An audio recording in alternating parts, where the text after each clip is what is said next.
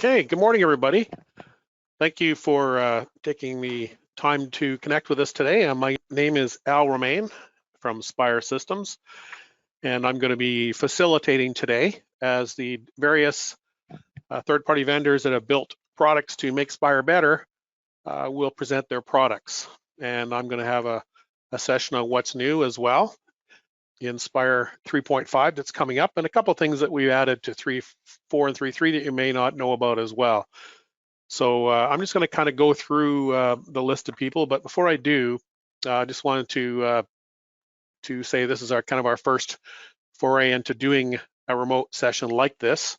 It may be a little bumpy, so hopefully things go smooth. We did do a practice run, so I'm hoping all is good, but bear with us. If for some reason there's some blank space in the middle, just hang in and we'll make sure it gets reconnected. We do have backup plans for if internet goes down or anything like that, but it might take a minute to switch over. So got some of those things in place. And yeah, just, we couldn't meet in person with these strange times that we're in right now. So we're happy that we could get everybody together at this point just to see what's going on so you don't get behind, because I know a lot of you look forward to coming to our semi-annual events that we put on, and we're going to attempt to do this, like I said, remotely. As far as the Spire office here is concerned, we've been working remotely since the beginning until yesterday. We've now returned to the office.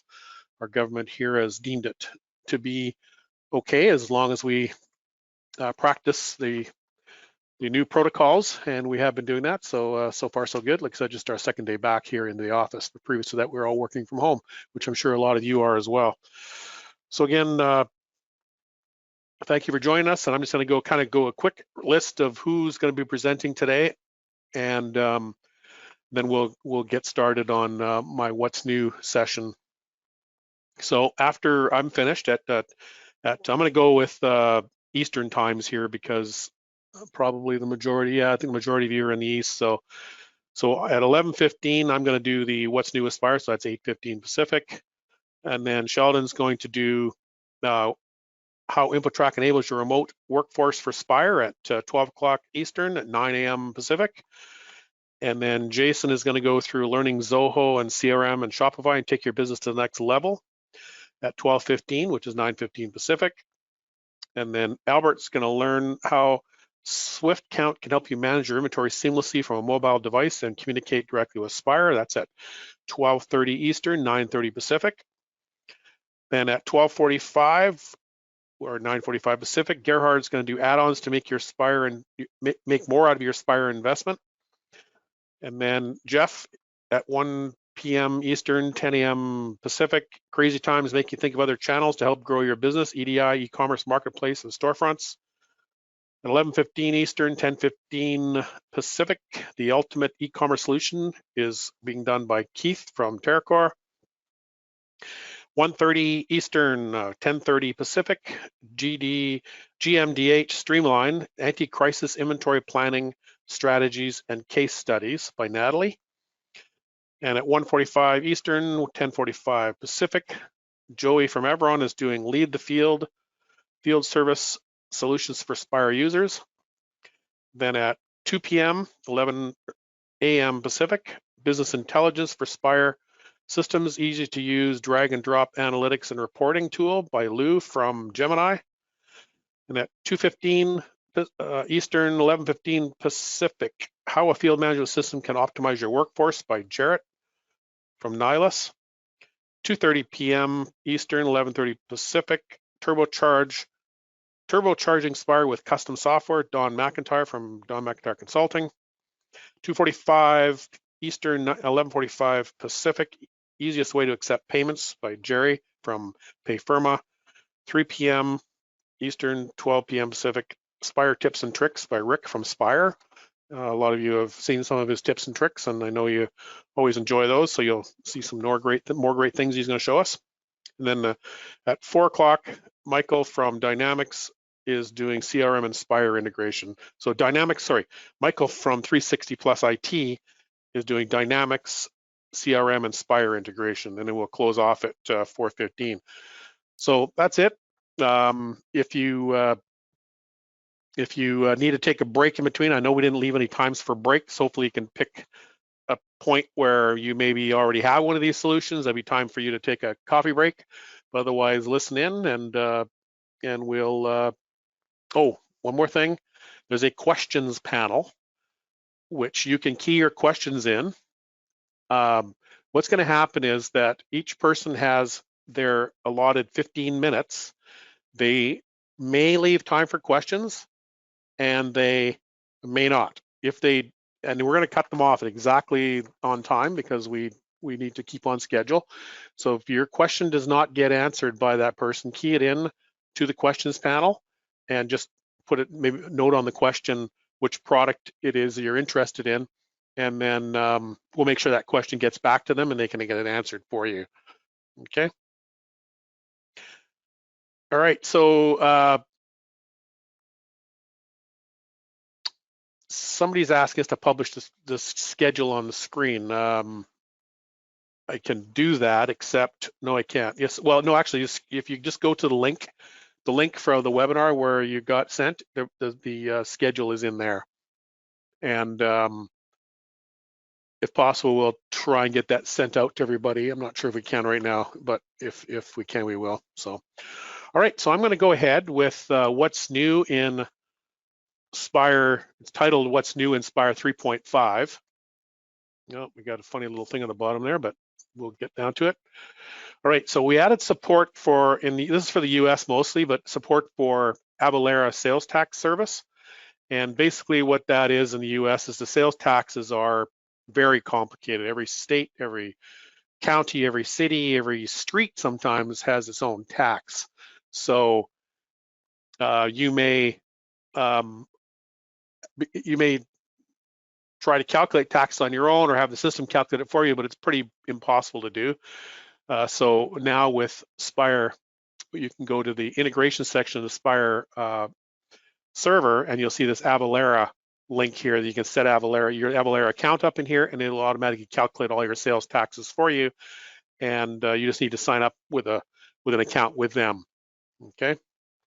So the next thing we got is the ability to change tax codes for selected ship to. So what we did there was, a lot of times a jurisdictional change, and of course with Avalara tax, you may want to change things for sure, but under customer and under customer addresses, you can now highlight whatever customers you want to change. So if you sort by city or state or whatever, you can highlight some of them and update their tax codes, give them a new tax code, any one of 4 taxes they can set for them. So they're can be done in one fell swoop. So if you're not using something like Avalara, it is handy when your jurisdiction you're in happens to change tax. So sometimes a province here in Canada goes from PST and GST to just GST, and then you have to go and change them all manually. So this is just a quick way of doing it. Okay, next, the support for Quebec Health Services Fund. So basically in your company settings, and you go to payroll, there's a new section down here to enable your Quebec Health Services Fund, and you basically put in your dollar amounts here of your payroll and whether or not you're reduced contribution rate for small, medium-sized business. So that's done automatically now.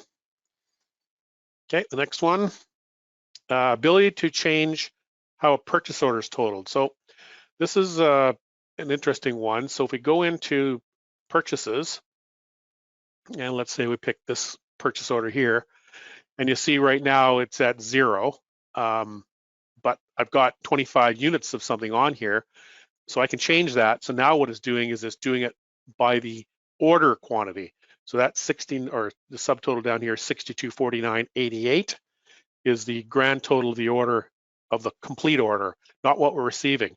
But a lot of times people want to see what they're receiving. So if I go down here and I'm about to receive 12 of them, that's showing the 33.59 there, or subtotal of 29.94. And I can switch between my whole PO and just what I'm receiving at this point. Okay. So we did have a button there before, but it was totaling differently. So this is a lot more useful than it used to be.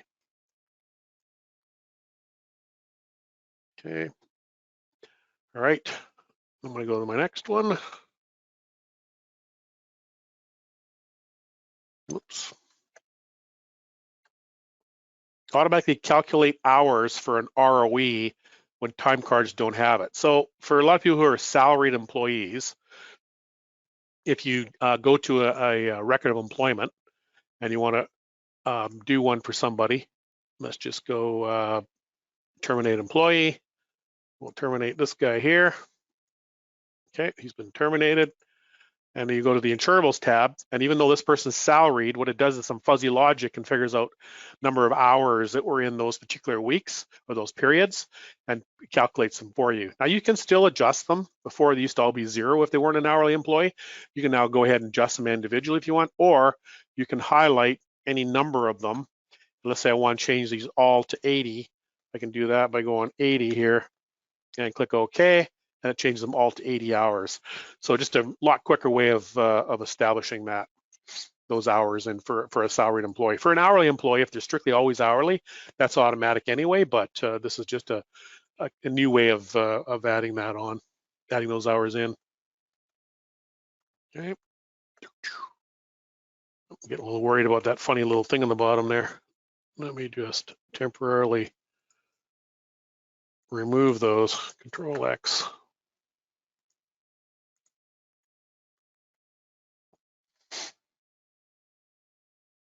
Okay, we added an update. Oh, wait, to show you that, the update hours button that you can change the number of hours. And then I'm just gonna put those other two back in there because I'm not sure why they came in a little funny, but oops. Control V, there we go. Well, not sure why that's showing up funny, but anyway, payroll and remittance module. This is a new module. It actually came out in 3.4. It was the only reason that 3.4 existed, because with the government offering a subsidy, we thought this module would be really handy to get out there for wage subsidies. So what we did is we added a new module under payroll called remit source deductions. So if I'm going to add a new source deduction, and I want to do this for April 30th, it knows where the next one is due. I hit calculate, you'll see that it calculates my gross payroll. But what it does do also here for the 10% wage sub, because everybody gets that, you don't necessarily get the 75% subsidy, but everybody gets the 10. So it'll calculate that and use all the rules in place to make sure that the maximums are not overshot, maximum per employee and maximum per company as well. And then it gives you the amounts that need to be paid. And then basically what you can do then is you can just hit post. It comes up with a journal entry. And the wage subsidy, of course, is in there. I click OK. So now it wants to know if you want to make the payment to the vendor if you write a check for it. Most people don't write checks, but it is available for you. If I say yes, it'll actually pop up the check screen. If I say no, it's going to go to accounts payable, so you can go ahead and take care of the payment afterwards with EFT or check still later if you want to. But if I say yes here, then it pops up my payment screen, the same payment screen that's in accounts payable. Next check number comes up, or I can uncheck check number if you do EFT from here as well. And then just hit post and review, click OK, and preview. And it's going to be my check on top, which may or may not come up on the right screen. No, it did. So there it is. Did it post successfully? Looks good. Whoops, underneath there. So there's this check. So it's all good. And yes. Okay, so that is how to do the remittance. So now what it does, it automatically does the journal entry for you. And then at any given time, you can go back and look at this too and see the payment you made last month, forever. And then you can even look at details to see how much per employee. So the gross pay, tax, CVP, EI, and so on. And if there was a subsidy, how much you got for that employee. Okay, so each of those are automatically calculated, right? And then same thing, you can go back and look at any one of these as well. And if you want to, you can even print a report for it. And there's a detailed and a list. So I just do a preview. And we get some reports there too. So yeah, new module, which is very handy. No longer have to rely on doing a manual journal entry or accounts payable entry into your accounts payable module. Just makes it much easier to do those payroll remittance. So I did go through both of those features, the subsidy and the payroll remittance module. Okay, now again, I have to remove those two off there. There we go. Okay, we made a whole bunch of changes in the serial and lot number area of the program. Okay, so if we go into the inventory and I go into an item that's lot controlled or serialized, go to the lot numbers tab. What you're going to see here, and I'm going to go through these each one at a time. I won't bring the screen back up. I got it on my other screen. I can read them off. But we added support. Well, first of all, I'll just talk about the first point. We added support for doing serial and lot costing. So, well, we had lot costing, but we added it also in adjustments and transfers. So when you transfer the lot number from one warehouse to another, it would take the lot or serial number costs. So individual lot numbers can have their individual costs that get sold and transferred and everything. Okay. We also did the same thing when a customer returns a product. Even if you didn't sell it to them, if you put in a lot number on it and you key a cost in on the sales order line, if you have the access to that, then it will return that item into stock at that cost. So when you go to sell it later, it will use that cost. And that again is provided you turn on that feature in company settings for using serialized or lot costing. Okay, another field that is very powerful. So we have this lot number tracking system here that allows you to do all kinds of tracking and analyzing of your lot numbers, but some people need a little bit more data to track. So we added the user defined fields into lot numbers. So what we've got here now is I just created these fields. These are, you can choose whatever you want, whether this item has been quarantined, whether it's past quality control or not, and then any notes about it. Okay, so you can just save that. And each lot number has its own, of course, data. I haven't got anything on any of the other ones, but I can go tick marked on quarantined or not. Well, I probably wouldn't have both of them checked, but if I choose a date on that one now, and then when I go to UDFs again, that date has been filled out, that it's been past its quality control. So, and that again is available on serial numbers or lot numbers. Okay. Next thing is the ability. It used to be on the old system, we had the ability to see, there was a button up here somewhere that said something like see all lot numbers, available lot numbers, or use lot numbers. That was it. Now what we have, that button's gone, but we show you all lot numbers by default. You can set a filter to only see certain ones if you wish. So if I just set a filter and I only want to see ones that are with available quantity is greater than 0, so now only available, and I can of course go save default. So when I come into this tab again, it'll only show me available ones, or I can clear that filter and see everything again, of course. But what we've added as well is the ability to see pending receipts here. Brand new column. In other words, what this means is that I've got a purchase order where I've received some of this particular lot number, but I haven't posted it yet. So it's in a PO, I've hit the receive button, but I have not actually closed the purchase order. So they're pending, okay? Or sorry, they've been put onto the purchase order, but I haven't hit the receive button yet. So not actually available to sell yet, but they are pending. So if somebody is wondering, where I thought we just got some, they can look here and say, okay, I see that we've got 1,700 or 1,972 on a purchase order still to come in. Okay. New column here too is committed. Okay, these are on a sales order and they've been committed out to that sales order, but not yet invoiced. Okay. So that's the new field there, two new columns there as well. And next one, we now have the ability to edit or add the expiration date. So if I highlight these 3 items and I want to add an expiration date to them, I can go update expiration date, go up, choose say 2021 today, hit OK, and it puts the date of May 20th, 2021. You can also edit one of those by hitting update too. So if you need to edit one of them. So this is handy where if somebody forgot to put in an expiration date when they received it, or just needs to be fixed because it was incorrect. Okay.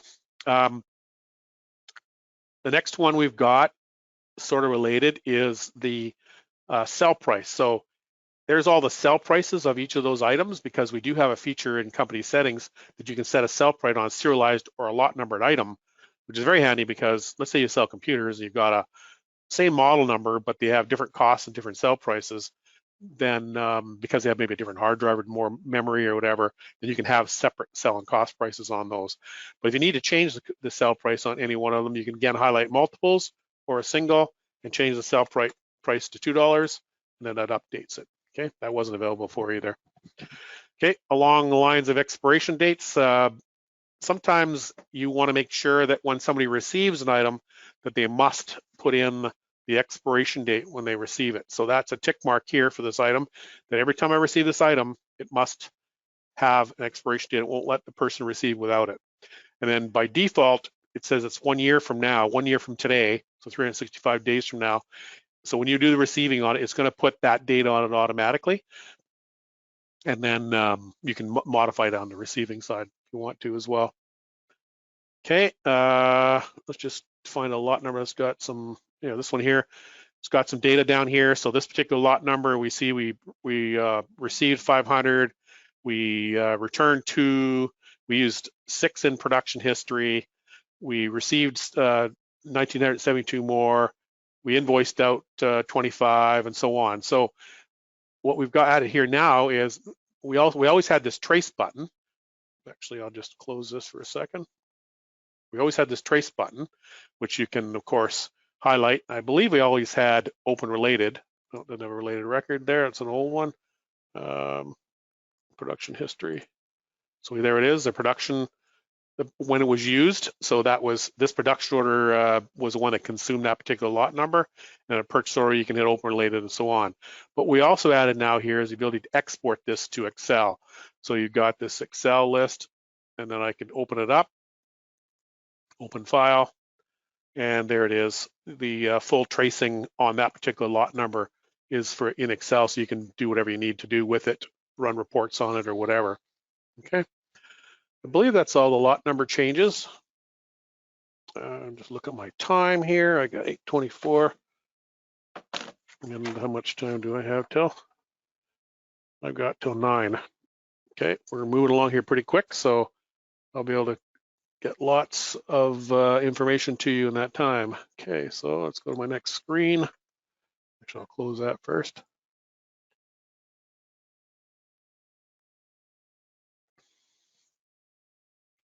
If anybody wants to key some questions in about anything I've shown so far, then please do so. And then I know I'll have a bit of time left when I'm done here, and I'll go and answer those questions for you. So just go ahead and key those questions in. Okay, so let's get past these ones again.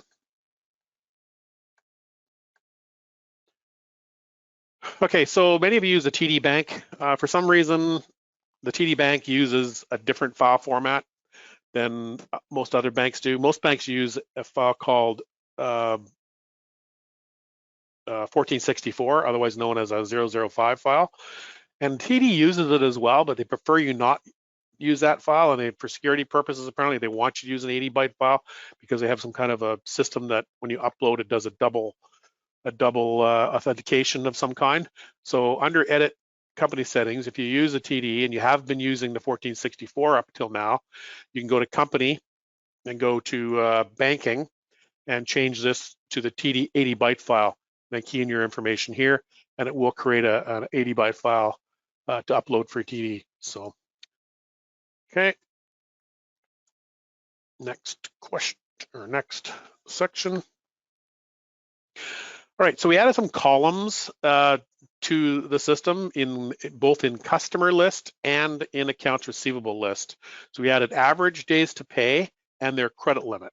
So if I go to my customer list, you can see that I've got these columns here. So where is it? There, credit limit. So let's just sort by, there's somebody with a 30,000 limit. Let's just sort by it. Most people are unlimited, looks like, but there's their credit limit. And then also we've got their average days to pay. Some of these people are pretty bad. So you can sort your customers by your best paying customers upward. So if you got a bunch of customers that you want to reward for paying really quickly, you can basically highlight those 2 customers in my case that are under 45 days, and you can do a mail merge and do a mail merge letter to them by, I'm going to show this because not a lot of people know we have this. So I'm just going to go, well, it's going to end up bringing up one of my last emails things, but that's okay. So here I can go insert a greeting field name. So if I insert, okay, so I've got a field in there, and I'll go insert merge field again, and I'll put the customer, whatever, I'll just go with the contact name.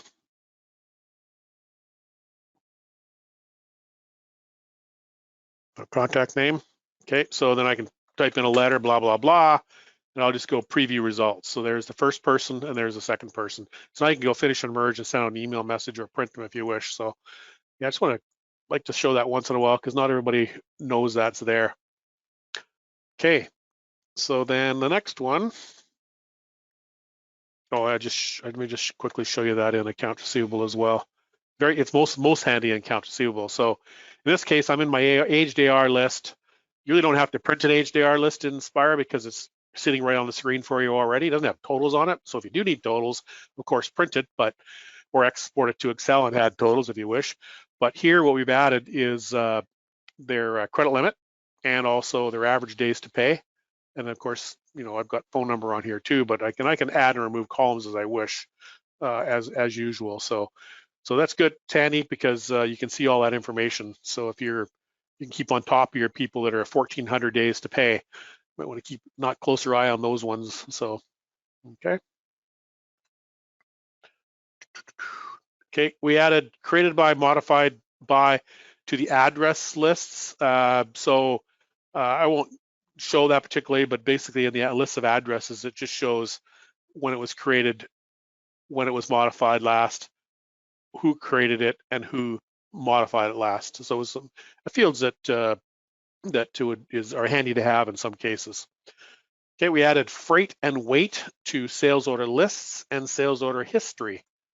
Okay, so we go, go here. So under sales orders, I've just got a shortened list here. You see my total weight is on here and my total freight is on here. So those are handy to have because just want to make sure, first of all, did they add freight? Did somebody remember to add freight to an order? You don't have to go into each individual order anymore. You can actually sort by freight, see all the ones that don't have freight on them, and make sure you've got that. Plus weight, if each item has its weight on there, it should show up here as well. And that weight is, of course, only as accurate as your inventory, as long as you have your inventory up to date with the weight on it as well. Okay, and that same information is available in sales history by going to sales history. Yeah, I've got turned on, but I can add, well, it's on here somewhere. There it is, freight and weight, and there they are. So those are two new columns. So when you upgrade to 3.5, you won't have those columns turned on because when we add new columns, we leave them off by default. And you can go ahead and turn those on and see the information. Okay, again, if you got any questions about what I'm talking about here, not Spire questions in general, but about any of the new features, then please go ahead and key those in. Okay, new setting for price matrix to use, because price matrix, we have a feature that allows you to use cost plus. So you can sell for cost plus 25%, cost plus 10%, whatever. So if you resell to some alternate vendors, you may want to do a cost plus pricing, and it varies with your cost. But what we were doing is we did that by, I believe, by current cost, and some people want to do that by average or even standard cost. So standard cost is fictitious cost, really. But Rick's going to go over standard cost later, so I will leave that exactly what it's for. But if you look at price matrix, I go to an item, you'll see that I go by margin, so it's cost plus, current, standard, or average. Okay, so that's just a new drop down. So it was a debate always. Half our users in Spire wanted to use it by current cost, the other half by average cost. So now we give you the choice on what method you're going to use there. Okay. Did I get all that? Yep. Okay, so the ability to import, we've now got it. So this is for things like sales orders and purchase orders. When you imported in the past, you had a list of items on a spreadsheet, and you have the order number column on there, and then you could do an import, but you could only import by then when you imported it, whatever order number you had on the list will be the order number that gets imported. Now you get to make it so that it uses the next available. And Rick's going to show an example of that as well, because in my case, I don't have a full demo to be able to show you that, but he will give in this afternoon's session, he'll give you an example of how that's going to be. Okay. Source and target inside of requisitions. So we have the requisitions column, which I know a lot of you are using, but you'd see the purchase order on the list. The fact that an item got, just to recap what requisitions is, basically from a sales order, a production order, or inventory list, you can requisition a product for purchase later or for purchase immediately, and it ends up going to this requisition list. Once it's been requisitioned, we showed you where it came from, so that's the sales order number where it came from, the source, and this is the purchase order number that went to, or possibly the production order number where it went to, but you then had to write that number down and then go into it later. But now what we've got is, you want to see the sales order it came from, you hit view source, it opens up the sales order. So there's the order that it was produced from, and we can see that it got produced. There it is, the purchase orders that it created. In this case, this particular sales order created 3 different POs because for different vendors. Okay, and then you can also click on view target, and this actually views the purchase order that got created for that particular order. And again, you can move over to the side and see which sales order. In this case, quite a few sales orders were pushed to this purchase order. Okay, so just another place where we try and make it so you don't have to go in and out of the program and be able to drill down to data that you can see. Okay,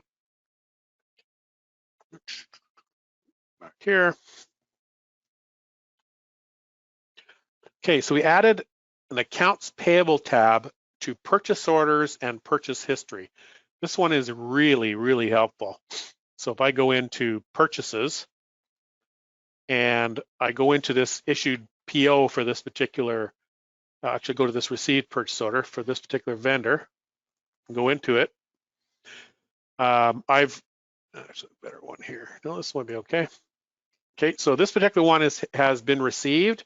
When we go to the accounts payable tab, we'll see that we've done 3 separate payables to this vendor as well. So we've put a payable. We haven't necessarily paid them, but we put, when we received it, we said yes to creating an invoice. And of course, with a big PO and multiple shipments, it was difficult in the past to be able to reconcile this. You had to go searching for all the purchase orders in the vendor's AP file and try and pick out all the ones with 70012 on them. Well, now we allow you to see that on a single screen, all the purchase orders that pertain to this particular purchase order. Excuse me. We did have receipts already, so you can see all the different receipts for it, but this is all the different payable entries. Now you'll see that the first 2 have a balance on them. The second one says balance 0. Okay, so it means it's been paid, and you'll see a little indentation next to this, and I can see the payment as well. So that's when I paid this particular vendor. Now, normally when you go into accounts payable, we don't show you by default the paid ones. We default to the open status, so only the unpaid ones. But in a purchase order, we default showing all of them because you want to typically see all payables that went into this, okay? So now again, this is only available to those that have access to the accounts payable module. But if you do, you can also go ahead and actually make a payment from here too. So if you're looking at this purchase order, you've analyzed it, you figured out, okay, it's all good. We can go ahead and pay the vendor for it. We can tick off these 2 invoices, and we can go ahead and make a payment to it. Go ahead and print a check and post a review coming from the bank. Preview the check. And there's the check in the background there. Okay, and I'm good with it. So yes, it did print properly. And now, of course, those items are all marked as paid, but they still stay on the screen here. So for purchase analysis or vendor analysis for a purchase order, this becomes a very, very handy feature. Okay. Okay, I'm almost at the end here. And it looks like we're not going to have a whole bunch of time left for questions. I'll get all the questions at the end, or if we have break or some spare time in the middle, we'll do that. Okay, we added a new control account. I won't actually go into it to show you, but what happens is now if somebody puts, if you allow non-inventory items, in other words, somebody types the word blah blah on an order, and you allow that, what was happening was if it had a cost on it, then and you allow adding costs to the line, it would credit your inventory by that dollar value because it used the control account set up in inventory as a default inventory account. That's what it used. We now have a new control account that you can set up for non-inventory items. So you typically want to post that to things like a cost of goods account, so it goes there directly, so it's not going to hit your inventory. Okay, here's one that people are waiting for. It's we show 5 decimals in our system typically. So if you look at inventory, you've got 5 decimals that are used, and a lot of people that's necessary. But when you go to sell or receive product, you don't want to necessarily see all those decimals. So under company settings, what we have now under company is the ability to add, I got mine set to 2 decimal for cost, 2 decimal for price. So now what happens is, even if I've got a 5 decimal item and I go to sell it, so this one here has a cost of, right there you can see 0.4872. If I go create sales order of this item, you'll see that I'm not seeing my costs.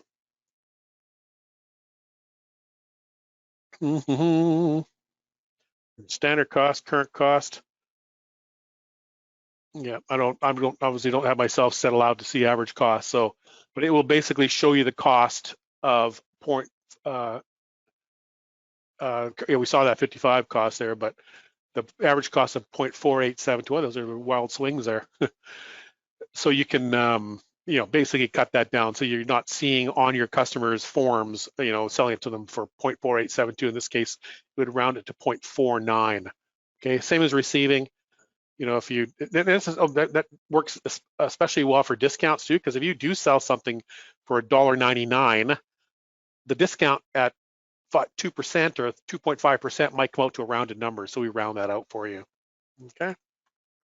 I think that's the end. Yep, I am at the end. I'm just going to get ready to switch over to the next person. And the next person that we have is Sheldon.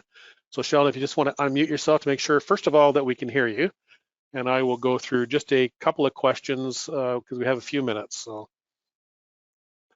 right. Okay, Sheldon. Okay, somebody wants to know where the donuts and coffee are. You're right. We should have sent out donuts and coffee, everybody. We normally do this, so when we're together. So, okay, lot tracking. Can a column for the quantity balance be added?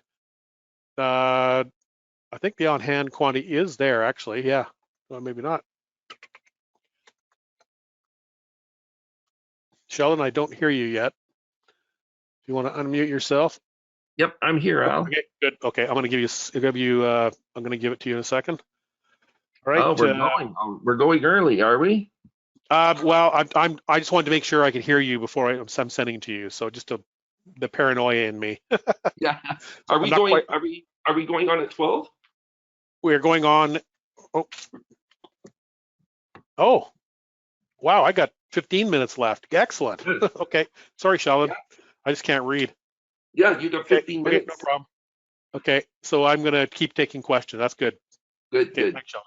All right. Good. Well, it's not like me to go under time. I'm usually somebody who goes a lot longer than that. So I will take your time, Al, if you leave it. Well, no, but you're at the end of the day. It doesn't help us any. Oh, I see. You could start now and continue later. You mean? Yeah. Okay. Okay, so let me just answer this couple of questions. So under inventory and lot numbers, yeah, available quantities right there. So we do have the available quantity on the screen as well.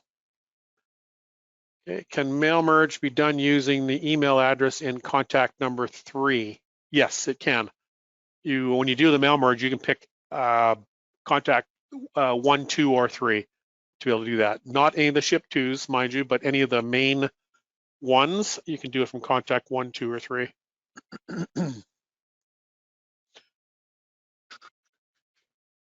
Okay.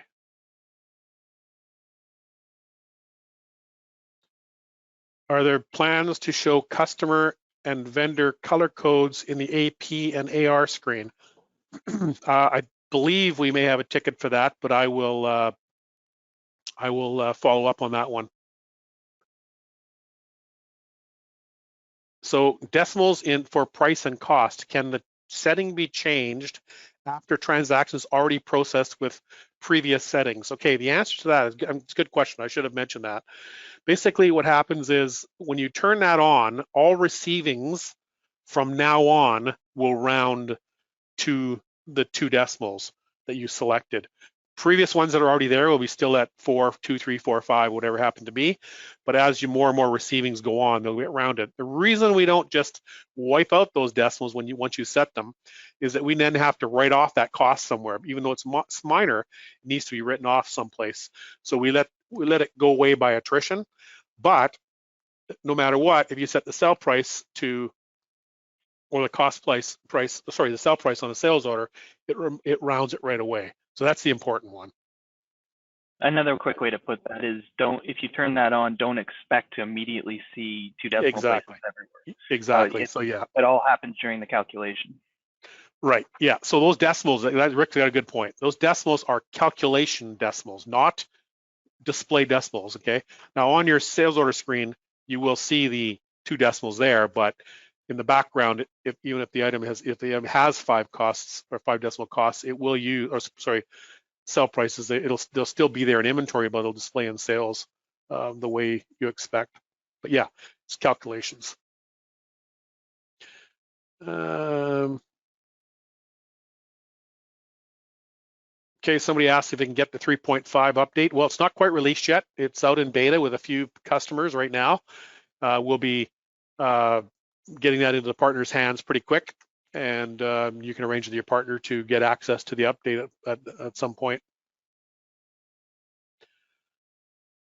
Wage subsidies calculated more than 10%? Question mark. Well, there is no wage subsidy the way this calculation happens more than 10%.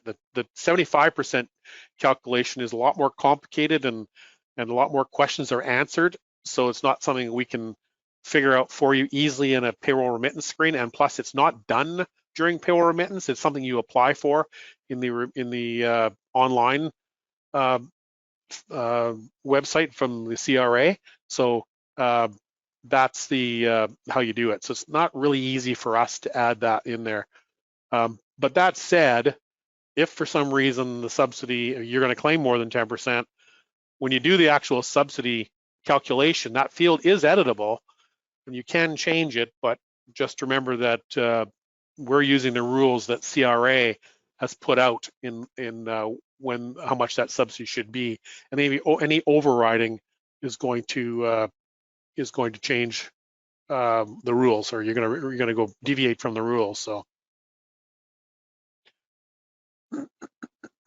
when transferring inventory between locations, can you adjust the cost by currency if transferred from Canadian to US location? No, inventory is always kept in stock in the base currency. It never has a currency attached to it. So there's no such thing as a foreign warehouse. They all have base currency on them. So is it worth maybe mentioning the transfer markup though? Yeah, that's true. Yeah, if you want to mark it up, Rick has a good point. We have a setting in company settings that you can set for a 5%, 20% markup so that when it transfers to that warehouse, it adds cost to it. so that therefore it goes more expensive, becomes more expensive in that warehouse. Now, what it does do is it posts the difference to a GL account that you designate in company settings, usually a GL account called intercompany transfer income. So that's usually income that goes to the head office, because so what we do is we debit inventory with the value, extra value, and credit sales account when that transfer is done. Okay, does a use type field under inventory module show up as a column under sales history items tab? That I don't know. I'll have to look at that afterwards. But I'm just prepared today, unfortunately, just to mostly show new stuff, unless I know it off the top of my head. Can you show how to set up the non-inventory to recorded to cost of goods sold? Okay, sure. So up under edit company settings, and if I go to general ledger, special accounts, non-inventory right here, mine's not set up yet because it's a new account. So by default, it does not get set up. If it's not set up, it's going to go to the default inventory account, which is this one here. Okay, so you want to set this one up and then go look up and set it for a cost of goods account, whatever cost of goods account you happen to have. You may want to create a new one called cost of goods non-inventory, but I'll just set for general, and then that's where it's going to get posted to from now on. Okay, so it's pretty easy. Okay, so when entering a customer in Canada, I input the postal code. It does not update the province or city. If I put the zip code in for US, is this a settings issue or not available in Canada? Not available in Canada at this point. Funny, we had a discussion about this yesterday, so this may be changing at some point in the near future. We're looking at the problem with it is that it does not. Yeah, okay. So actually, when you put in a postal code in Canada, it does put their province in, but does not put their city in already, and it'll continue to do that. But we are looking at a service to connect with Spire to make that a little more accurate. But anyway, funny, we just discussed it yesterday in our last development meeting, so just don't hold your breath on it, but just let you know we're something we're looking at.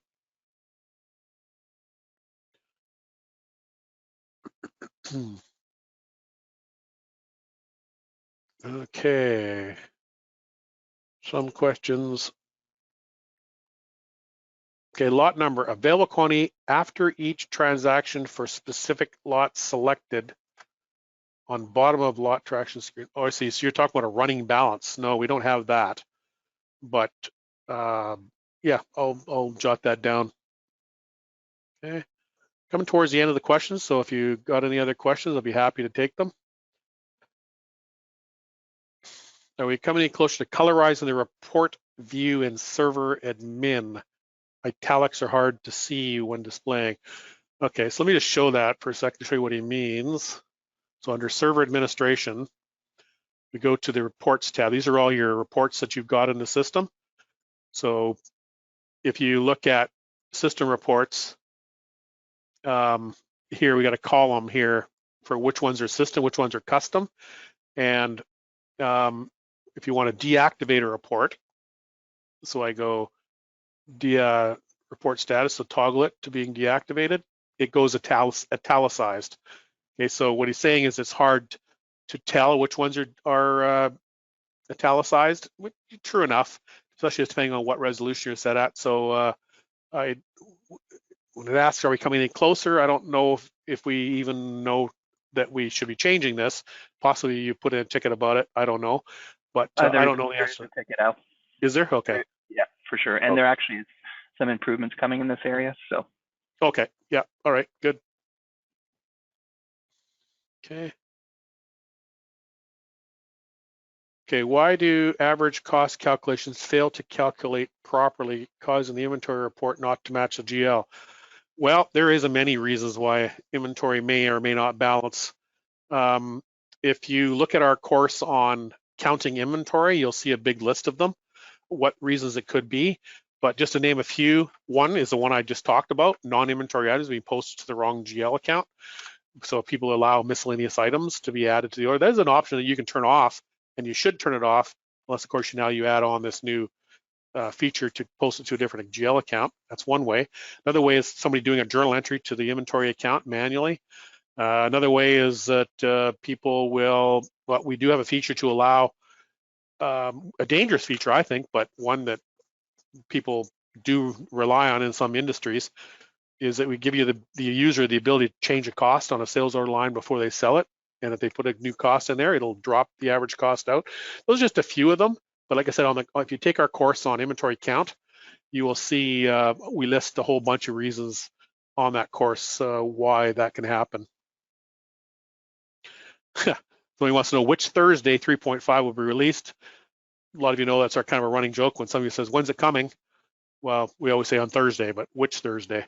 So my guess, Rick, what's your best guess on, I'm not gonna even answer this because I'll just get slapped, but what's your best guess on release for 3.5? I think we're actually pretty close. I don't think it'll be this week, but likely early next. Okay, so it'll go out on as early adopter next week. So we always do that on a new release, is that your licenses are set for early adopter, late adopter, never adopter, manual adopter, a whole bunch of different things. So early adopters will be prompted to let them know that there's a release. But most of our actually highly recommended to talk to your partner. Don't just upgrade before switching. There's no report changes from 3.3 to 3.4 to 3.5. Very, very minor ones, but none of the reports get destroyed by upgrading from 3.3 to 3.4 to 3.5. But there are some new fields added that you may want to take advantage of for reports. But still, there is database changes, so we highly recommend. Well, we ask you to use your partner to get those updates done. So just contact them to find out if you feel like getting in on early. We're happy to take you, but please use your partner's recommendation for that. All right. Is there a way to merge sales orders? No, not at this point. I know we've been asked that before. You got two orders for a customer and they like to have it on one invoice. At this point, the only way to do it is to manually transfer them.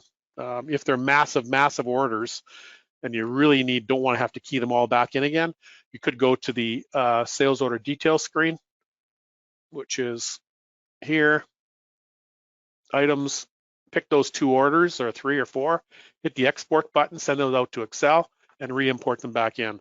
But if they're just small orders, you're best off to rekey. I'm not sure we'll ever change that, but I know it is something we've been asked.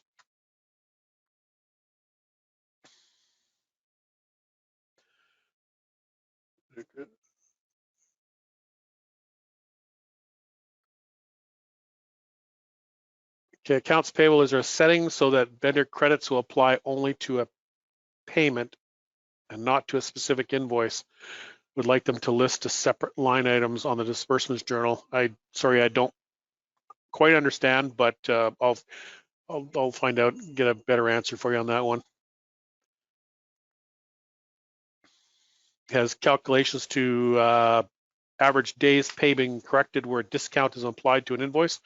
I'm not sure. I don't know that we had an issue there, but Rick, do you know, or? Yeah, it's actually on the table. Okay, perfect.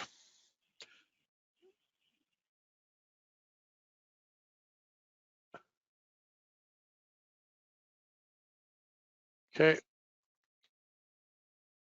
Why do we have to use a third party? I'm guessing why you want to update, why use a partner for an upgrade? Well, it's pretty important to make sure that especially if you got customized reports and customized applications, and if you don't necessarily know your server's permissions and things like that, your partner's an expert on doing all that, and you're just far better to have them do it for you, and that way it gets done correctly.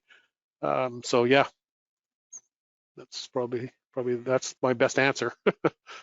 Okay, I've come to the end of the questions. I hope I didn't miss anybody's questions. We've got a few more minutes, so okay, what I'm going to do So Sheldon, you are up, and I'm going to give you that 15 minutes as per normal, as per on the schedule. So, and I'll probably just grab you a minute early to do the switch over. So, want to just, are you with me, Sheldon? I am. Yep, you are. I'm good. Okay, here we go. My first one, make presenter. Let's see if it works. Yeah. All right.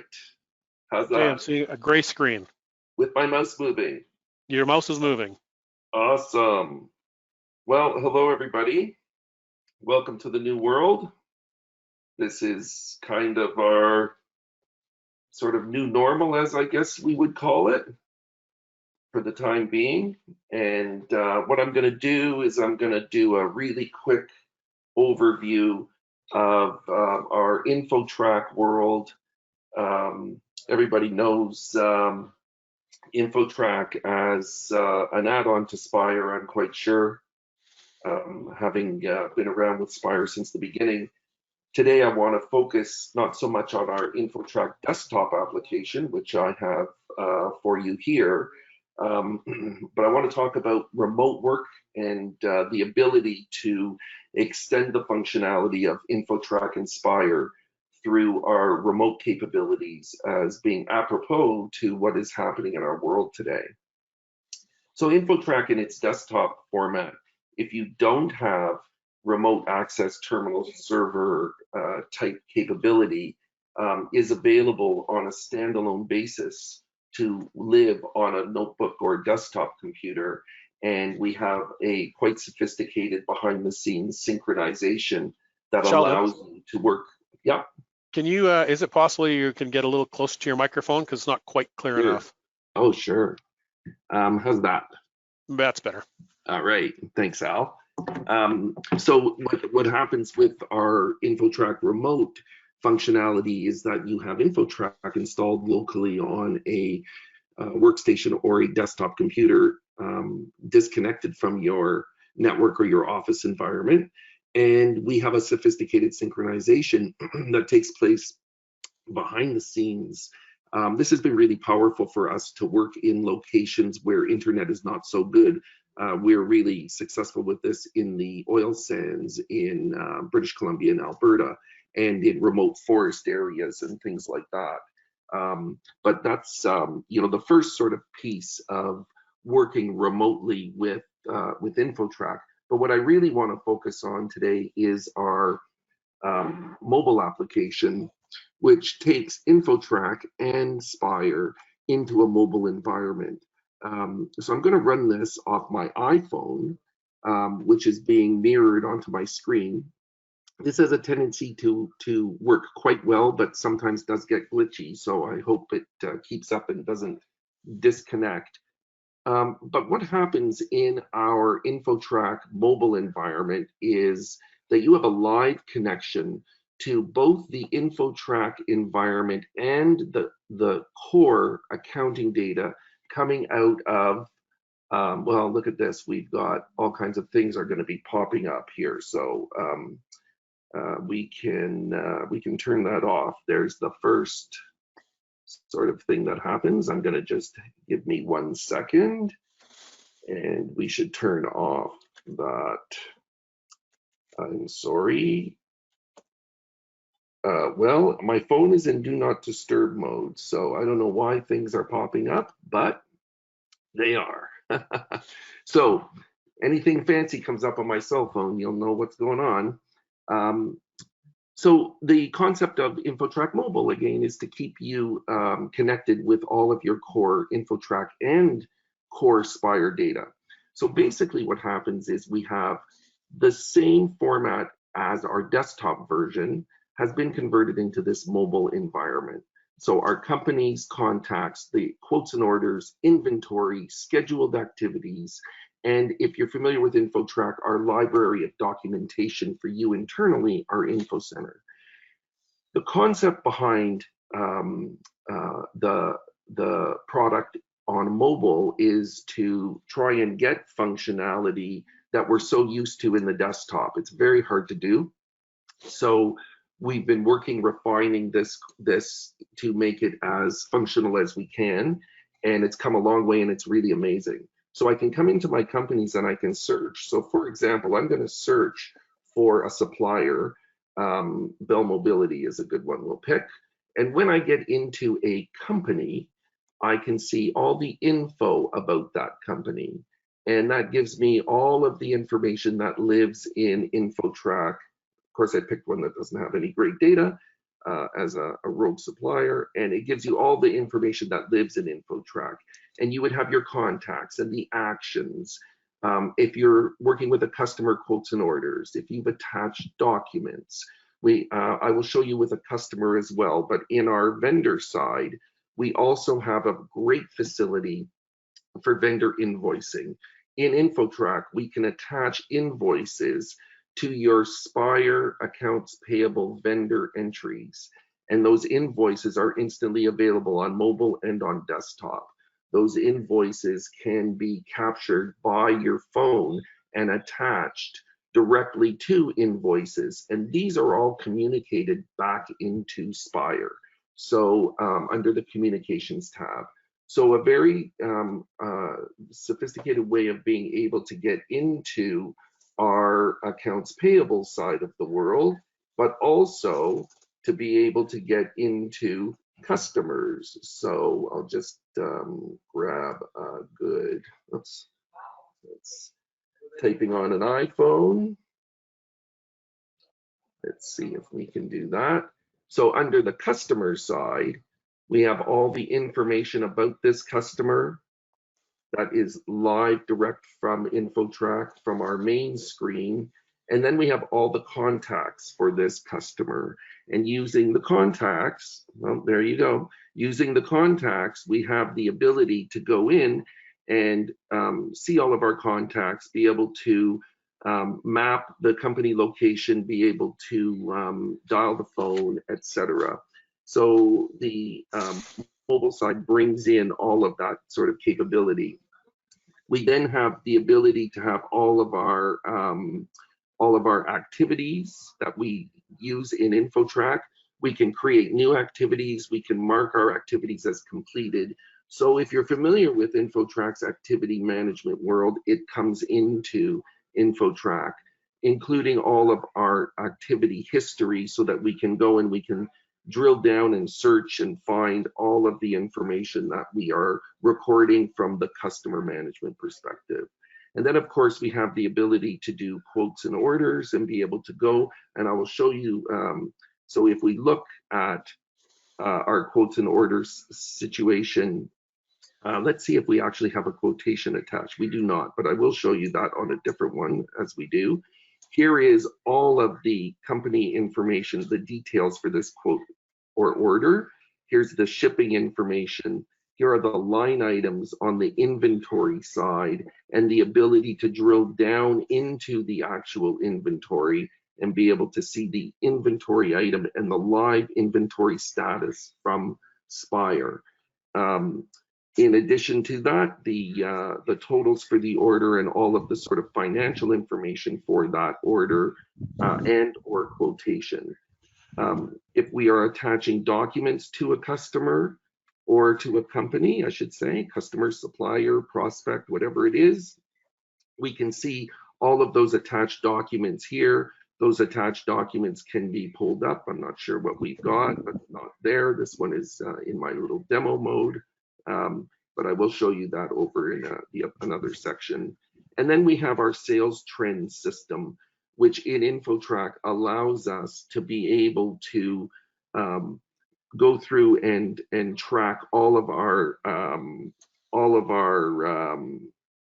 sales trends coming out of Spire. So using Spire's inventory categories, we bring all that data into INFOtrac and do sales analysis and make that sales analysis available in the mobile world. And finally, on the accounting side, where we have in INFOtrac all of the data coming through from Spire, from accounting history with year-to-date sales and last sales date, and accounts receivable aging, the if you're at all familiar with our INFOtrac system, it's this bottom section of our screen, which has that core accounting data. When we go back out into our main screen, not only can we search for companies, but we also can search for contacts. And in here, be able to very quickly go and search, be able to pull up a contact, dial the phone, again, get mapping details, etc. And in our quotes and orders side, we have the ability to see the full complement of quotations and orders that have flowed through INFOtrac and flowed through into Spire, the ability to see open and closed quotations that you're working on, be able to drill down, look at a quotation with all of its information, as we saw in the order section earlier, and the ability to see the actual quotation document that is done for this customer. So the idea behind the evolution of our software, I just keep getting phone calls, is the ability for us to be able to bring all the information from INFOtrac and Spire into this mobile world. Inventory allows us to be able to drill down into the whole Spire inventory, searching and filtering, be able to see in stock, out of stock, be able to drill down and see available quantities, etc., etc. So an area of our system that's heavily evolving around inventories, and coming soon is the ability to pull up any historical invoicing out of Spire in INFOtrac. For scheduled activities, again, it is if I have anything on my schedule, I can run my schedule from here. And we have our info center, which allows us to be able to go into any of the information that we have stored in our INFOtrac info center that is available for us to be able to pull up and see. This is an area where in INFOtrac we do a lot of things with HR and a lot of things around price lists and things of that nature. So all of that information is made available again in our INFOtrac info center environment is here. So the real sort of power of INFOtrac Mobile in being able to reference all of this information and be able to get into all of this data that lives in INFOtrac Desktop and Spire, but it is also very powerful for people on the road who are inputting data. So the ability to add new prospect companies, the ability to add new contacts on the fly while you are visiting with a customer for a continuity while you're on the road. And coming soon in our application will be the ability to build quotations directly on the road within the INFOtrac mobile environment. So in our desktop world, we have such a plethora of features and functions and capabilities, and putting those features and functions and capabilities into mobile has been a really big challenge, and it is evolving very, very quickly and very, very nicely. We will start seeing invoicing, we will start seeing all kinds of other functions that are very Spire centric coming through in INFOtrac Mobile. So if you're working remotely and you've got INFOtrac, our INFOtrac mobile environment is a great option on top of remote access and remote synchronizations.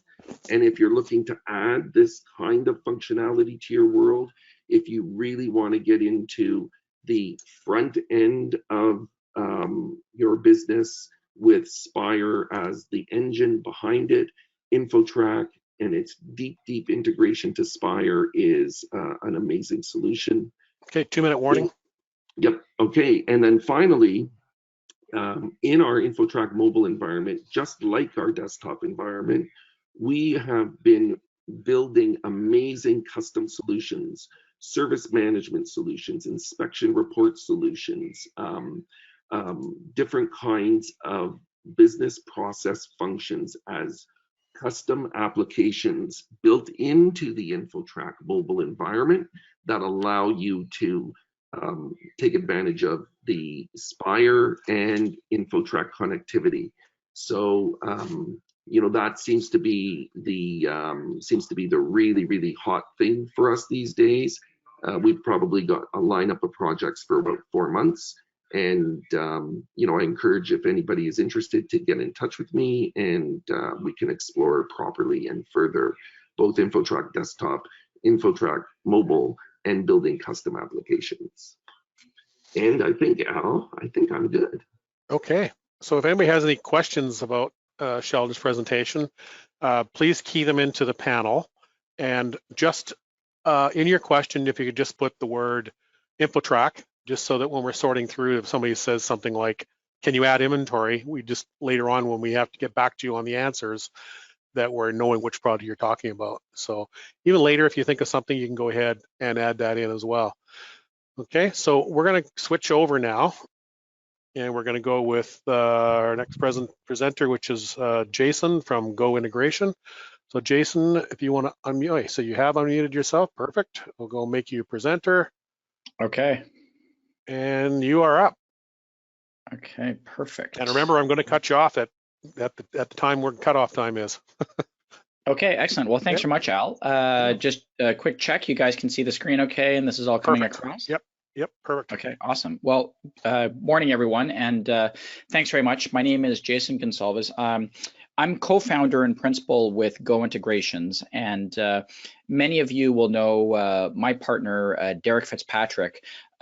Derek and I are sort of, if you will, two heads of this business.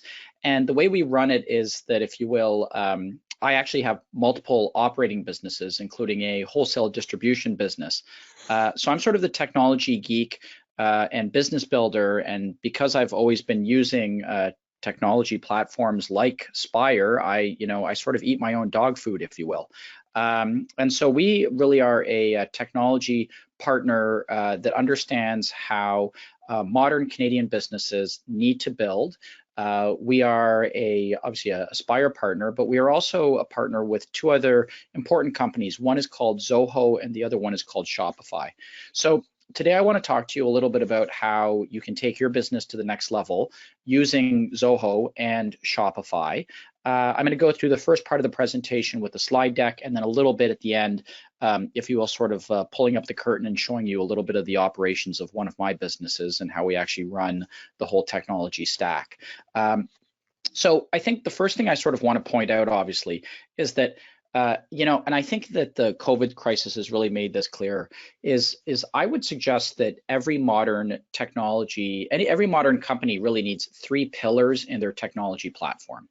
And, frankly, you typically understand, of course, that you need a really great accounting software. And Spire is fantastic, fits the bill, modern, does all of that stuff, and the constant rollout of features is a great fit.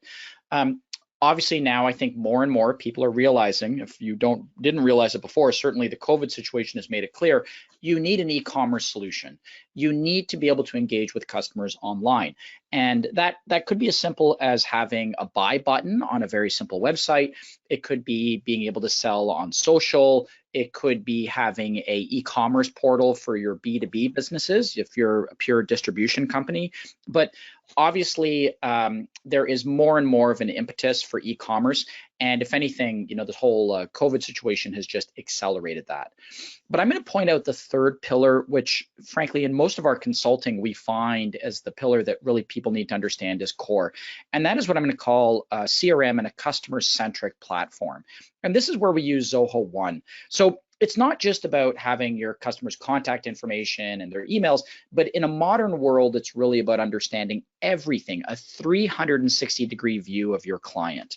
And this is what I mean by a 360-degree view. So at the center of our customer centricity is a CRM. So, and I'll show you this. So in our world, we ultimately have a CRM, and decorated around it is all of the contact information and everything that we see with our customers. So we're able to track their emails, what they've opened, what they've read, when they've read it. We're able to track their interaction with our marketing activities, either pay-per-click advertising or content marketing. We're even able to track our social media profiles, what people are viewing, how they're doing it. When we book meetings, online meetings, you can use Zoom, but we have a tool that records all of our meetings. So typically, all of our customer meetings with Zoho Meetings are recorded, and we can also host webinars. Hopefully, when things come back to live events, we run live events as well, and that's integrated into our CRM. We have a card scanner technology that's really great for trade shows.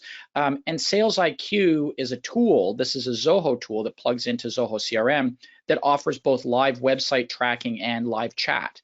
Our phone and texting systems are fully integrated as well. So in my CRM, I'm able to track every single phone call that comes in and out of my organization, and we have text-enabled telephone numbers. So that means that you can actually send us a text to our phone numbers. It gets sent to a central place where we can record it, and we can even text you back. By the way, the open rates on email dropping massively, but I have to tell you that text-based marketing is really great. We also do appointment scheduling, e-signatures, support tickets, surveys, and of course, we can fully integrate with all of the Spire accounting data in this 360-degree view. So just kind of getting back, basically, I believe that this is kind of a core technology stack. And so obviously, you have Spire. So the real questions you have to ask yourself are, is your e-commerce solution, sort of meeting the need? And I build my company based on platform, and we're a Shopify partner. And then of course, Zoho is our customer centricity platform. So I want to present that to you. And again, I kind of want to give you this view that it's not just about CRM. When we talk about CRM, we really are thinking about customer centricity, and we're thinking about a customer view across all of what we call the 6 bricks of business. So the front office operations, marketing, sales, and operations. How can I track my customers' interactions across all 3 of these functions? But even supporting the back-end operations, including IT and HR with a platform like Zoho One. It's really a view that I think is very important. So switching over to Shopify. Well, Shopify, of course, is that second pillar, if you will, your core e-commerce solution. So Shopify, of course, is, it's Canada's, one of Canada's most successful businesses. It is a Canadian company. It powers over 800,000 e-commerce businesses in 175 countries, and basically allows you to sell in multiple channels. So what do I mean? If you want to set up a full e-commerce store, either direct consumer or B2B, no problem. That's easy to do in Shopify. If you just want to add a buy button to an existing site, that's straightforward. It also has solutions for point of sale or on-site kind of activities. And the key thing with Shopify is it's an extraordinarily powerful platform, but it's kind of like using an iPhone. You know what I mean? Like, it's not just the iPhone, it's all the apps and it's all the tools that you can just plug in easily. And because of that, there's so much extendability in terms of your marketing. The ability to add blogs, search engine optimization tools, smart shopping, Facebook ads, discounts. If you look at it, there's just a tremendous number of apps that are available for Shopify. And that's really the game changer, is that instead of being tied necessarily to a single platform, you're on a platform with almost 1 million businesses. And so the pace of innovation is just incredible. Obviously, Shopify is trusted by many large brands, but I want to be clear, it's not just for direct consumer. A lot of companies also are using and building large B2B systems. So with that, I'm going to sort of just jump into a very quick kind of software demo and give you a quick view. So one of my companies, my company Permabrands, my other company Permabrands, basically has a few different e-commerce sites. So this is barbersupplies.com. We support, of course, barbers and barbershops. So this is my Shopify store. I actually have 4. I have Barber Supplies Canada and a Barber Supplies US for the Canada and the US market. And then I have another wholesale distribution company called Permabrands. And we basically distribute to high-end men's clothing stores and retailers like that. So, that's your kind of standard Shopify store. You can take a look at it. It's running there. And we even, do quite a bit of video content. This is all built right into it, and your standard kind of e-commerce activity. So that's what it looks like on the front end. On the back end, you have a unified view to all your stores. So I can literally go here and click within my organization and see all my different sites. I can see all the orders. So far today, we're at, on Barber Supplies Canada, we're at $1,000 on 4 orders. I can view the details of these orders. I could view Jason, 2-minute warning. All of that stuff. Okay. Did you catch that? Sorry? 2-minute warning. 2-minute warning. Okay, Yeah. great.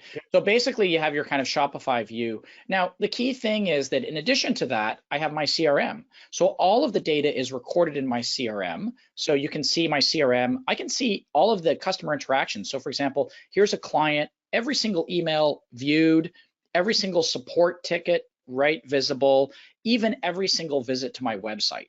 So how about website tracking? Well, anybody who's visiting my website, if you want to go to barbersupplies.com right now, you're actually going to see that you're going to start popping in concentric circles. And when I see customers, if you've been recorded, so here's a current live customer of mine, and we literally can see them shopping the site, track all of their activity. All of this is recorded in the CRM.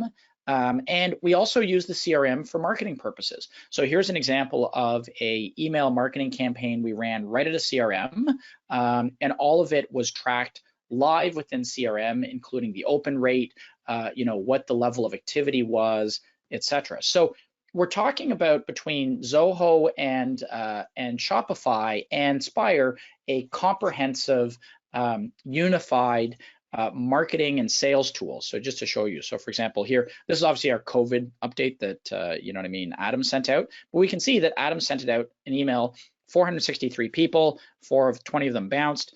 This was the delivery rate, open, clicked, not clicked, unopened. Okay, time's up. We'll have to switch over. All right, thank you very much, Jason. Thank you. Looks like some good stuff. So we will now switch over. And our next presenter is Albert. So you're unmuted, I see. Perfect. Yep.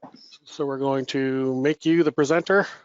And again, sorry for being a little rude on cutoffs, but we have to stick to the schedule because some people are connecting for specific sessions. So, all right, you should be able to share your screen. There you are. Good, thank you. You're on. Hello everyone, my name is Albert. I'd like to thank Spire for the opportunity to present to you Swiftcount today.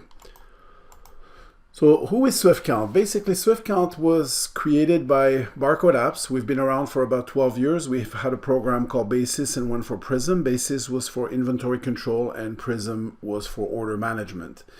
Basis has been around for a long time, and we took everything that we've learned from Basis, the good, the bad, and the ugly, and we decided to recreate it in a brand new platform. We even wanted to rebrand it. The goal was to create something that was fully web-based, that was multi-platform, and that had all the features that we were not able to create in our older programs. So Swiftcount was created based on the fact that Spire has a very powerful API that allows us to connect to it directly through the web. So Swiftcount is fully web-based and mobile design. So I'm going to cover that in the next few slides. The idea behind Swiftcount is to create a full warehouse management product that monitors everything that has to do with inventory movement, whether it comes from products, from count, from sales orders, PO receiving, production, and there is a bunch more advanced features that I will cover in the future slides. So let's just first into the platform. The platform is a fully responsive web backend. It's connected to Spire via the Spire API. Takes a few minutes to install. There's just a little bit of configuration in terms of opening ports for permissions and security, obviously. Gives you full visibility from your mobile at all times, and I'm going to show you that in a minute, how you can do directly from a mobile device, just scan a barcode and be able to view all the information pertinent to that item. So there's a web backend, which is the, on this case here, I'm showing the product page for the product where you can see a lot of information on the product. And then there is also obviously the mobile that works on Android and iOS. You can either use Bluetooth scanners or device cameras to work with the device, and I'll show you that in a minute. The whole idea behind Swiftcount is to give you mobility, visibility, and then keep simplicity in mind. We want it to be easy to use, otherwise people don't use it. But the whole idea is to give you the ability to move around your warehouse and scan something for full visibility on your inventory. To illustrate what I mean by mobility, I'm just going to bring up, this is the actual Swiftcount web page, and I have a product here and the system is telling me that I have 62. I'm going to load a barcode just so I can scan it, and then I'm going to load a mobile device to actually scan. So this is the mobile device. I'm just going to log in, and all I have to do is scan that barcode, and immediately I'll be able to see not only how many I have on hand, but I'll be able to tap on location list, and I'll be able to see not only what I have, but I can see everywhere that I have it, The locations in blue are primary locations, so the locations can be divided within primary and backup locations. So you can have as many locations as you want. That's one of the advantage that you have to have Spire on top. Spire has a one location, Swiftcount will have as many locations as possible. And from there, we can also do transfers and movements where we can take the inventory in and out of stock. If you do a transfer, it'll actually move it from one location to another. If you do a movement, it'll either add inventory or remove inventory. So let me move that out of the way. Just talking about the type of devices, I just wanted to cover briefly. This is some examples. I mean, obviously there is hundreds of them, but the one that I'm using currently is this one here. It's a Honeywell Captivo device with an iPod Touch within it. So the barcode scanner is actually on the top here, so it's a one all-in-one. We can have the same thing with an Android device with a built-in barcode scanner all-in-one, or we can use any phone or any tablets with any of these Bluetooth scanner, and you can even use the phone cameras to work with the program as well. If I bring back my device, I can go into any of the screens and just scan a barcode, and I'll be able to do any transaction as well. So it's really designed to be as economic as possible, to be able to use any type of scanner, but also if you don't have a scanner, you can also just use it with your mobile device. So the part of the idea behind Swiftcount is to give you a different management tool. So obviously you're going to manage your product. So from the portal, that's the screen I was just looking at, you'll be able to see full inventory details of the items, the categories. You'll be able to see every time there is a transaction, you'll see all the transaction. We call them movement. Everything that we do in Swiftcount is a movement. Whether we receive something as a movement in or ship something, it's a movement out. The transfer is two movements, one in and one out, and so on. So the whole idea is to just gather a list of all the movements from the inventory so that we can give you different information and keep track of where everything is. So from the portal, you basically use it more for visibility, and then the mobile is for action. So from the mobile, that's what I was just displaying here. You can do a movement, you can do a transfer where you pick from and to, and you can also move in and out of the product very easily. So one of the advantage, we follow every rule that Spire has. So we support serial and lots, non-physical, manufactured and kitted. We have a tagging functionality that allows you to add a tag to anything.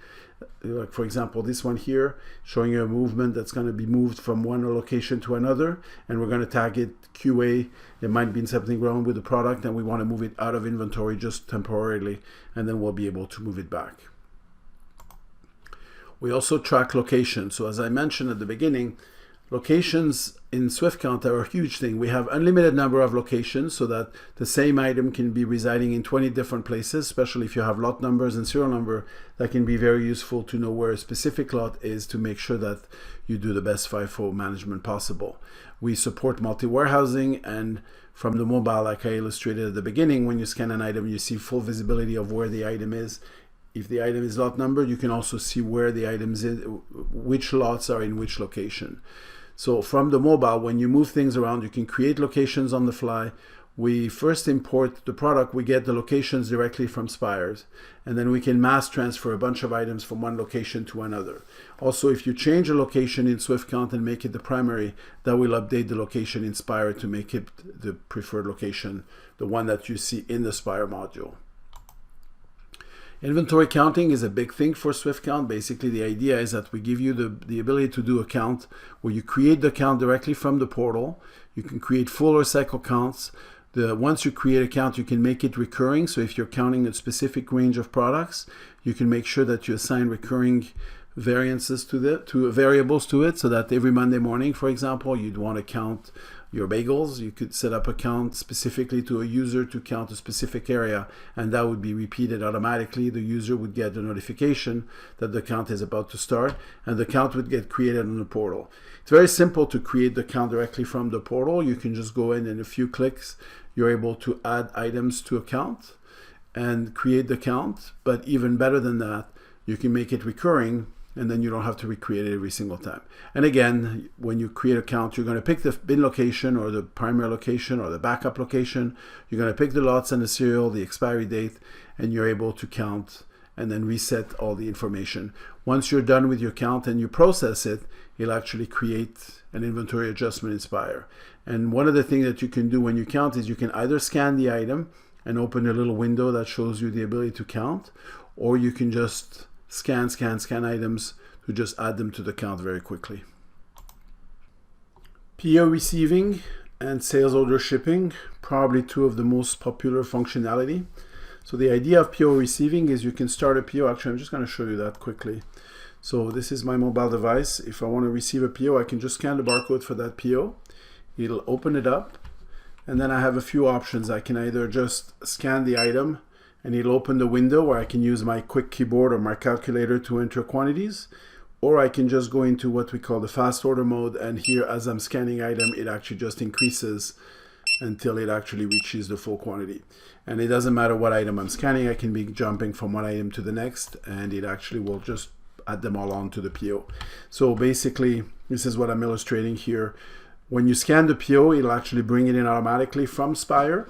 You'll put it from Spire onto the PO portal where you have a dashboard where you can see all the orders that are being processed by the different users.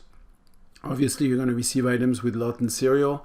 You're going to auto scan. That's what I was just illustrating, where you can just scan. Once you're done, you can just upload to Spire directly from the mobile. So if you hit process when you're done the PO, it actually will go back into Spire and update the quantities on the PO, and you'll just have to post the PO in Spire because we don't do the financial part of it, but you'll be able to receive the serial, the lot numbers.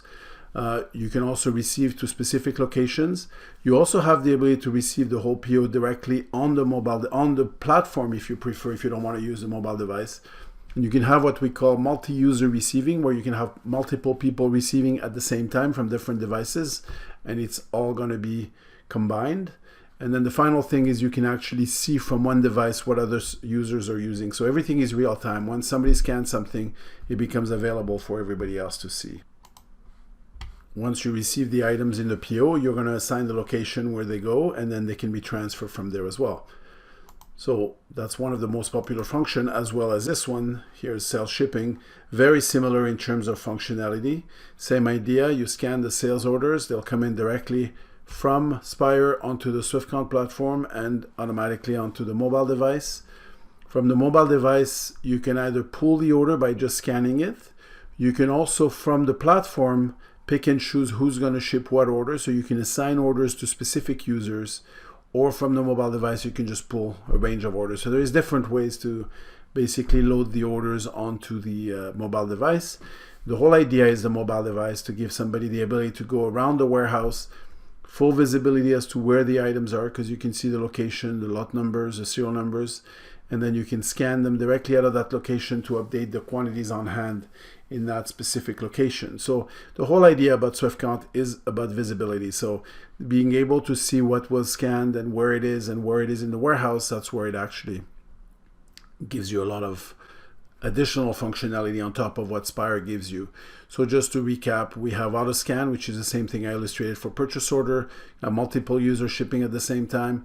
You can ship obviously lots and serial. You can pre-assign the lots and serial. So if you have the setup in Spire to have the lot number, for example, by expiry date, the lot numbers are going to get populated automatically in Spire. So we have a setting in Swiftcount that either forces you to pick those lot numbers without other choice, another setting that will let you see those lot number but will allow you to modify them, and if you scan something else, we will update Spire, or a setting where you don't actually see the lot number and you pick and choose whatever is more convenient. We can also fulfill the orders directly from the portal, and just like in purchase order, we have cross-device visibilities. Once we complete the order and we process it from the mobile device, it'll change the status of the order to shipped or processed.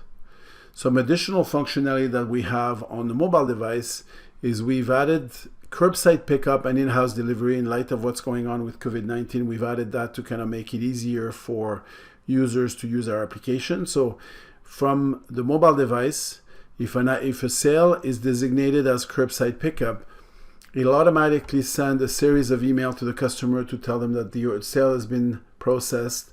It gives the ability to the customer to acknowledge that they're on their way.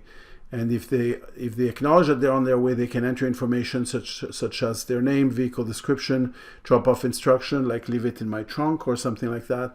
And then also where they are within the location of the customer in front of Bay 3 or whatever in terms of pickup. And then there is a series of back and forth that goes between the two until the order is actually picked. So this is actually something very powerful and very useful right now that allows full communication between the picker all the way to the delivery to the curbside once it's delivered.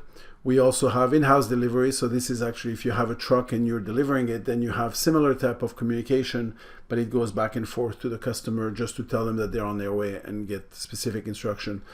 We have a feature called wave picking where you can pick multiple sales at the same time, and you can also attach pictures to sales orders. So there's a lot more functionality that obviously we don't have time to go into right now. In terms of the platform overall, the additional functionality that we have is we have production, we have the ability to print labels both for products and location, have the ability to have custom fields, we can attach picture to everything. We have a very tight user control where users can be limited into everything that they do. We can pick and choose what users can be and do. That's basically the same as that. Tagging functionality, can add products. We do have a bridge to Shopify, so Swiftcount can act as the bridge between Shopify and Spire. Soon we'll also have the ability to add orders directly onto the mobile. We'll have a digital catalog similar to our Prism functionality for those who are familiar with it, a digital menu for restaurant, and a service functionality. So that's about it in terms of the platform. There is also a whole analytics module because everything we do is based on movements. We have the ability to keep and show you all the information as you're gathering information on the platform. We can show you, for example, the most popular items, the sales by day, the most efficient pickers, and that's just from the sales module. We have the same thing from orders, from movements, or from inventory counts. So I'd like to thank you for your attention. If you want a personalized demo, please contact me. This is my phone number. This is my email. We also have a 1-800 number if you prefer. We'd be happy to give a customized demo and answer any question. There's a lot of functionality that I haven't gone into that obviously we don't have the time, but I'd be thrilled to do it at any other time. Thank you very much. We will now do a switch here. And we're going to Gerhard. So Gerhard, if you will unmute yourself. Hello, Al. Can you hear me? I do. 1 second. Let me just make you presenter. And yes, so you should be able to share your screen now. All right. I'm going to show my screen. Can everyone see my screen? We do. All right. So here we go. Okay. So good morning, afternoon, everyone. I am going to be talking a little bit about our add-ons to Spire today, and basically to show you how you can get more out of your investment from Spire. So first, I'm going to talk about our Magento e-commerce integration to Spire, and just briefly, who is Magento? Magento is an e-commerce platform owned by Adobe. I'm sure many of you are familiar with Adobe products, Adobe Acrobat Reader and so forth. So they own this product. And so what we do, instead of developing an e-commerce solution from scratch or all over, so we just take the Magento platform and then have created an integration linked to Spire. And just briefly about Magento, it has a very large following in the world. So it has about 30% of the e-commerce websites out there are developed on Magento. And what makes Magento highly attractive is the extension integrations. And so when you go and shop for e-commerce solution, the first thing you're going to come across is say, okay, how do we do this functionality? How do we this? Or I have seen this website and I like this functionality and would like to have that. So instead of now looking at something completely custom developed for your needs, we just go and look around and look at the extensions from Magento and see if there's anything that already does a certain functionality that you're looking for. And here, as you can see, Magento currently has 5,926 extensions. These are all third-party developers that add additional functionality to Magento. And so again, just about any functionality that you can imagine, Magento, there will be a Magento extension for it. So that cuts the development costs by a lot, and you don't have to pay for custom development like proprietary solutions. So that's Magento. I'll briefly just show the page on our website related to Magento. I will not do any demos, but I will just scroll through the pages of each of our products, and you can see there's a demo video under our products. So that's where you would want to go and check. We publish pricing on everything. This is a pricing guide for e-commerce projects. If you want to get going with e-commerce with Magento and just need a very basic website just to plug in your logo and up and you go, the investment starts at $2,500. And then it goes up from there based on features that you would want and integrations. So they're all here. So again, you can go to iversa.ca and then go under the solutions tab, and that's where you'll find all our solutions. Next, we do custom integrations as well. It's possible that you've heard of such products as Zapier. Zapier is a online platform where you can connect many different applications, and you can map fields and so forth. And so we help companies with that. And so then you can be on Zoho, Shopify, eBay, Amazon. We can integrate them all into Spire. We have a proprietary plugin on Zapier for Spire that we use for making the connections between any given platform. So that's what we do. On top of this, we also have a product workflow, which does similar things, but it's more advanced when it comes to your Spire database to receive alerts and so forth on different things. So that can be found here, workflow for Spire. That's the equivalent to Zapier, except for it does more in-depth things that you would want. And again, various jobs, and you can read about it more over here. Next, I'll briefly talk about our mobile app. Our mobile app that we developed is available in the Apple Store right here. You can just go and search for Appy for Spire and you'll find it, and you can run it on your Apple device. The same thing on the Google App Store. You can find it on here as well. Download it and try it out. For those of you who want to try it out, just go to our webpage and go to Solutions, Appy for Spire. And here you can read a bit more about the functionalities. You can see the pricing on the bottom. And here there's a YouTube video on how to get started. It's like how to configure your network for accessing it via the Spire API. And so this video will walk you through it. So that's so that you can try it out. If you do sign up for a username, we will be alerted with an email, and I will be replying just to let you know that we can schedule a call to help you out to just try out Appy for Spire.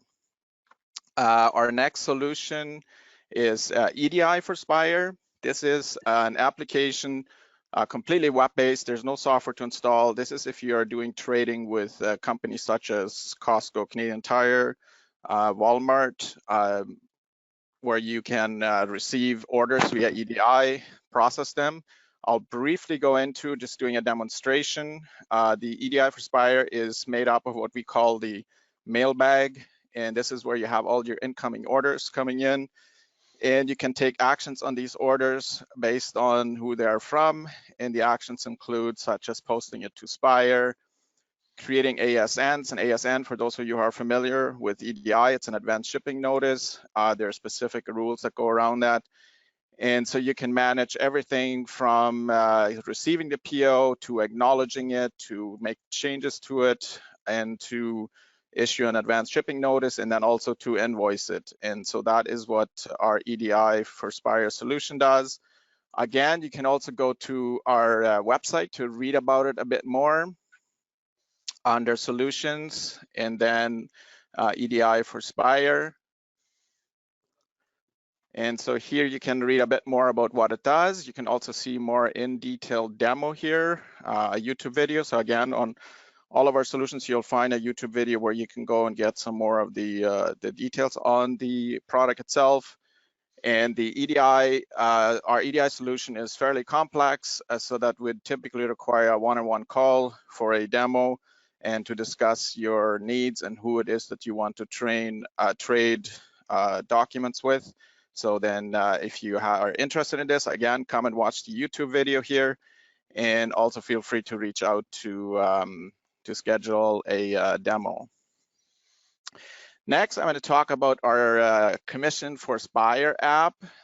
This app is designed for companies who have commissions salespeople. And what you do is you have a schedule for the commissions. And I did not have the app open here. I'm just going to wait for it to load. What it does is it calculates commissions. So first what you do, you set up schedules. You set up a commission schedule, and you define what that schedule is supposed to be. So you can make a schedule, for example, to apply to a group of products by product code. You can also apply based on part number or based on customer, or let's say a certain sales person gets 8% on one product for commissions, and on another product they may be getting 6% commission, or one salesperson gets overall more commission because they're more senior and they sell more. So you can define that all in the schedules, and it does not work to load it, so I should have done that beforehand. And so then once you have created your commission schedules, you can then go and run your schedule against your sales history by date, by invoice date, and then it will calculate the commissions for you. And then you have the option where you can go and see your commission earnings, and then you can also post them. Like say you have a payroll employee, you can go and post a payroll time card for the earned commissions, and then you can also go and have an external vendor. Many times people have external vendors for commission, so you can have an external vendor to issue an AP to, so you can post that to Spire right from the application and issue a check to the external vendor. And then also we have the option here. This is one of the popular features that we found a few food companies use. They do bonus schedules, so we've added the bonus schedule option as well.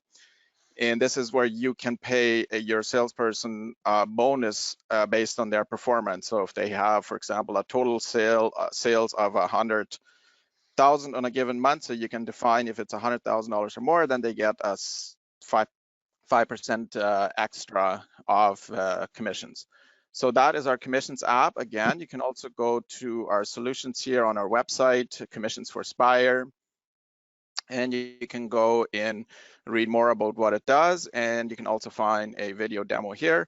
You can define the pricing on this as well. And I'll briefly talk about the different options. So the standard schedule is it just includes standard schedules, meaning there is no line items on a schedule. The next option is where you can have unlimited schedules, and then you can have start dates, end dates, flat amount of commissions. And then the highest level, the unlimited option, that also does include, like I showed, the bonus commissions and also the post to payroll and post to AP external salespeople as well.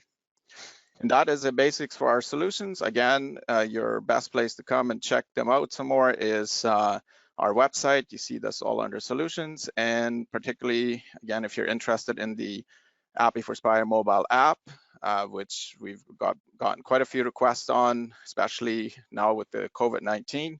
A lot of people want to work remotely. And so you can come to the page here, find the video. This video, not only does it do a demo of the app, it also does show you how to configure your network for the Spire API so that you can access your data from outside of your network. In a quick summary, again, Magento link to Spire, that is our e-commerce solution. Magento, again, you can go to magento.com to learn some more about what Magento is as a platform. And you can also go to the marketplace. Again, that's where you can see the extensions. And as I noted, you can pretty much come up with anything that you would want. So let's say I would be interested in search engine optimization. That is where you optimize your website for Google so that people can find it easier, and so that also you get for the top. So you can see I searched for that. I literally came back with 618 extensions to enhance that functionality. Magento already built in has really good SEO functionality. Just about any payment gateway provider has an extension. You saw PayPal. So here too, you can use just about any payment provider out there in the world without having to pay a large sum in custom development for integrating to a given payment provider. But as you can see, just searching for PayPal, I get 262 extensions. So there is no other comparison for e-commerce platform that has so many add-ons by third-party developers. And so I am not sure, Al, do I open it up for questions right now, or is that later on? No, okay, that's fine. So, You're the first one that actually left time for questions. So if anybody's got any questions, go ahead and key them in. Sure. And so I'll just go ahead. Go ahead, Al. Yeah, and if no questions come in, I'll use a few minutes for other questions that have come in as well. So sure. Go ahead. All right, so here's my last slide. I'm giving away a tablet. If you email me your first name and last name and your phone number to this email address, win@iversa.ca, you have a chance to winning a tablet. And what I'll do is for all the entries that I get via email, I will be randomly selecting one person, and I will be calling you to congratulate you and do a virtual handshake and get your address to send you the tablet. So send an email to win@iversa.ca and you'll have a chance to win a tablet. And just make the subject win a tablet. Give me your first name, last name, and your phone number. And again, Al, let me know if there are any questions. Yeah, no questions come up so far for you, but I'll just use a couple minutes to answer a couple other questions that come up. Sure. All right, so I'm just going to, yeah, okay, you can go ahead and mute. All right, so actually there is a question for you, Gerhard. Just let me unmute you. If you want to unmute yourself again, Gerhard, if you're still there, good. All right, There's yeah. a question for you. So how soon after 3.5 would your updated EDI solution be available? It will be compatible right from the get-go. There is nothing in our EDI application that would not be compatible as far as from what I've seen. So yeah, there's no changes to sales order tables or purchase order tables, really. So yeah, so that's the only change. So no, we will be compatible right off the bat. So I don't expect any changes. Yeah. Okay. All right. That's the only question. All right. So what other questions do we got here? Do we have plans to add the ability to merge two customers into a single one? Probably not, but there is a third-party application available for that. If you want to contact us at sales@spiresystems.com, we can let you know how to get a hold of that.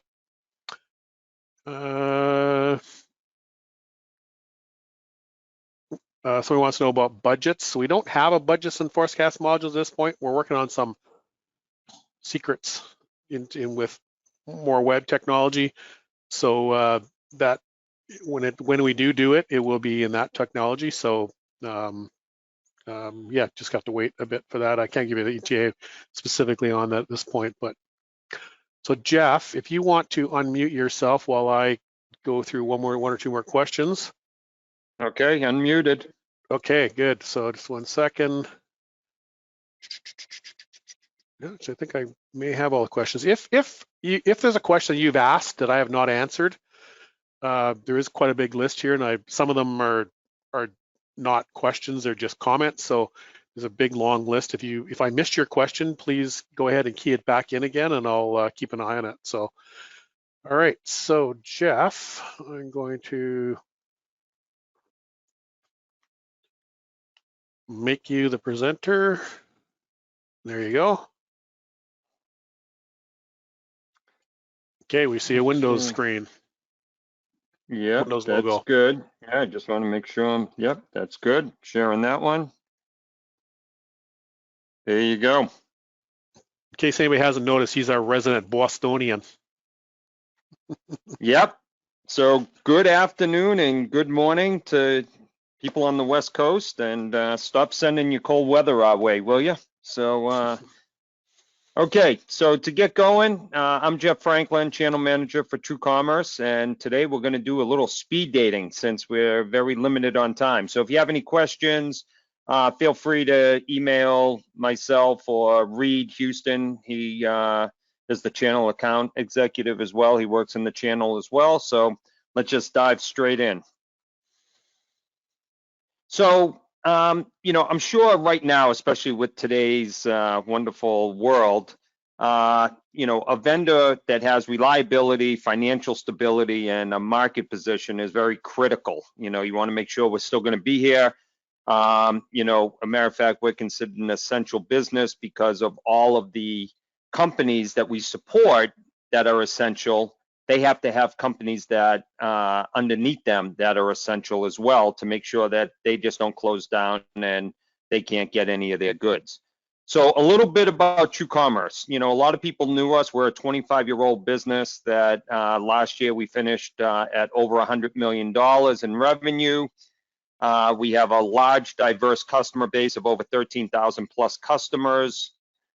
We connect with over 92,000 companies and different transaction sets. And to support all that, we have over 550 employees globally. And we're very proud of our analyst review of Gartner and IDC, who made us a challenger and a leader in our respective quadrants.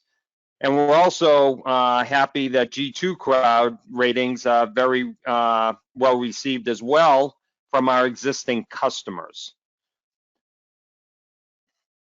So the biggest thing is, and I think a lot of people have been hitting on this, is connectivity, okay? Connectivity is the most important part of this.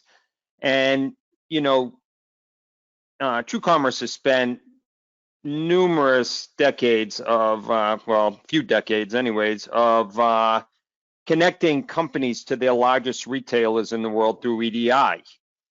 But as we're going through this, we saw that there was more and more connections that were needed, you know, to be able to keep up with today's e-commerce, different marketplaces, storefronts, and all their demands that are put on, you know, your companies.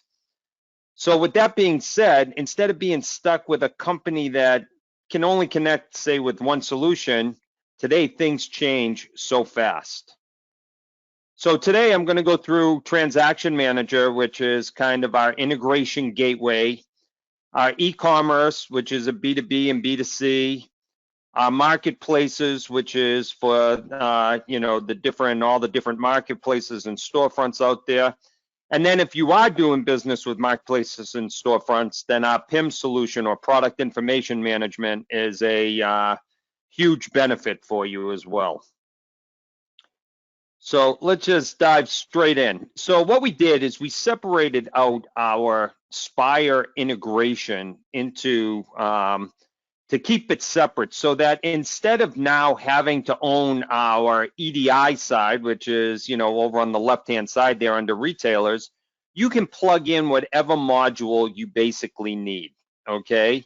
And so on the left, you know, there's the typical big brick and mortar companies that need this, and, you know, Target, Costco, Walmart, Canadian Tire, all the rest. They can send out their POs, can get pulled in directly into Spire, send back invoices, automatically send back PO acknowledgements, you know, especially now where they want to know, can you fulfill this order? You want to be able to send back that, yes, we accept this order, and, you know, we will ship it on Thursday or whatever. But the other part that's really, and especially in this epidemic, has been storefronts and marketplaces, where people, you know, they may have a Shopify account already, but they're not tied directly into Spire. We allow that to come through the same interface, and I'm going to show you that in a second. We even have the capability, if I skip over the marketplaces, we have the capability that even the small mom and pop shops that are sending you a PDF order or an Excel or an XML file, we can take that and pull that in, or we can even scrape it out of an email and be able to pull those in as orders. And then vice versa, send them back a PDF invoice if you need it. And the nice part is you don't even have to worry about that. We're the ones that handle how it goes back. On marketplaces, we tie in with over 150 plus different marketplaces, not just local, but globally. And then on the PIM side, if you are doing business on the marketplaces, storefronts, or websites, you have to keep a lot of rich content on each for each of these sites that may want a different description, a different video, different messaging, whatever, and we give you a place to keep this centrally, and I'm going to dive into each one of these as we go. So here's a single look at everything. So what's nice about this is this shows all the orders that came in. So here's a Target, which came in via EDI. Here's your Amazon Marketplace. We even got Amazon Japan. We have a TrueCommerce email. So this was one that was attached to an email, a PDF that we converted into an order. We have the ability for Amazon drop ships. We have Target International. We also have the Target regular orders.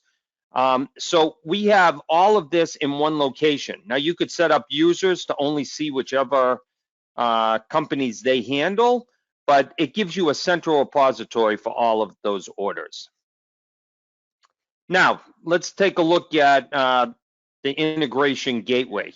So here's our marketplaces that we tie into our integration gateway. That these are just a few of them, but here's some in North America, here's the European, here's Asia Pacific.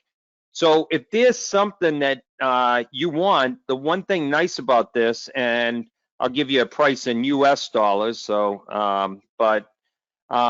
once you have our integration gateway, if you wanted to add on House or Facebook, it's just a $550 add-on to bring these on. And what we have seen over the last couple of months now is our e-commerce marketplaces have skyrocketed. It's through the roof. Our network is being tasked every day with the amount of orders that are passing through it, and we are handling everything perfectly. So this is just something to think about and to be able to grow your business. So we also have an e-commerce solution that ties in.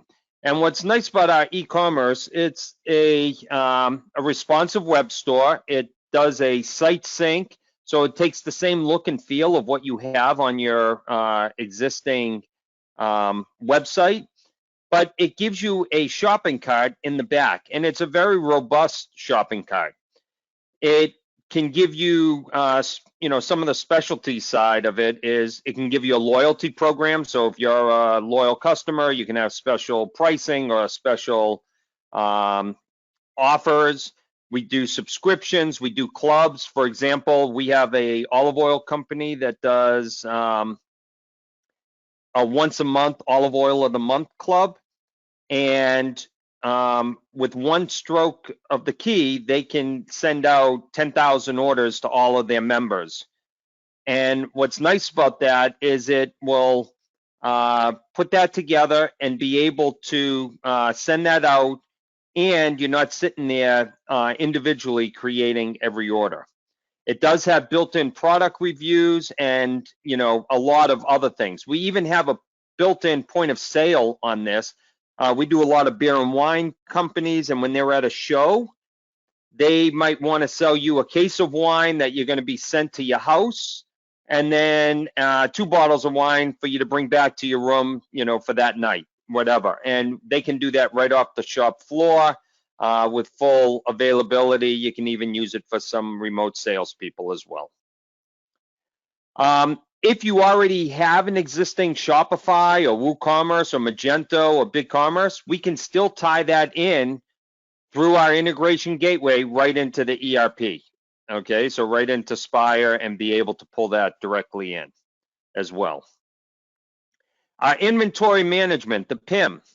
So what happens is if you're doing all these marketplaces, for example, on Home Depot, you might have a lawnmower.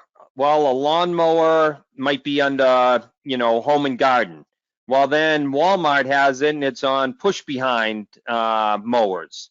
And each one needs different content and specific data. So this gives you a central repository to keep all your imagery, videos, product reviews. If you're doing any type of data sync, you can add unlimited attributes to it. And then the thing is, you can publish it based on the schedule that particular customer of yours wants to do. So if one wants it once a week, you can do it based on that. You can set it up on retailers. Right now, what a lot of people are doing is keeping this in 10 to hundreds of different Excel spreadsheets. And because each item has to have its own individual data and all that, and it is a lot of work and a lot of time. It's almost a full-time job for someone to keep up with this.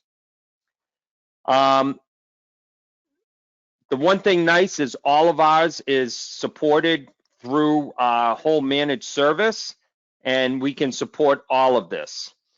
Let me just see. Hold on 1 second here. I think, did I skip over one thing? Let's see. I did that and that. Nope, that's pretty much it. So hold on. So the one thing nice is all of our products are supported through one phone call. We handle, for EDI, we handle X12, Edifact, XML, like I said, flat files, PDFs. We can tie in with e-commerce. All of the map updates and the connectivity is all included in the maintenance. We're a full disaster recovery, it's a remote, multiple locations, true SaaS environment, and it's one support team. So I know that was, speed dating at its best, and we can, we hardly got to know each other. But, if you would like more information, then please email or call me. Just remember, we help companies do business in every direction. And I think I have like 2 minutes left. You do. So if anybody's got any questions, go ahead and key them in. And while they're doing that, so just stay on the line for a minute while I answer other questions, and let's see if one comes in for yours. We have a question: does lot number of features in 3.5 allow for traceability in the event of health-related products need to be recalled? Yes. Spire's lot control system has a full recall system, traceability. So basically, you click on a lot number. Actually, I may as well go there for a second.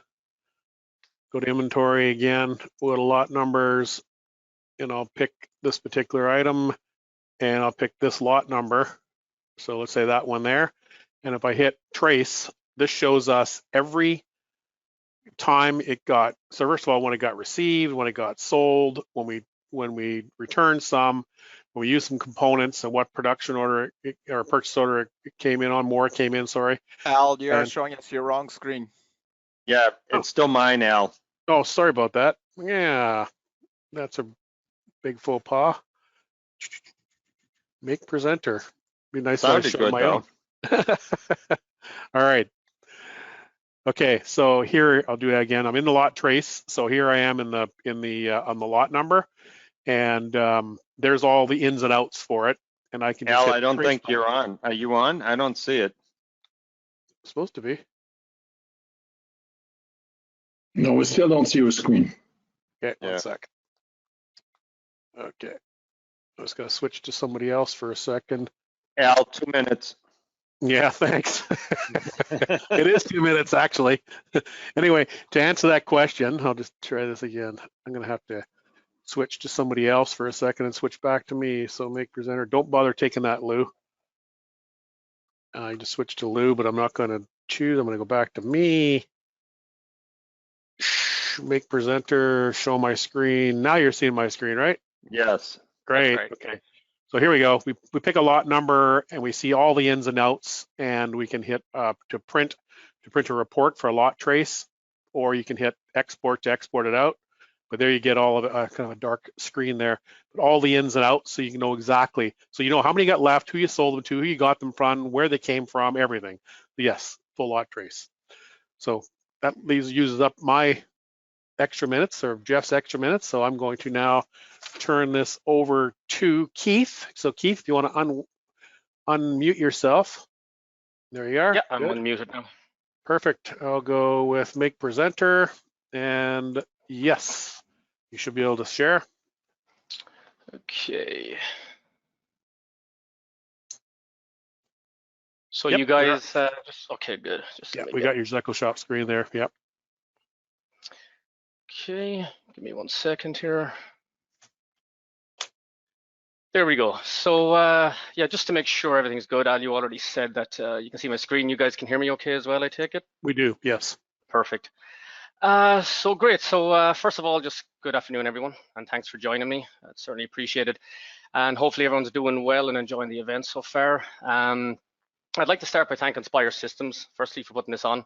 Just with the normal in-person event not possible this year, you know, with everything that's going on, and for them to get creative and put this together for all of us, it's certainly appreciated, just to get our solutions in front of you. So thanks for that. First, I'd like to introduce myself. So I'm Keith Webster. and I'm the CEO at TerraCore Business Solutions. My goal today will be to provide a summary of TerraCore, our offerings, and in particular to concentrate specifically on e-commerce. I've condensed everything down so it can fit into the allotted time. So unfortunately, I won't be able to provide any demos of the software or anything like that. But if you do hear or see anything that you like or that interests you, or if you'd like to find out more, just make a note, contact me after, and I'll be happy to answer any questions you have, provide a personalized demo, help you evaluate your needs, or anything else that you'd like to talk about regarding our solution or our company. Okay, so let's get started. So of course, some of you already know us, but of course, a lot of you do not as well. So I'll just give a very brief summary about TerraCore. We're a Canadian-based company, and we've got customers all over North America. We've been around for some time now, just over 20 years. And during this time, we've offered a lot of different products and services. But primarily, we're a software development and consultancy company. So as part of that, we provide several products that we developed and also offer custom development services if you need it. And we also offer consultation to our customers to fully scope out solutions and provide professional advice. So if you have any sort of custom software need or anything specific to e-commerce or you name it, we can sit down, scope it out with you and talk about implementation. So with regards to our products and services, we particularly specialize in e-commerce. And this is going to be my focus today of this presentation. Just as a quick summary, we've built websites for a lot of different business types. That includes B2B, B2C, wholesale, distribution, you name it. We've also worked with businesses of all different sizes, so small, medium, enterprise level. Again, we can work with any size company. And we also have provided e-commerce solutions within dozens of different industries as well. So again, we don't specialize in any particular industry. We generally can work within any. So as I said, the focus of today's presentation, it's going to be surrounding our e-commerce solution, and I'll give an overview of that. This includes multiple different services. So again, I'll give a brief little rundown of each one of those, and that'll be on the next slide. Our sync technology. So this is essentially how we integrate Spire with all the different e-commerce options that we offer and with supplier information. Again, I'll give a bit more information on that 2 slides from now. And then our platform itself. So this is actually our e-commerce platform, and it essentially serves as the front end for your users and your customers to browse, shop, and review any sort of account information that they may have. So here we go, the e-commerce solution overview. I'll give a quick summary of the different services we offer here because it is an all-encompassing solution. First, I'll start with deployment and implementation. So for all of our projects, we walk you through the full deployment process from start to finish, and we provide a clear and simple plan that we can follow. With this, we include project management, setup assistance, one-on-one consultation along with guidance and training. So pretty much we're with you every step of the way. Next, we have design. So of course, a vital part of any website. This is where essentially your design team works directly with you towards implementing your vision for the front end of the website. So they really interview you to get a full idea of your needs, and they provide their own insight and expertise, including advice on best practices and modern trends in web design and so on. And then they work with you to implement the design in an iterative approach. And this also includes working with you on a mobile optimized theme. Next, we have custom features and development. And this is specifically right now with regards to our e-commerce platform. So generally our platform will fit your needs, but in cases where you have some very specific requirements for your business, we do actually provide custom development in-house so we can fill that gap for you. We'll work with you to scope it out and implement it directly on your website. And this can be anything from a custom workflow to a custom pricing model, or you name it. Essentially, we can work with you on that. It's really whatever functionality you require, we can help you implement that. Next is SaaS or software as a service. Essentially, all our websites are implemented with software as a service in mind as our deployment model. So this includes it being hosted by us. The hosting is fully managed, by us, which means we take care of everything from applying updates to monitoring and of course optimizing your website performance. And finally, support. So we do provide a dedicated support team, again in-house, and they can help in the ongoing maintenance of your website. So once your website goes live, you're really not on your own. We're going to be there to assist you along the way with any sort of questions you have or so on. Our team is available via phone or email, and along with resolving any issues you come across, they can provide advice, should I say, and guidance regarding any sort of improvements or additions to your website. So again, you can grow with our support team after go live. Next is the sync technology. So I'll focus on that for a bit because this is one of the major components of our whole technology stack and of our solution. It's generally invisible to you for the most part, or at least it should be. That means everything's going well. And it provides a huge amount of value with regards to time savings, just such as like removal of duplicate data entry and automation of your business processes and so on. So we'll start with the bidirectional sync of data to and from Spire and the website. So essentially, your data will flow automatically from Spire up to the website and of course back the other way. You get to determine the frequency of that data flow to give your website the most real-time information as possible. And there's also multiple synchronization schedules that can be created. So you can have the website updated in a near real-time fashion. This would be great for data that changes frequently, such as stock, availability, and pricing, and so on.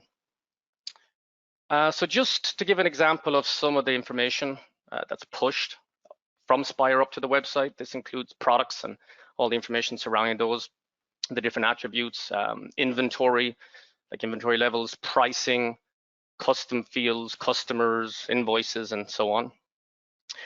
Essentially, products and inventory and pricing are then available to display to users of the site. This is as they browse or search and shop on the website. Invoices are available for lookup in our self-serve portal. So of course, customers can go on and see past invoices, current orders, tracking information, and so on. And also customers can enjoy a more personalized experience since they're going to shop based on the information configured for their customer profile in Spire, such as their default currency, so it'll automatically detect that, their specific pricing, available shipping addresses, and so on. With regards to the data that we pull, this includes orders and customer address updates. So essentially sales orders placed online by customers and also your sales reps, because we do include sales rep functionality. And this will flow from your website to Spire.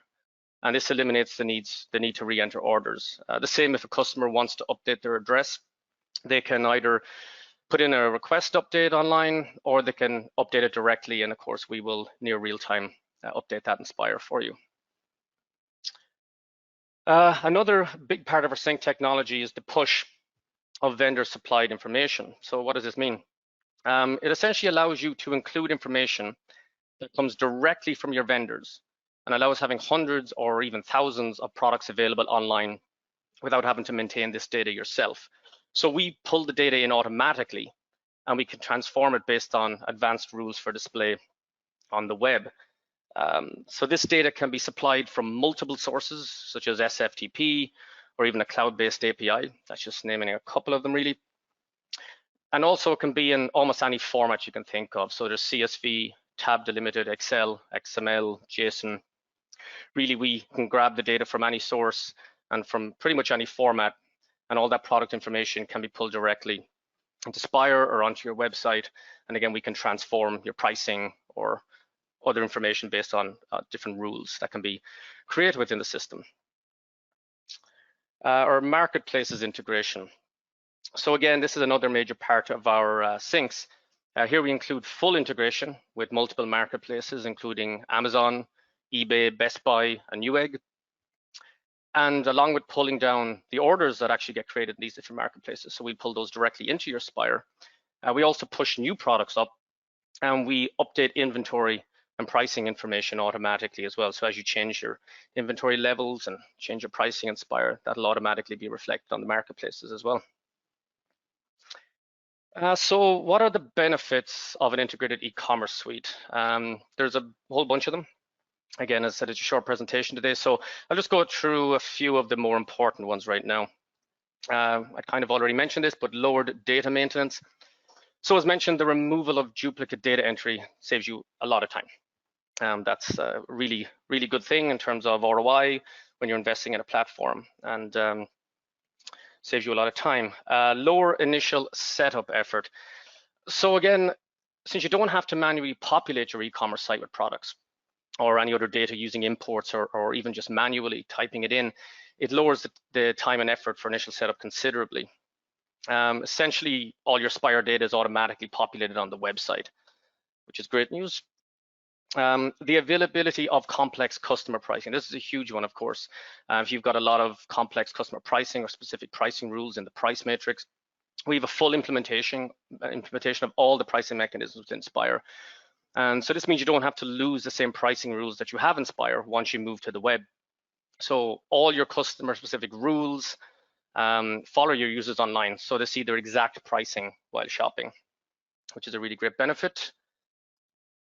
And finally, fewer errors and a single place to manage data. So due to having a single source of data, that would be, again, Spire or even vendor imports, supplementing your Spire, you don't have to worry about errors or discrepancies within products and their descriptions or attributes, their pricing, their inventory levels online. Essentially, whatever you have in your Spire, that's what is reflected online. And this is all handled again by the syncs automatically. 2 minutes. Okay, so I'll rush this along. I'll go into our platform now. When referring to our platform, this is the front-end website that your users and customers, your CSRs and sales reps will use to browse and shop the website, including reviewing account information. So there's a ton of features and functionality, but let me highlight just a few of them for you. First of all, there's high performance. So we understand the importance of a fast website, and your user demanded and search engines rank you based on the speed of your website. So with that in mind, we've made hundreds of performance improvements over the years and actively assess performance of our platform and websites frequently. We've highly optimized how we retrieve products and calculate pricing along with minification of website assets, just to name a few. And we've also integrated with a high performance image service in the latest version of our platform. So this optimizes your image sizes based on the device and the screen that you're browsing the website on, and it serves those over a high performance CDN or content delivery network. We're cloud-based, so all data management and administrative functions are managed on the web. There's no need to worry about logging onto your server and starting up a separate application. You simply just fire up the browser, log in, and everything is there at your fingertips. Any changes are instant. And we, of course, offer on-premise for our sync technology, but we've more recently started offering our cloud-based syncs, which means you don't even need to install any additional components on your internal servers. Mobile optimized. So we built our front end to be mobile first. We're fair enough. We're SEO focused, so that'll help you with high rankings on search engines. We have thousands of features. Great. Thank you very much, Keith. Okay. We're going to move along, unfortunately. I'm sorry to be rude, but we have to stick to schedule. So that's not a problem. Yeah. All right. Thank you very much. And if anybody has questions, just go ahead and key them in the panel, and I'll make sure those questions get sent off to Keith. So now we're going to bring Natalie. If you want to unmute yourself. Oh, you are already. That's good. I will make you the presenter. Okay. And you should have the floor. Great. We see your screen fine. Okay. Can you? Yeah. Can you see my screen? So you see just presentation, right? Yes, we see your slide. Yeah. Okay. So hello everyone. Thank you for your time, and many thanks to Spire team for organizing this wonderful event. Thank you guys. Really, it's a great opportunity. So my name is Natalie, and I'm VP of Partnership at GMDH Streamline. And I'm absolutely happy to present you our product today. And what we are going to discuss actually is how Streamline can help to manage anti-crisis inventory planning strategies and actually some case studies for our clients. So let's move forward. Okay, so sorry. So what we are going to do today, actually, we're going to discuss what is Streamline. So usually when I have a little bit more time, we usually discuss that Streamline is actually its demand forecasting solution, inventory planning solution. I usually tell that we are on the market for more than 10 years, right? That we have customers all over the world, just Asia, America, North America, Latin America, Europe, all over the world. Usually I say that it's easy to work with our software. Of course it is. This software helps to automate the business. It's very flexible. Of course, we have reasonable prices, but I'm not going to go too much to detail since we are really pressed with time. And if you have only one thing to remember from my presentation, I want you to remember that Streamline is a solution created to manage problems, to solve problems, okay? And right now we are going to talk about actually what problems are we solving, because this is the most important. So nowadays, right now, when economy is shaking, and actually each of us, everyone is understanding it, absolutely understands its facts, it's very important to understand what is demand, right? What is your customer's demand?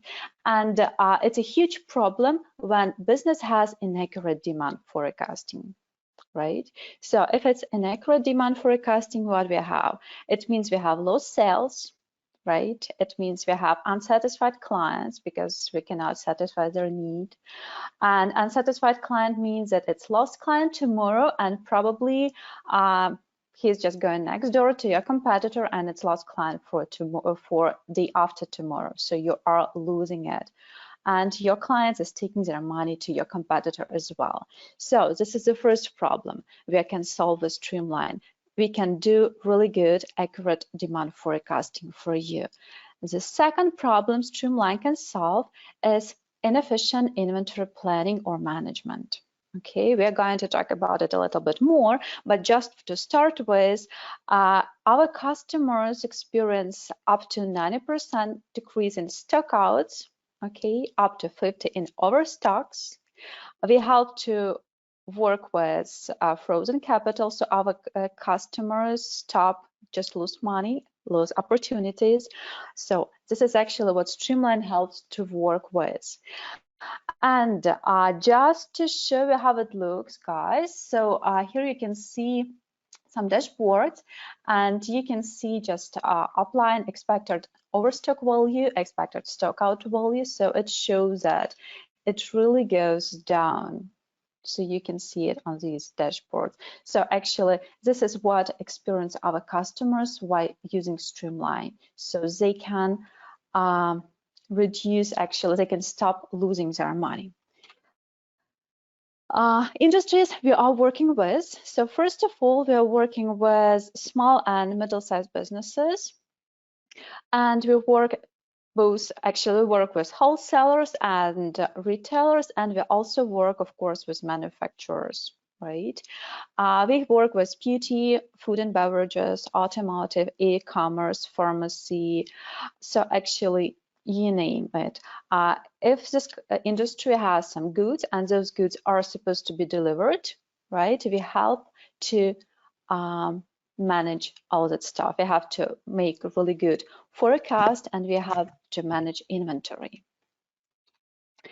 So, but I told you actually that we are going to talk about anti-crisis inventory planning strategy. So I really would love to share with some tips we give to our clients who are working with inventory right now and who are having some problems with it right now. So first of all, what you have to do, of course, you have to work with safety stock, and it's huge uncertainty, right, for supply managers to customer demand right now, and optimal safety stock is very important. So can you see this nice pink line over there? So this is how Streamline shows to one of our customers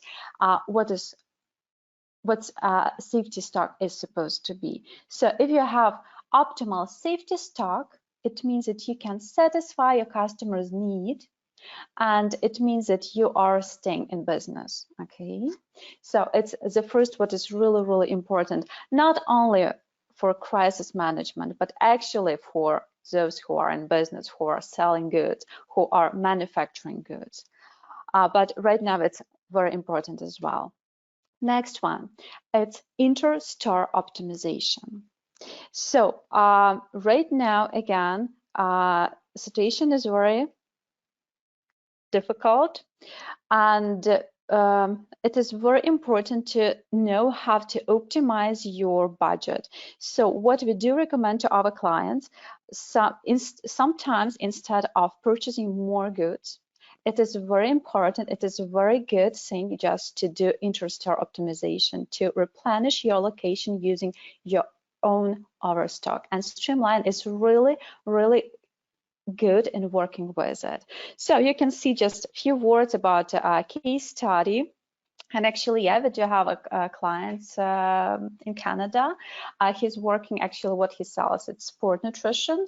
And again, situation, quarantine. Some of his stores started to close, and to react quickly, because, you know, if you can react quickly right now, it means you're staying in business. If you're not, it doesn't happen, right? So he was able just to optimize everything really, really quickly to just to react the situation. Let's move forward. This third one, and also very interesting strategy, is forecast override. And what it means. Usually when we're talking about forecast overrides, typically we are talking about some promotions or clearance or sales, right? So any event which is not represented in sales history. I didn't tell you, Streamline actually, it gives very good demand forecasting. It's based on artificial intelligence technology, but still it gives you a lot of freedom. So it gives you a lot of freedom to work with it. It is very, very flexible, okay? And again, one of our customers, so what he did just to, you know, to make the situation the best for him. So this coronavirus outbreak in Streamline system, he named it as just event, and it means that it's not gonna influence his future forecasts. Okay, so when everything goes to normal, he can still work, and it means that all of his forecasting is gonna be just all right. Even more, none of applications actually can predict the sales dropping because of a force majeure, right? So here in Streamline, we create the opportunity to users to add their experience to the statistical forecasts, and as a result to get forecasts based on their professional knowledge, industry insights, and experience. So as you can see on the first picture, a statistical forecast cannot predict the outbreak, right? But using overrides as a whole company level, you can model the market situation. So picture 2 shows you. Okay, so it helps you again to overcome all that situation. Let's move forward. Number 4, the fourth strategy, and actually it is integrated demand and inventory planning. Okay. Why is it important? In this situation, you have to be really focused, and you have to keep all functions set in one place to make it just work for your business. And Streamline gives you opportunity to have demand forecasting, inventory planning, ABC analysis, KPIs report, KPI dashboards, and many other aspects just on one place. So just few questions to you, just think about it, okay? So do you have shortages from time to time? How that impacts your revenues? Do you have inventory access for other items or non-moving inventory and losing money? How carrying costs increase because of that? And how much time you spend on material requirements planning or placing purchase orders? Streamline calculates optimal purchase quantities instantly and exports them to Spire just within seconds. And our customer reduce shortages by 90% and overstock by 50%, and have full control over their inventory replenishment plan. Actually, guys, that's it. I managed really in time. If you do have some questions, I'm really happy to respond, to answer them. Just a few testimonials. I'm not going to read them. I think that you can see names, you can see businesses, you can see nice word of those nice people. I'm not going to read them. And if you have some questions, I'm really happy to answer. And one more thing, right now we are looking for partners, those who can consult businesses, who can implement Streamline and Spire. So feel free to contact me, to contact our company, and let's have business together. That's it. Great, thank you. If there's any questions, go ahead and key them in. We got a couple minutes. While I'm waiting for questions, I'll just see if there's any other general questions that have come up. You know, I was trying to make it in time, not to waste anybody else's time, so it looks like I managed it. Yeah, you've got about 2 minutes left. You're perfect. 3 minutes even. So let's just see what we got for questions. Okay, so if there's any questions at all, just key them in. Or if you have general questions about anything I've shown as well, you can get those in. Nice thing about the way we're doing this is that we're kind of keeping caught up, and we're not going to have all the questions at the end that we have to stay online for a long time, because I know it's a long day already. So, but yeah, it doesn't look like there's any other questions. So Joey, if you want to unmute yourself. Yep, good. I hear you. I see you are unmuted. So just give me a second. Hello, just 1 second. And that's fine.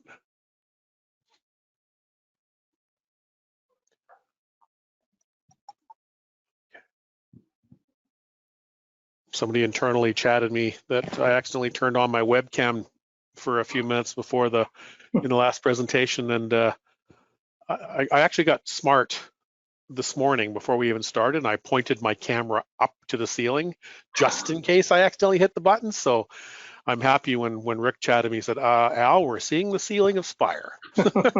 So I'm kind of happy that I did turn that up. Otherwise, unfortunately, what you'd be seeing of me is a well, long needed haircut and a long needed shave and everything else. So would not have been a pretty picture. So 1 second, let me go make presenter, and yes, and okay, Joey, you have the floor.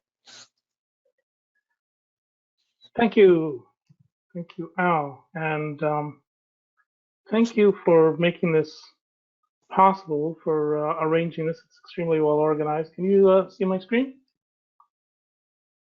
Yes, I do. Perfect. Okay. Good. Right. So thank you also, all attendees. Good morning and good afternoon, and thanks for attending, and welcome to this presentation introducing Evron Field Service for Spire. I'm Joey Ohayan. I'm going to tell you a little bit about Evron, just a little bit, and we've been in business since 1983, and we focus on field service. That's what we do. It's what we always do. It's in our DNA, and we have technicians that go out and repair, and we run our own software, of course. Lately, we're not visiting as many client sites as before, but we have ways to work remotely, and in some cases, if necessary, we go on site. So I'm talking about field service, and I'd like to start by posing a question. Where is field service heading as an industry? It's an interesting question, because in the future, companies more and more are going to rely on artificial intelligence to help plan and execute field service work. That's very, very exciting. In fact, most field service leaders believe that AI will by far have the most impact on things like issue triage and resolution. What does that mean? Well, mainly it means that service delivery organizations will be able to use automation and AI to effectively assign urgency to issues with the help of computers that learn with experience. For example, a laundry equipment service department may get a warning that a failure of a washing machine at a fire station is imminent. And allow it to create a service ticket, assign it top priority, because it's important to keep the fire station's laundry clean, of course, and assign the right tech, all without the need to pre-configure the system with all the possibilities. It just knows. I mean, it learns from experience. That's the exciting part. There are other stats that describe where we are in the world, like around customer satisfaction, which I'll be talking about a little bit, mobility, and particularly this much loved FTFR, or first time fix rate, which is really not where it should be. The point here is that in order to compete, your service business process has to have minimal friction and be as straightforward as possible for your customer. First time fixes, easy bookings, electronic billing, and even predicting a break before it happens. These are all now part of your customer's current expectations. And the current pandemic has presented big challenges for the field service sector, but leaders are stepping up to overcome this global threat. Field service management professionals remain active throughout the crisis, from digital job boards for helping organizations manage their staff requirements, or to software like Everon Service, Field Service, to manage technicians and make the right decisions, to schedule only necessary and authorized visits. The field service industry is using tools to cope. And now service is moving from reaction to consolidation, where the lockdown is loosening and services turning back on after having been quiet for a while. Today, I'll give you a few examples of how Everon can help your organization maximize every stage of the customer journey and overcome the challenges. So, what are the challenges? Keeping a customer satisfied is a complex business. Customer sat has become a driving force in field service organizations. It's the second most tracked metric, and total cost of service, after total cost of service, sorry, that's the second most tracked metric. It's a major change. Customers are more selective, really insist on better service options. Field service organizations are looking for ways to provide advanced capabilities, and they're doing it by leveraging mobile apps, sensors, the Internet of Things, or IoT. This allows businesses to shift from reactive break-fix services to proactive monitoring of devices and predictive maintenance. So if you're in the business, please talk to us about how our technologies integrated with Spire can apply to your service business. Another challenge is service levels or maintaining them. Many service organizations are driven by SLAs, but service contracts these days are becoming less about the frequency of maintenance and more about equipment uptime. Basically, the industry is moving to a system where businesses are fixing problems before the customer even knows something might be wrong. I mentioned IoT before. IoT data can be applied to business rules to prompt predictive maintenance, driving value for both you and the customer. With IoT and intelligent systems like Everon Field Service using data in this way, it'll change the way field service is dispatched and even the way customers think about service.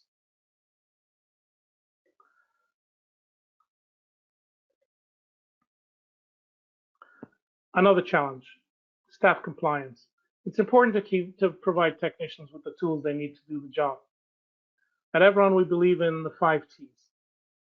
It means providing staff with the right technologies, techniques, tools, training, and the right amount of time to do the job correctly the first time. But ensuring staff compliance requires respecting and allowing for their needs. Put them in a position to be successful and remove obstacles as much as possible. A $200 or $300 tablet can pay for itself in the first call if it's used to streamline a tech's process. Imagine that a tech can do even one additional call per week. As each call becomes more efficient, the investment pays off again and again. Everon Field Service is built to be used in the field on mobile devices. It's designed to allow quick and easy updates in real time. And in a moment, I'll show you how easy it is to use. So what is Evron Field Service? Evron is a cloud-based, web-enabled field service management system built with integration to Spire. It has many features, and I don't have time to read them all to you, and I won't, but what's important to note is that we are integrated fully with Spire, sharing customer inventory data, while at the transaction level integrating serial numbers and invoicing through sales orders and work orders. So you're, of course, invited to contact us if you're interested, and we're happy to discuss your requirements, show you a detailed demo.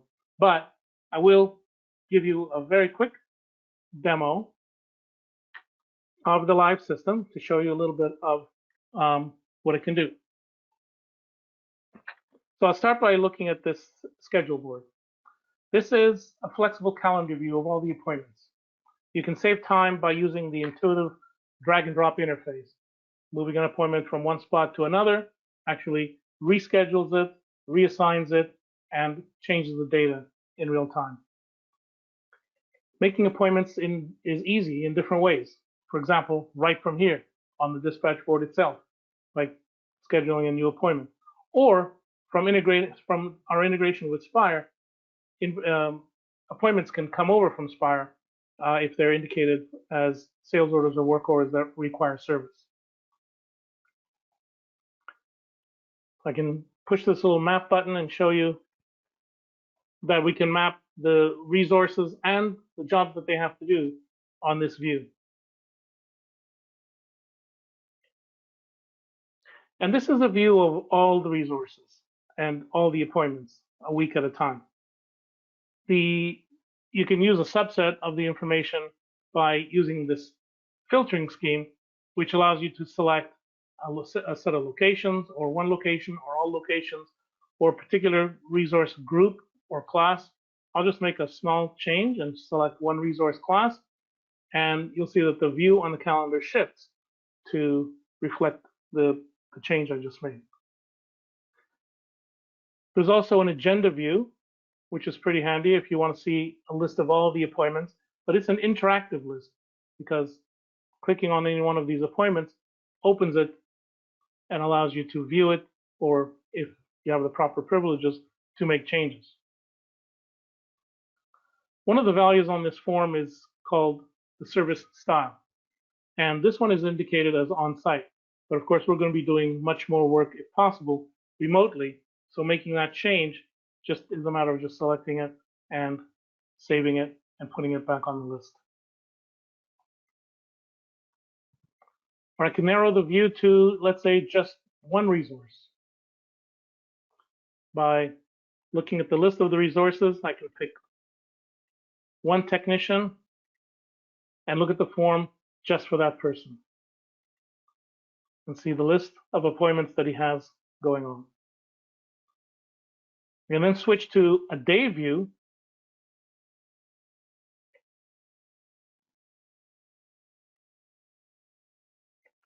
And I can see the appointments in a day view and a day calendar in great detail.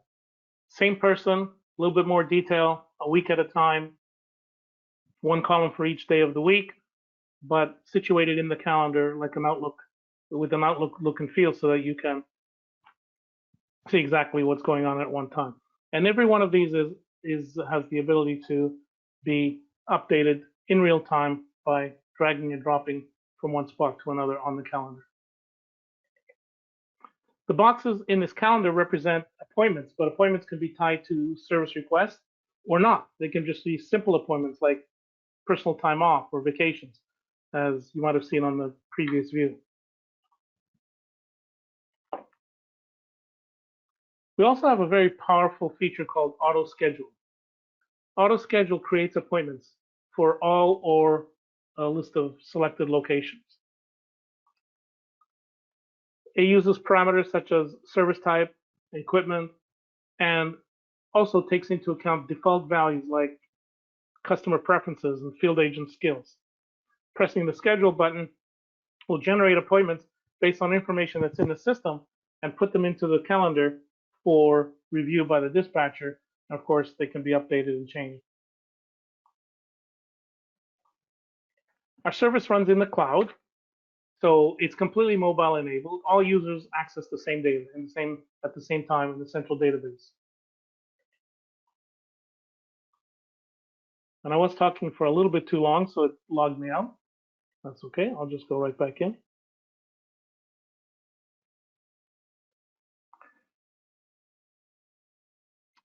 Mobile technicians can operate the system on any mobile device, as I mentioned, and mobile users, like technicians or field specialists, have access to just the features assigned by the administrator according to their needs or company policy, or both.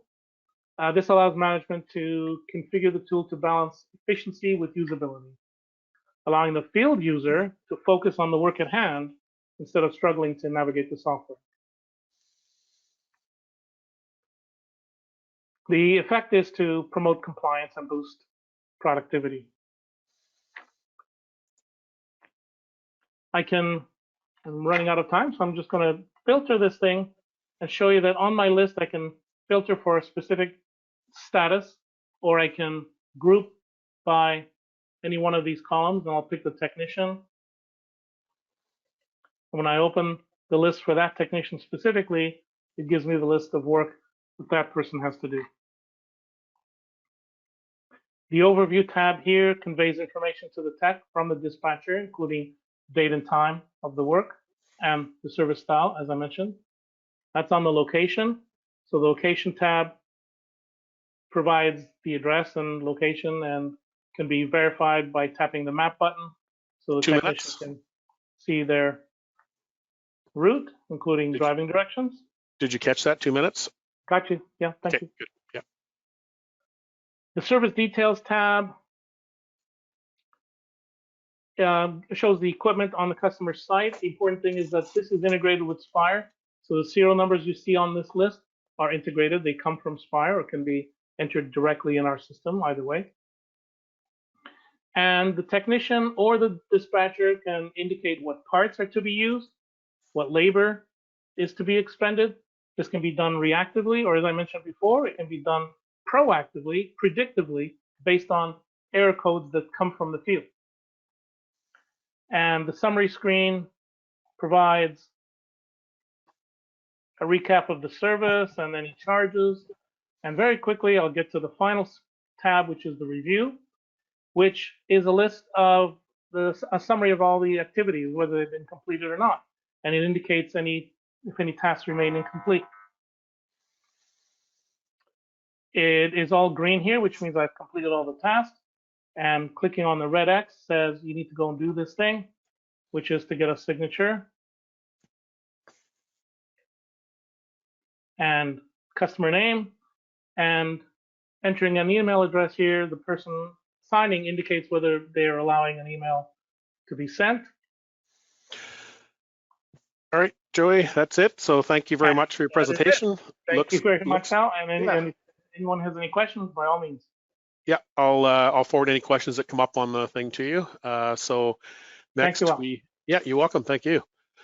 Next we have Lou from Gemini Logic. So I will, if you want to unmute yourself. Okay, I'm unmuted. Okay, now I just need to find you on the list. There you are. I'm going to make you presenter. Don't make the mistake I did and turn your webcam on. Unless you want to. There you are, you're on, and I see your slide that has analytics in the top left, Spire in the top right, Gemini Logic in the middle. Perfect, that's exactly where we should be, and I'll start my timer. Good morning, good afternoon, and welcome Spire community to my presentation of a business intelligence solution for Spire called Analytics. My name is Lou Pinto, I'm from Gemini Logic. We're always looking for insights, trends, revenue opportunities, and operational efficiencies to improve our business. And to this end, we seek out methods of analysis, often in the form of crystal reports, lists, and spreadsheets. But over time, we may find that these solutions may have grown to be a little bit too unruly or rigid in their structure. You may also find that you're spending far too much time engineering reports instead of analyzing and responding to their results. And this is where Analytics for Spire can be of great benefit to your business. Analytics for Spire is a fully integrated business intelligence solution designed specifically for Spire. It's a real-time connection into your Spire company. Just imagine being able to create an unlimited number of reports, graphs, layouts, and exports to formats of varying types all on your own. Our application blankets 12 plus modules in Spire, from sales to purchasing, AR and AP and more. There are hundreds of fields for you to choose from, including user-defined fields. There are multiple presentation formats as well, plus a dynamic graphing utility. You can do a comprehensive analysis over time to see how you're trending by way of month, quarter, or year. You choose your groups, your sorts, your filters, and the various fields that you can summarize on. You can also create your own custom SQL queries and your custom fields. All right, so let's get into the applications so I can show you how analytics can answer some very specific questions about your business. One of which I imagine we just all asked ourselves just recently, and that is, how is my revenue trending year over year, month to month? If your revenue is derived from invoicing through order entry, then your answer can be found in our sales analysis summary grid. As is the case with all of our modules, your first step is to go ahead and retrieve data based on a date range. In sales analysis, we're looking at data that comes from your invoice, from your customer, and from your inventory record. And all of that information is returned and available for you to display on the grid. On the screen, what you're looking at right now is our default layout, and this nearly gets us to our revenue question. I'm just going to collapse the grapher down here at the bottom. And what you're viewing is all of your sales that are summarized by customer in each of these rows. And then that's further broken down by way of a cross total, by way of invoice date year and invoice date month. And this year and this month field are special fields in analytics that are derived from the invoice date. If we shift just a few fields around that are currently in play in this grid, it's going to give us our desired breakdown and answer our question about revenue year over year, month to month. And to that end, what I'll do is I'll take the customer details field and I'm going to drag it and I'm going to drop it off our grid. So what happens now is analytics quickly recalculates based on the presence and the placement of fields in the row and the column area. What I'll do next is I'll take the invoice date month field, which is in our column, and I'm going to drop it into my row field. Now I'll just make this a little bit wider so you can see this.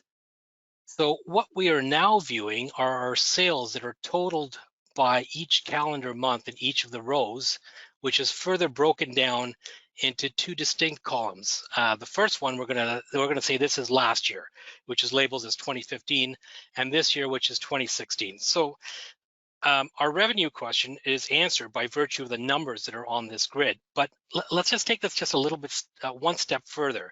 What I'd like to do is just reintroduce the dynamic grapher down here at the bottom. And what I'd like to do is show you how you can visualize and compare your trend line in each of these years. So to do that, what I'm going to do is I'm going to start selecting the cells in my last year column, our first series. And as I do that, what you'll see is the trend line starts building down at the bottom here. So when we look at our first quarter for last year, we can see that we're trending generally upwards in our revenue.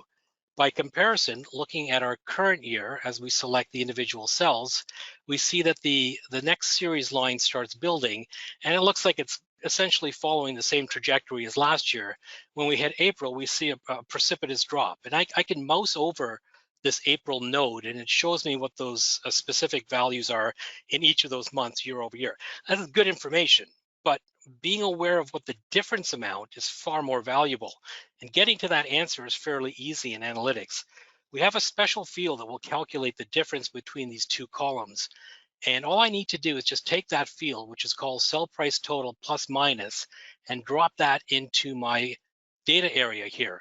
And what happens when I do that is a third column appears, which is showing me the difference between those two values. I can introduce a format rule in here, and this one is going to color in red the difference, or it's going to color in red where the difference of the plus minus is negative. So we see in the first month that we see a drop. The next 2 months there's an upward tick, and then if we look at the April number, we see that that drop is actually 50%, and that percentage amount holds a great deal of significance at many levels. So, you know, there's a question, there's the answer. That discovery is booked, and oftentimes, you know, other questions will emerge, you know, one of which would be, how's my business doing by way of year to date compared to the previous year to date? And this is the essence of analysis, where an answer to a single question evokes other questions, and this is where analytics differs from other reporting tools.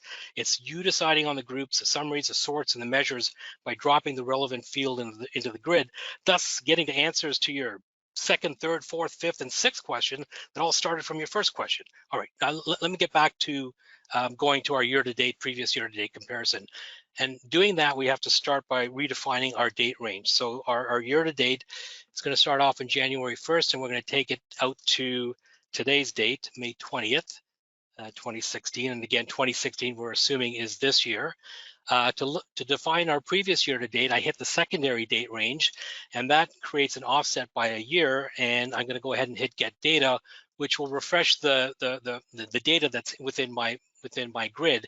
And what you'll see is that the months past May now drop off, and now I've got a definition of my columns as an apples to apples like period definition, previous year to date in this column and the current year to date in 2016.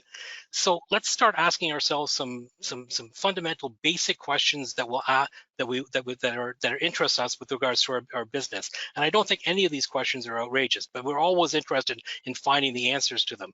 The first of which is, who's buying this year? So to get to that answer, I'm going to get rid of the invoice date month, drop that, move it off the grid. Now I'm looking just at those revenue numbers for previous year to date and the current year to date. And I'm going to bring back my customer details, put that back into my row. I'll collapse this grapher so I can see a little bit more screen real estate.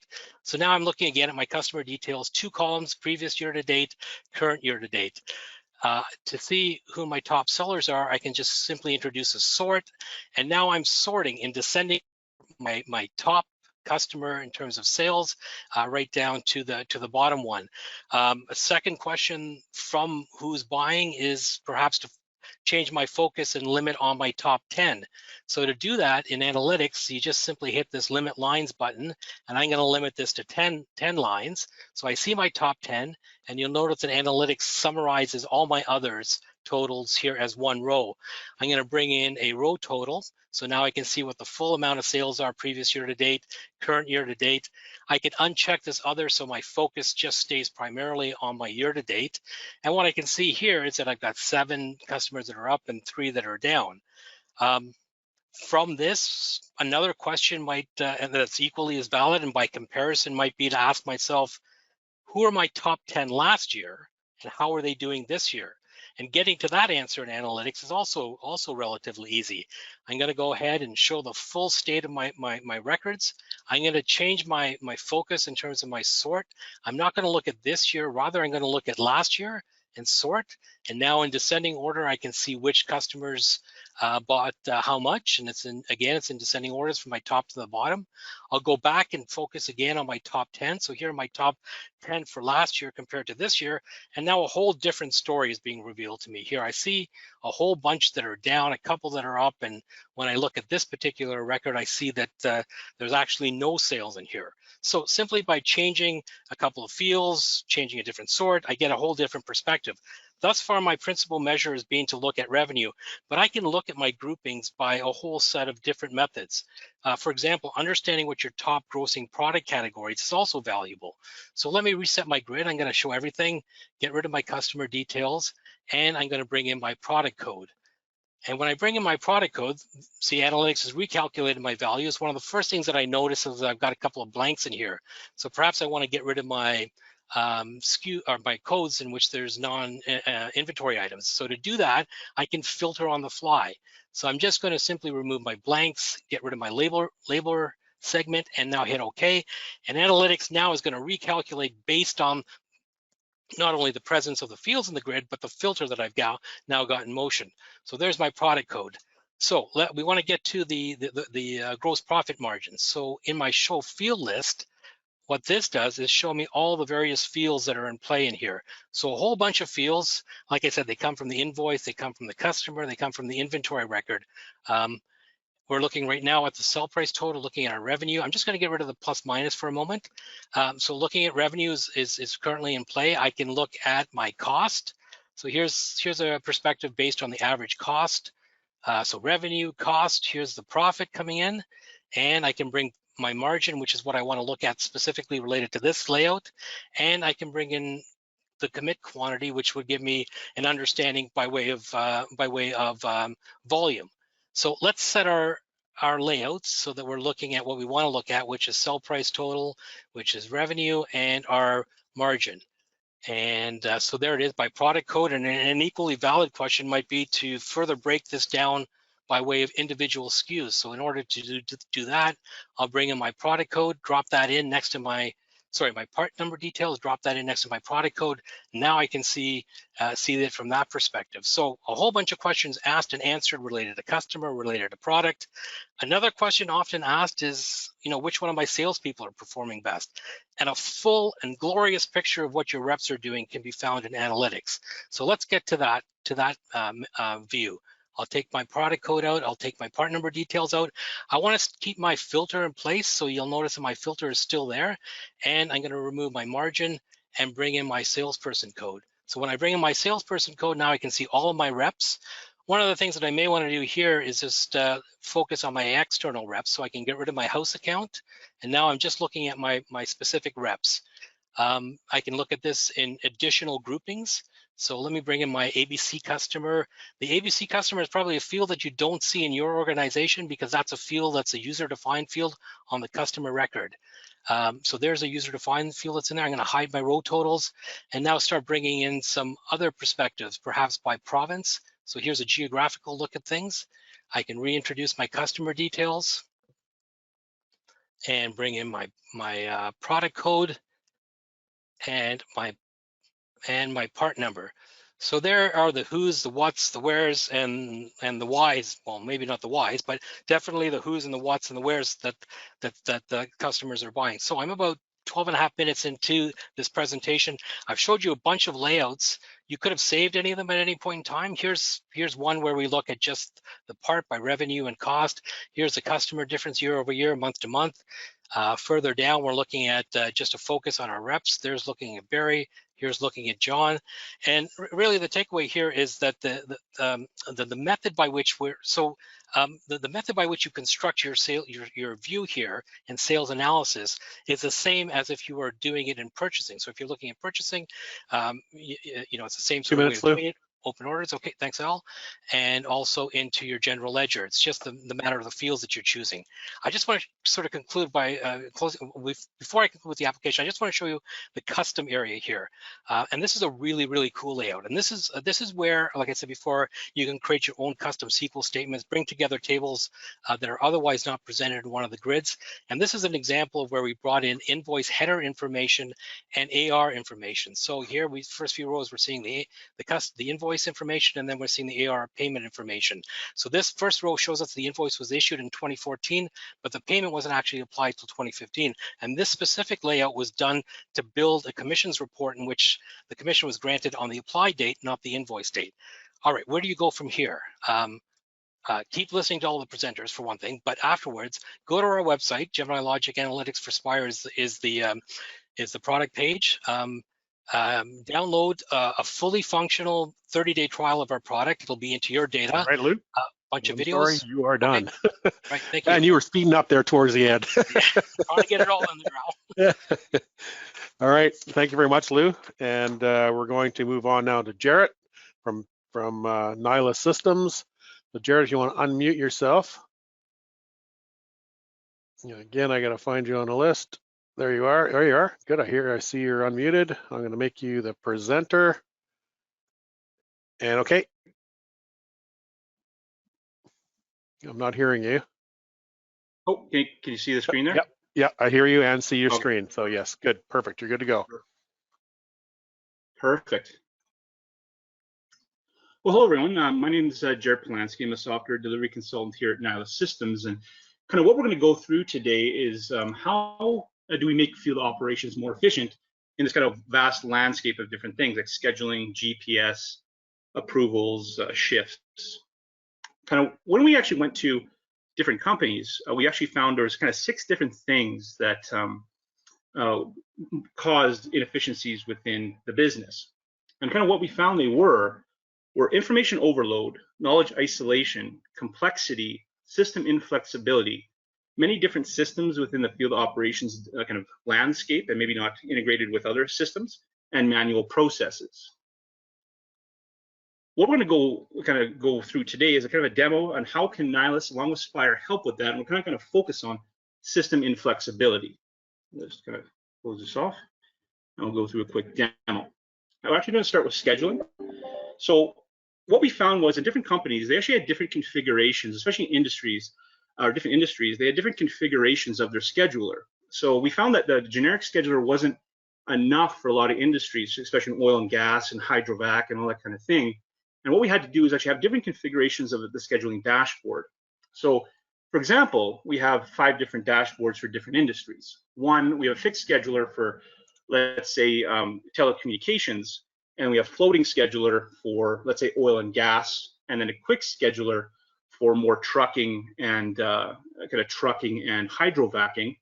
And then we have the drag and drop scheduler, which is more for kind of generic scheduling that can kind of cover. And then we have the block scheduler, which kind of covers hazard waste disposal companies that can kind of schedule on a 52-week kind of basis there.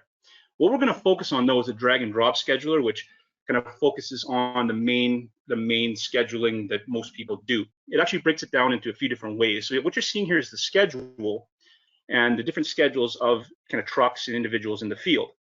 And you have different views here. So what you're seeing here, you can switch to like a timeline view if you wanted to.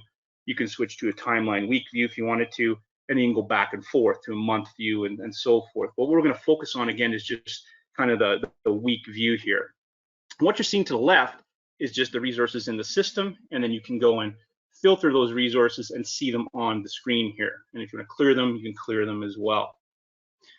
So you have also another configuration, which is below, which is the kind of a grid configuration of the schedules, which kind of represent the top. And you can do anything with this screen here. You can actually drag and drop the columns around. You can kind of hide columns. You can do whatever you want. And these are actually columns you can actually rename depending on the industry you're in. And you can kind of drag and drop these up and group things in different ways. So, you know, group different clients and so forth, if you wanted to. And what you're seeing here is the work order that is on the schedule, and that work order is directly connected to Spire. So all the schedules that hang off in Nihilus and kind of are related to the work order, and they are synced into Spire. So what you're seeing here is a representation of line items that can be inspired there. So what I'm going to do is go back over here. I'm going to go back up to the top. A couple other things you can do here. Also, again, reassign preview work orders, dispatch here, and you can actually customize the communication in here to whatever you want, because every industry seems to be different on the communication that they want to send out. So you can actually customize the communication in the profile of this scheduler however you would like. So I can actually customize anything I want in here, and it'll send it out depending on the dispatch.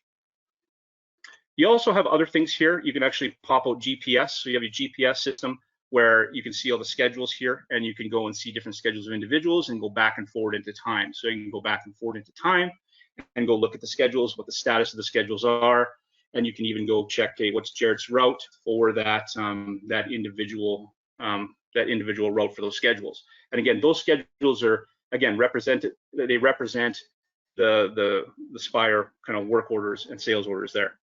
You can put layers on here as well, and they can be set up for your zones if you do have zones requirements in your company, and you can kind of build different polygons and layers depending on what you want to do here, and then you can color it differently there. So color it differently, whatever you want it to be done, and then you can call it, zone 3, 32. Save changes.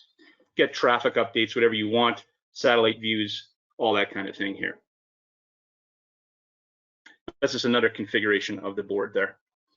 So what we're going to actually do now is we're actually going to create a job. So we're actually going to create a job. We're going to create a job in that time slot, and then I'm going to explain to you what all this means. So you actually can create multiple different types of jobs in Nihilus. You can create dynamic jobs, pooled jobs, and static jobs. What dynamic jobs are, they are the jobs that you actually can move around, or the field resources can move around in the field in real time.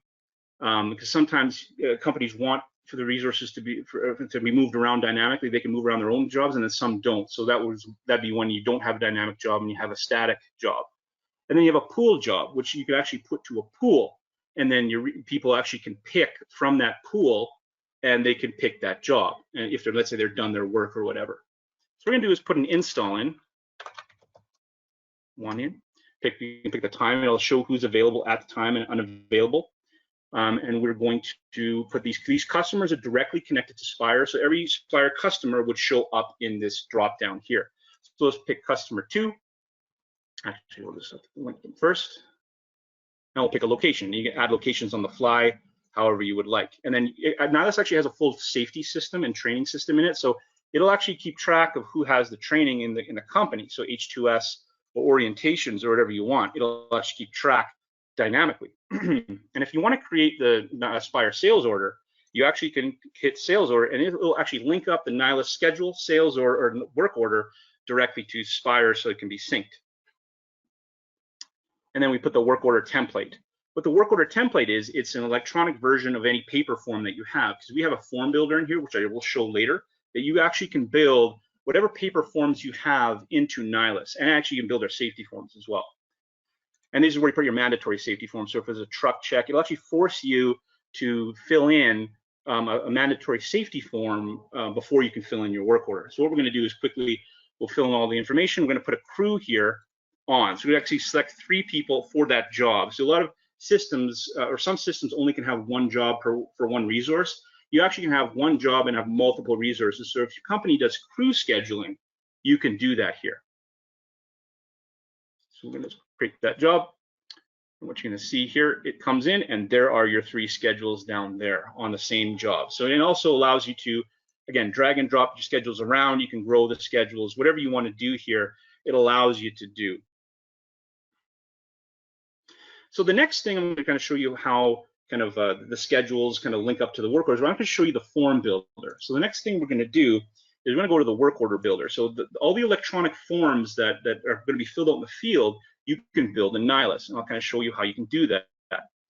We actually allow multiple different ways to build different forms in Nihilus.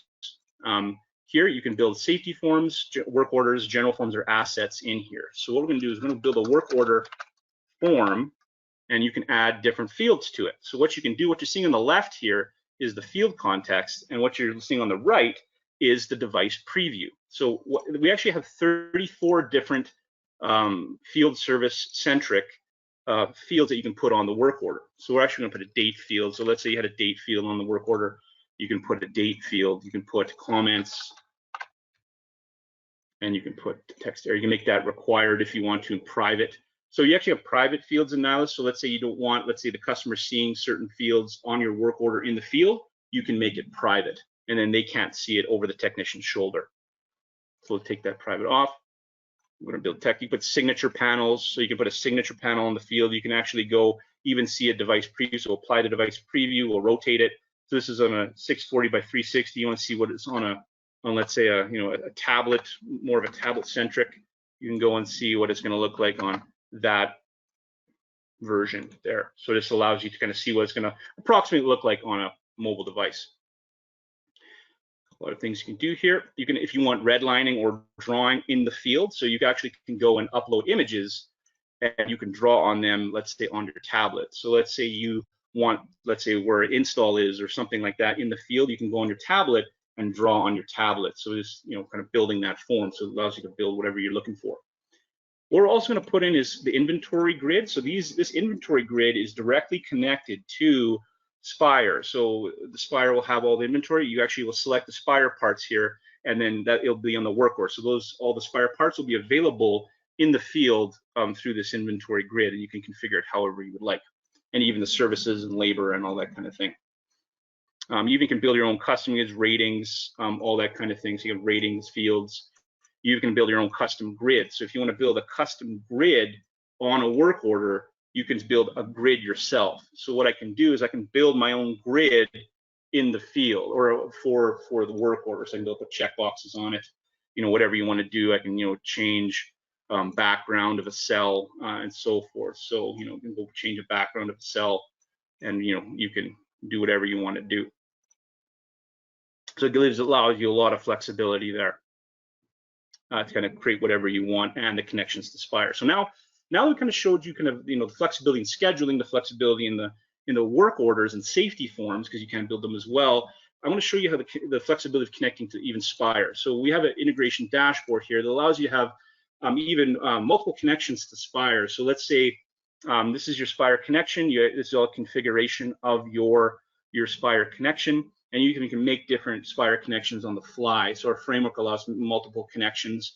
And then let's say you're upgrading. And let's say Spire is growing with their API and different functionality. We can just create a new connector in Nihilus, and you can have the old connector active. And then when you upgrade, you can actually create the new connector. So you just create a Spire connector 2, and we activate that connector, and then we pick, Spire, that connector, and we update it, and then we can, delete the old one or whatever you want to do. And then now that new connection would be to the upgrade or whatever you're doing there. So now that we showed you that connection kind of board and how you can configure, one other thing that I want to go through is that you can activate different integrations. So if you only want the inventory connect, you can configure that. If you only want the customer integration, activate that. If you just want the sales order integration, you can separately connect whatever you want there. And then you can actually set them, how real time you want based on a schedule, every hour, every 2 hours, whatever you want. And then you actually can set Spire filters here. So in the API, they have certain filters here. You actually can set their filters here and pull, specific warehouse data and everything from here, depending on what you want. So these are kind of the Spire API filters. You actually can set here, and it'll only pull certain inventory or certain customers across. We just get that filter from you, and then you can do whatever you want. Oh, sorry. 2-minute warning. Oh, yeah, perfect. And then you would map all the web form fields here as well too, so you can actually build map all the Spire specific columns here. So this is where you map to our web forms. The next thing I'm going to show you to keep it really flexible is that Nihilus also allows you to have an app builder in the system. So you actually can build your own mobile apps or mobile views into kind of what you want. So what you're seeing here is a kind of a tile-based mobile view, and you can actually go and build different mobile views and have them active for certain times. So you actually can give resources access to this mobile view and build different ones. So for certain projects have different requirements for a mobile view for certain individuals, you can have it active for a month or 2 months or whatever you want, and then you can you can drag and drop around whatever you want here. So you actually can build everything here. The last thing I'm going to go through is kind of the workflow. So what the workflow is, it allows you to hook up to pretty much any event in Nihilus. So that allows you to any web form submission. It's based on a trigger action based workflow. So there's an event happen or something triggers an event, it'll create actions off of it. So what we have here is a web form submission, and then you have an email and SMS off that, and you can configure that as you see fit there. Whatever you want, you can the email, you can put whatever you want looking in there, and you can have distribution lists sent to customers and so forth. This gives you infinite flexibility on what you send out. So, but yeah, that's pretty much it for what I want to show here. But I just want to thank Al and Spire for putting this on, and everybody for seeing through the presentation. And if anybody has any questions, yeah, there are questions in there, but I'll forward them to you and get them answered. But we have to move on to the next one. Perfect. Thanks, Al. So Don, if you can unmute yourself. There you are. I see you're unmuted. You are there. I hear you. So you make presenter. Yes, you should have control. Okay. Okay, I see your slideshow. Yep, we got it. We're good? You're good to go. Okay.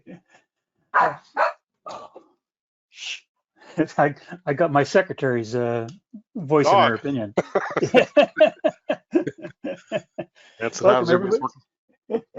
Welcome, everybody. My name's Don McIntyre from DMCL Online. Hopefully I don't have any more interruptions.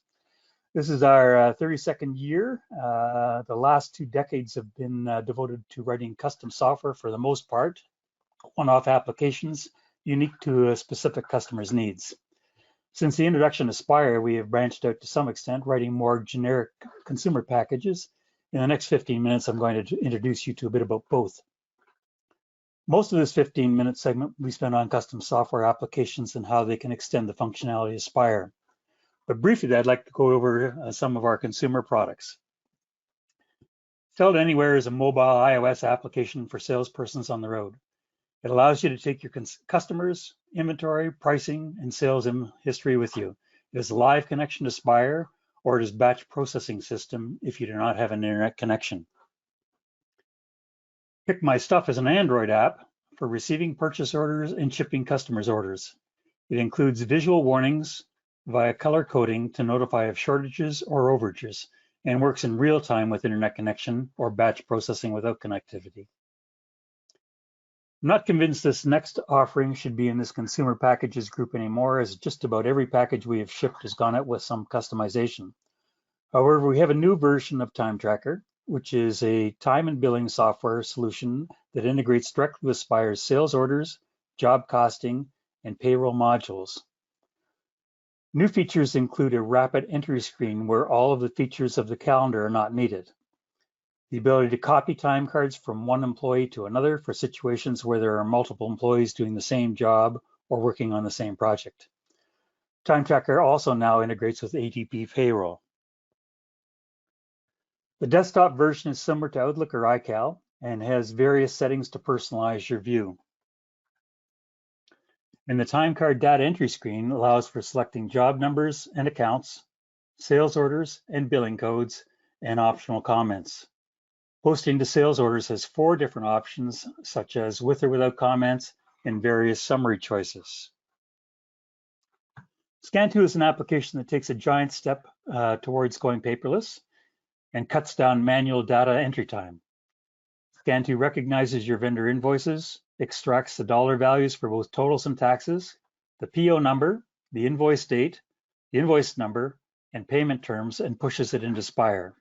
It can extract this information from either a scan or an email document and even a picture, and everything is saved as a searchable PDF document in the Communications tab in Spire. Since last year, we've written quite a number of custom applications that interface with Spire, some very straightforward and easy, and some causing a great programmer anguish. My intent is not to sell these packages to you, as they are very specific to a customer needs. But my intent is to give you some ideas of the scope of what custom software can do for you and extend the usefulness of Spire. Likely you have never heard of the Bullock BT9000 POS system. However, unless your only means of transportation is via horse and buggy, I'm willing to bet that you have seen it hundreds and perhaps thousands of times. It is used by all the companies shown on the screen and many more smaller independent operators of both gas stations and convenience stores. Our Spire integration with the BT9000 is PCI compliant, processing both debit and credit cards. It is fully integrated with Spire's customer, inventory, and pricing modules. It adds more features such as buy one, get one free, quantity breaks across multiple part numbers such as buy any 5 cases of pop, regardless of flavors, and get 10% off. It allows mix and match pricing too. It supports both loyalty cards and gift cards. It posts to accounts receivable, the general ledger, sales history, inventory, and all related analysis fields. I demonstrated this application last year, but I'm showing it again as it ties in with a featured product I'm going to present in a few minutes. One of the attendees from the Vancouver conference 2 years ago wanted a graphical interface to the production manager in Spire. Their problem was that whenever a production line broke down, they had to manually open every production order in advance to start date by a specific number of days. They also wanted to be able to glance at what their production was expected to be. On the screen shown, they can multi-select on the different production orders and either click on the number of days to adjust or even drag to a new date on the calendar. They can also multi-select and change the phase, as well as filter on any of the columns in the grid. Right-clicking on any date on the calendar brings up the details of each production order for that day.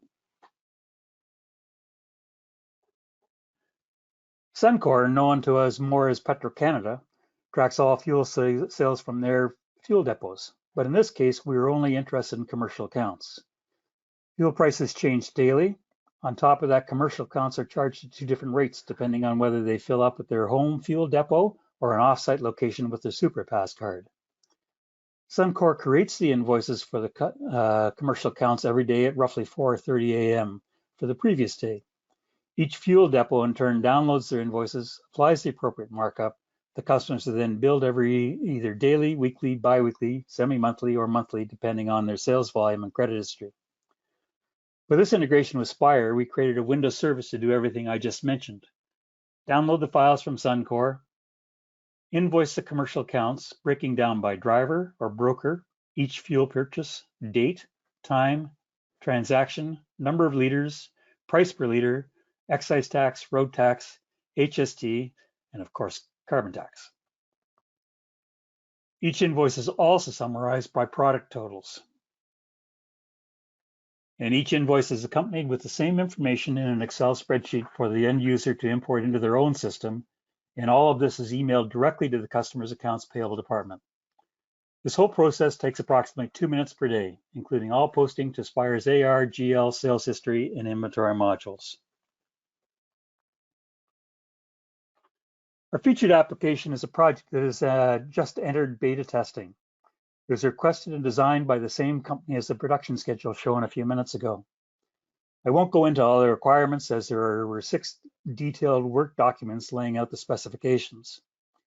There were to be 3 applications, one to generate custom barcodes, one to administer users, scanners, and produce reports, and a mobile scanner application. Some of the more interesting requirements were that the inventory had to be stored in multiple locations, and the unit of measure used throughout the scanner application was not necessarily either the stock or the purchase order unit of measure, but the unit of measure primarily used in the production module. Virtually all raw materials were assigned a lot number when received by the purchase order. The barcode application was to create a single barcode with both the Spire part number and the lot number combined in the label itself. In addition, the label was to display expiry date and logo, clearly identifying the type of product. It also had to print from Spire's purchase orders, purchase history, and inventory lot number tables, and it also had to print location labels. The labels were pulled from the user-defined fields in Spire's inventory module. The location data was pulled from the external database.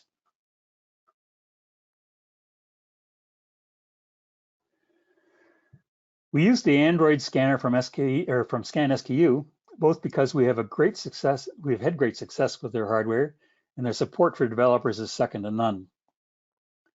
The Android application's functions included receiving purchase orders, tracking inventory movement with full audit trail, picking inventory for production orders, cycle counting, inventory adjustments, reprinting of both inventory and location labels, and inventory lookup. Purchase order receiving displays the full PO, including assigned lot numbers, required quantity to be assigned locations, and that remaining. Typically, locations are scanned, but could be also manually entered. Interestingly, the quantities and corresponding unit measure converted to those used by the production module and not necessarily either the stock or the unit of measure or purchase order unit of measure. This standardized how all employees deal with each product to reduce errors when picking for production orders. Inventory movement is exactly what you expect and is in real time. So any other scanner doing an inventory search or any other function on the scanner can immediately see all locations, quantities at that location, and expiry dates. Production orders can both be picked and excess raw materials returned. The initial screen shows all inventory required for that particular production order. Non-physical inventory such as labor is not shown. Selecting any line item displays all the locations where that part number is found, sorted by expiry date. And selecting the Pick button allows scanning or manual entry of the lot number, location, and quantity. Not shown, but in the administration program, there are reports for audit trail and inventory balance reports comparing totals in Spire to external databases multiple locations. Finally, one quick example of managing Spire's retail pricing for an agricultural supply company whose costs changed weekly. In a previous SIP conference, I demonstrated the EDI integration with Spire for Cargill and their dealers. In that application, we update roughly 3,000 part numbers each week, plus receive and close the purchase orders, post accounts payable invoices, as well as process the pre-authorized payments, and enter all the sales orders for customers' bulk fee orders. One challenge the dealers had was notifying their customers of the current pricing each week. The application showing on the screen right now managed all price levels and quantity breaks with all their own multiple methods of calculating selling prices with options well beyond dollar or percentage markup. It also comes with the ability to custom design customer price lists showing just those customer products. It also comes with its own report writer to create unique formats. All the above applications are the backend are run by web services, such as anything that we develop nowadays, and can be installed and run from any location that has access to the Spire data. Well, thank you for your attention, and if we have enough time left, I'd be glad to answer any questions.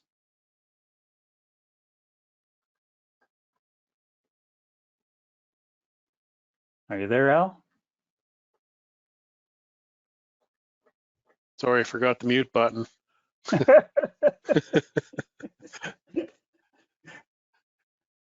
Okay. If you got any questions, go ahead and key them in. While we're waiting for questions for Don, I'll just go back and see if there's anything I can answer.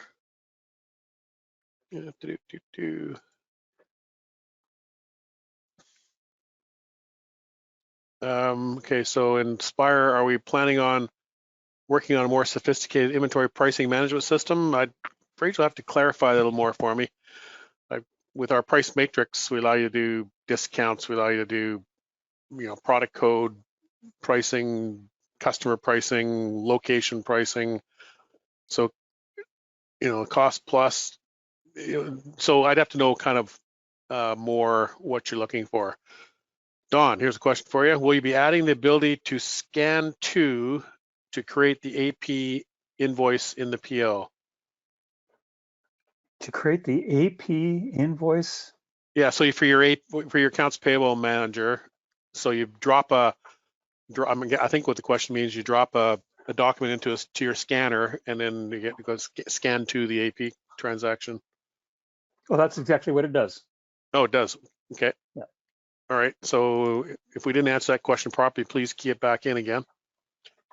Okay. Your next question is, the mobile connection will be cloud-based ? Yes, everything we're doing now is cloud-based. Yeah. Okay. So it'll run off a cloud device. So pretty well anything. Yeah. Yeah. Okay. All right. So that is. Oh, here we are.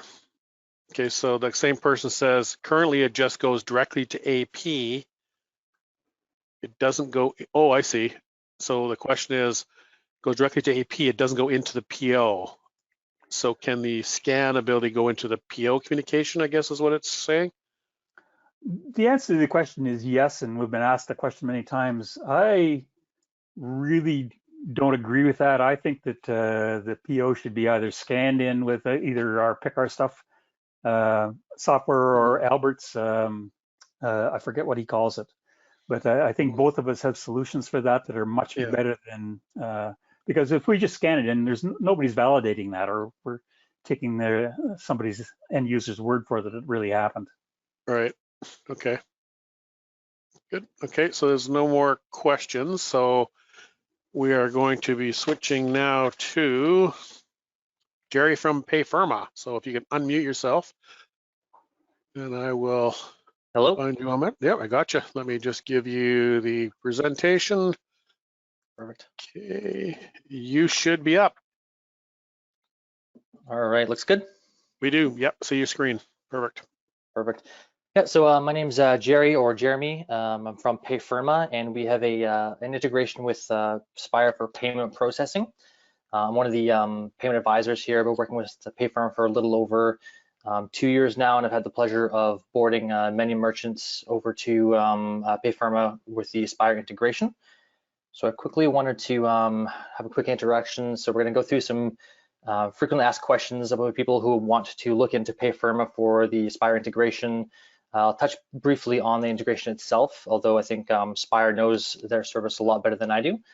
Go into some rates and pricing, and then leave my contact info for questions at the end. So Payfirma, we've been established since 2010, and we've now boarded, we currently manage a portfolio of over 5,000 merchants. We are based in Vancouver, Canada, and we have our PCI DSS compliance, and that's actually a quite important certificate for us. We have to manage that basically annually, apply for it and make sure that all of our software, all of our integrations, all of our API is compliant to the highest standards in the industry. And that's really valuable for you as a merchant to know that you personally don't have to get that yourselves and spend the thousands of dollars and meet those requirements, because we do all that for you. And that's important if you're doing any transactions online, or if you're trying to use a customer vault, more so with people who are currently with, let's say, Elavon or Global right now. We work with any bank in Canada with CAD or USD, so we can deposit to any funds there. And for the depositing of funds, it's a 99% of the time, it's a next day delivery of funds. So each evening, we automatically batch out, and in the morning, your bank automatically batches in for those funds.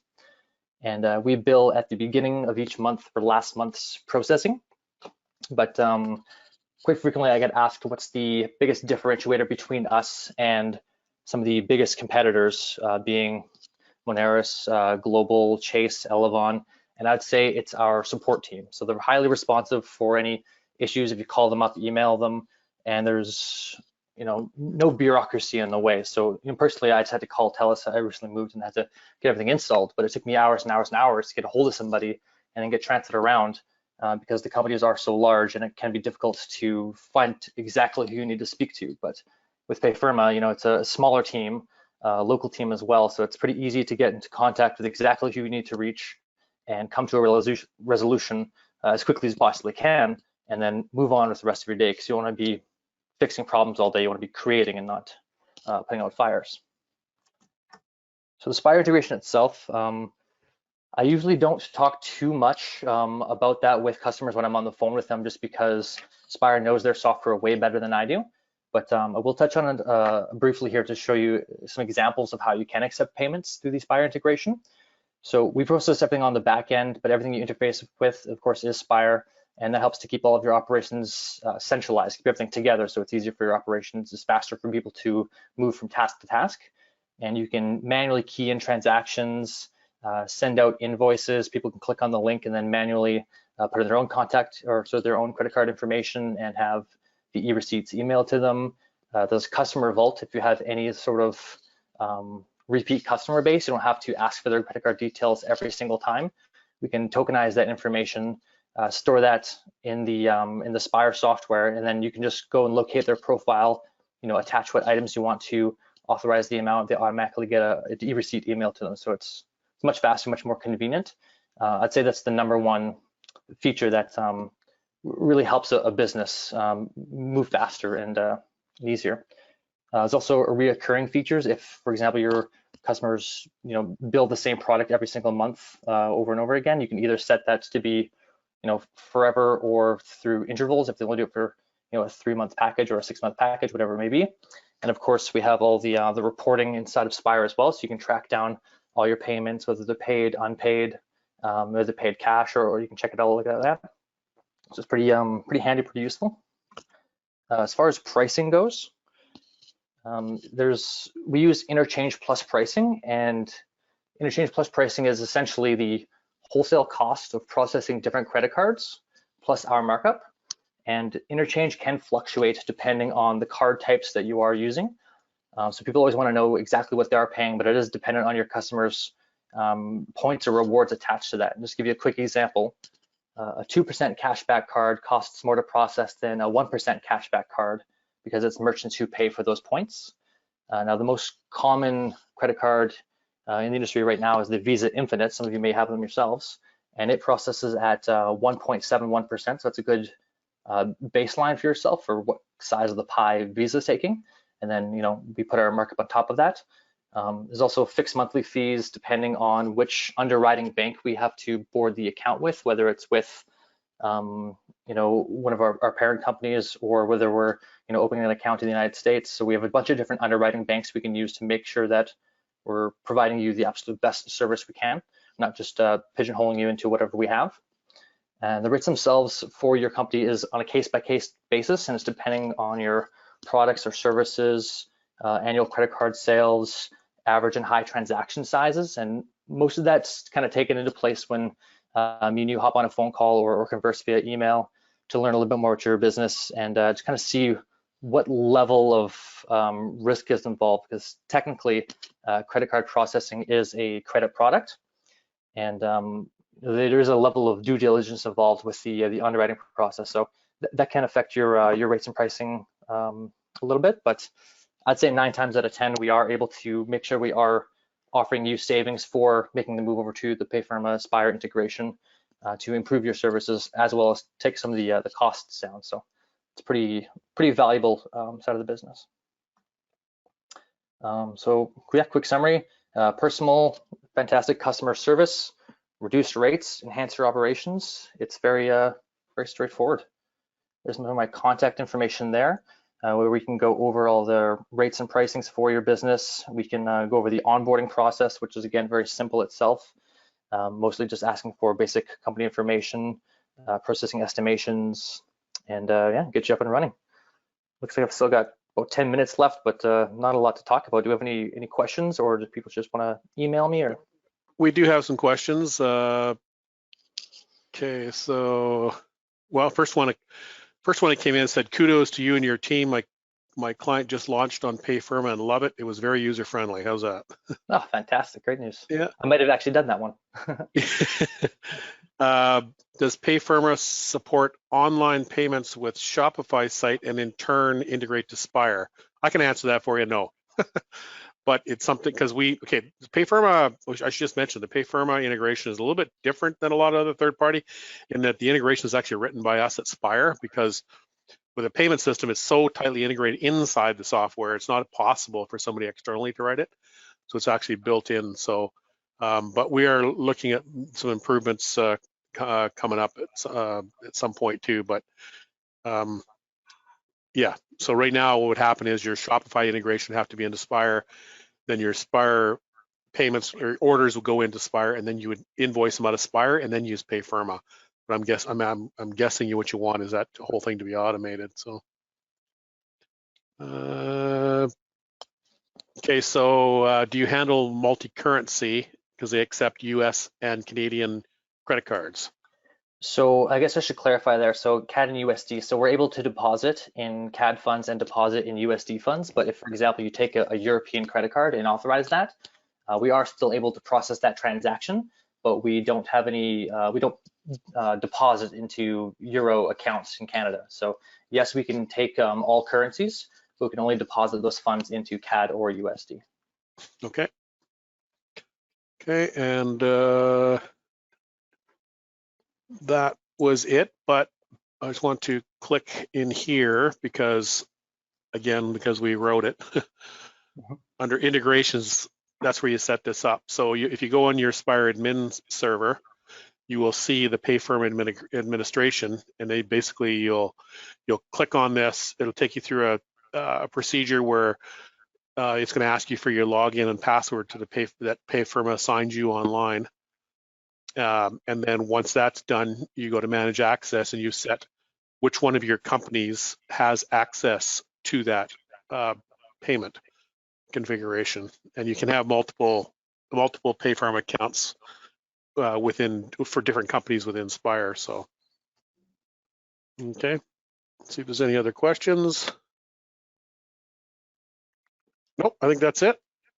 Perfect. So, Rick, you're going to get an extra few minutes, which I'm sure you'll be happy about, because I've never known you to have not enough material. If you want to unmute yourself.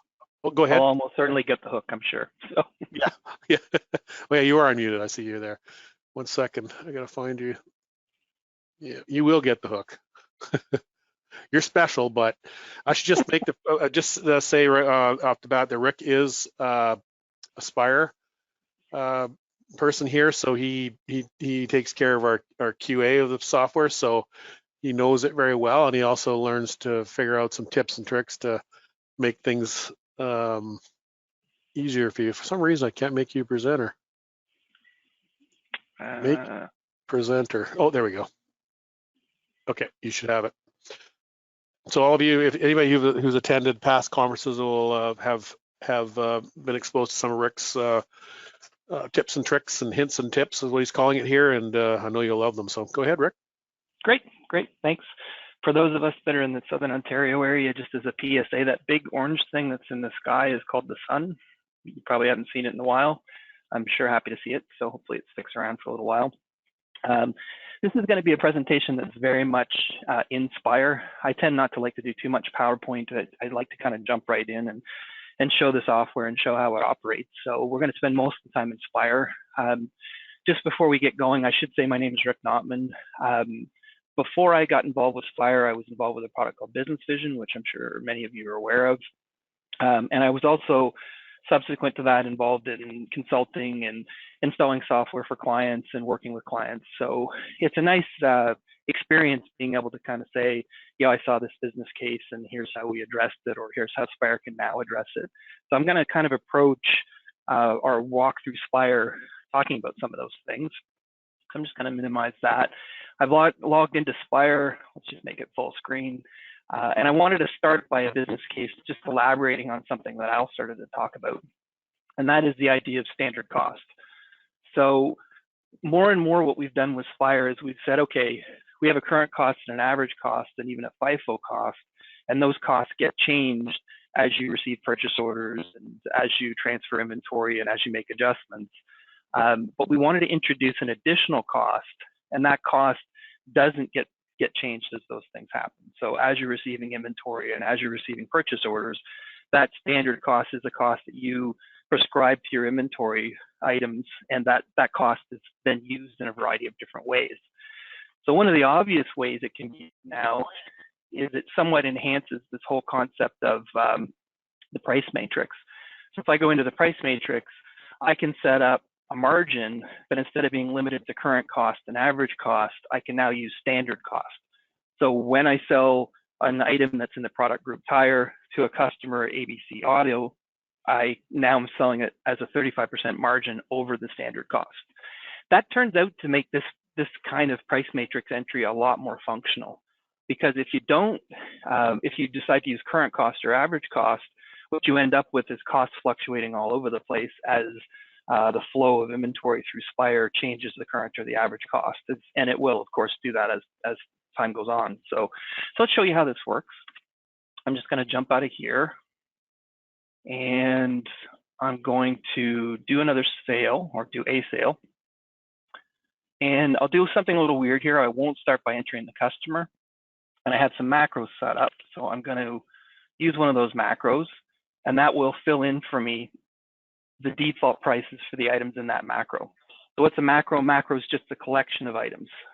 Super useful if you're not using them. Whenever you're selling groups of items, instead of having to type them in one by one, if you put them in a macro, you can have them drop to the sales order grid or even the purchase order grid all as sort of a unit.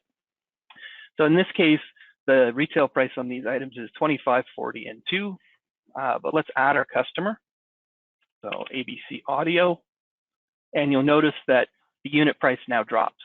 So the unit price is now the standard cost I've ascribed to these items plus the 35% margin to arrive at a unit price. The benefit to this, and just to make this point, I'm not going to save this sales order, is that as I start to buy more of those items, those prices won't change. So to show you that quickly, I'm going to go in and do a purchase order.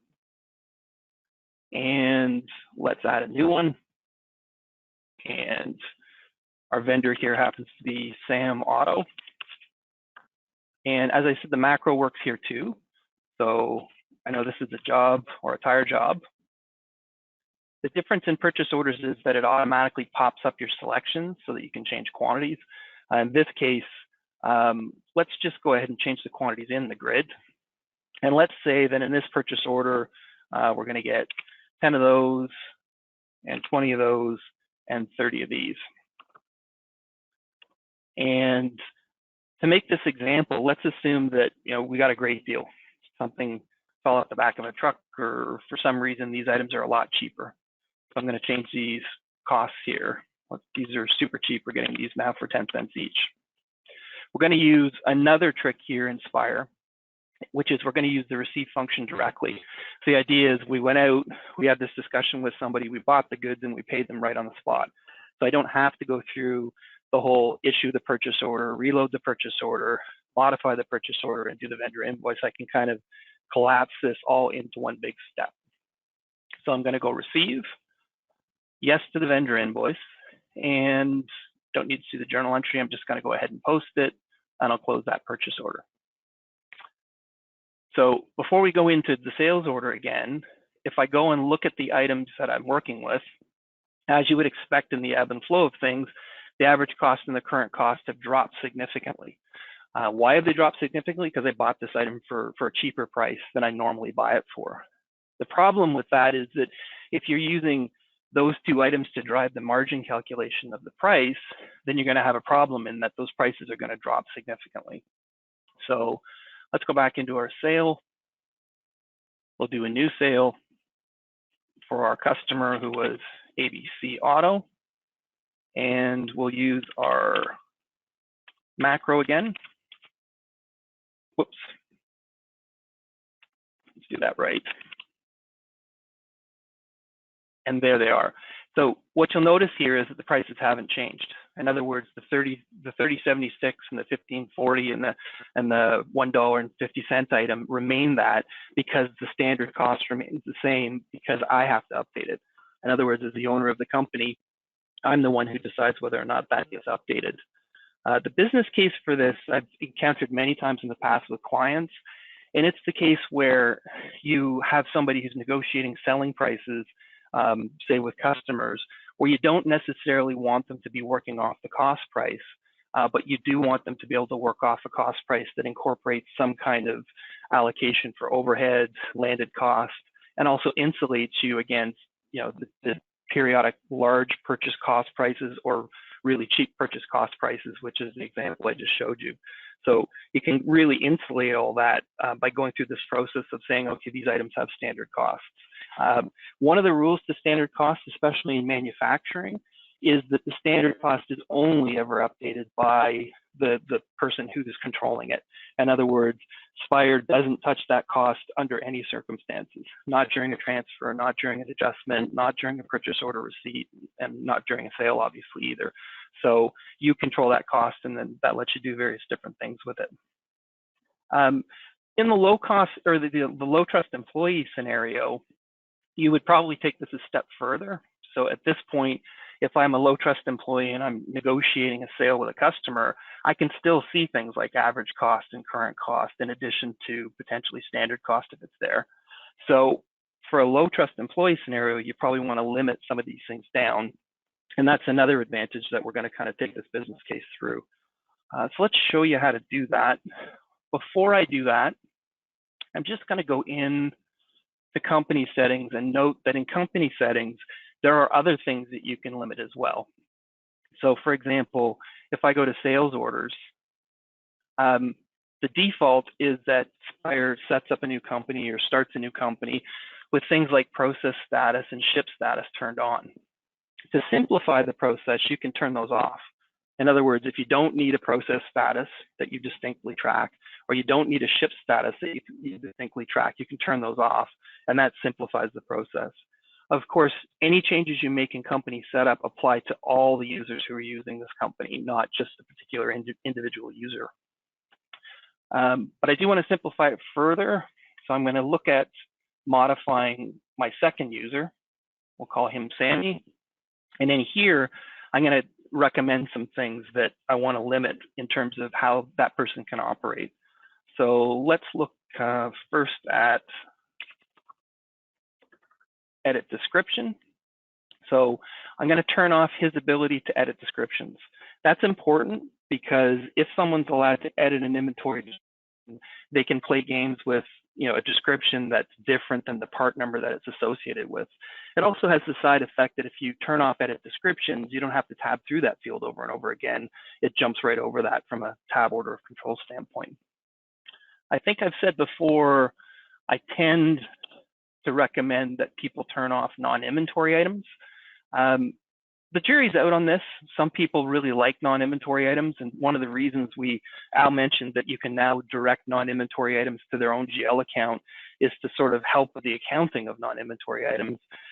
Personally, I tend to think that it's not something you should be using as a general rule, because if somebody's typing in part number Apple, and then 6 months later somebody types in part number Apple but means something else entirely, you've lost the analysis ability. You know, two apples are not the same thing any longer. So we'll turn that off.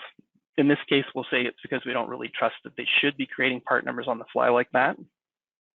And let's say that we also want to speed up the processing. We don't ever want them taking credit cards, so we're going to say we want to default them to on account, which is another option. This is again a speed thing. If you default somebody to on account, it means that that user never goes through payment methods. They only go directly to accounts receivable. Someone managing accounts receivable can, of course, still continue to accept those payment methods. You're just skipping this person's ability to see that screen. And I've worked with enough people in environments to see that some people probably are not great at doing things like split payments and handling credit card authorizations and so on. So here we're skipping right past that part for this person. What else have I said I want to change? That's good for now. Let's save that. Now, of course, I have to log on as this other user. A little hint here, F12 jumps you right back to the logon screen, where here I'm going to log on as Sammy. And I'll click OK. You'll see the left screen as soon as I log on here. Simplifies somewhat. Oh, it looks like I've turned off access for that user. Oh, I know what I did. Give me 1 second. In the process of doing this, I actually messed up my example. So I'm going to fix that.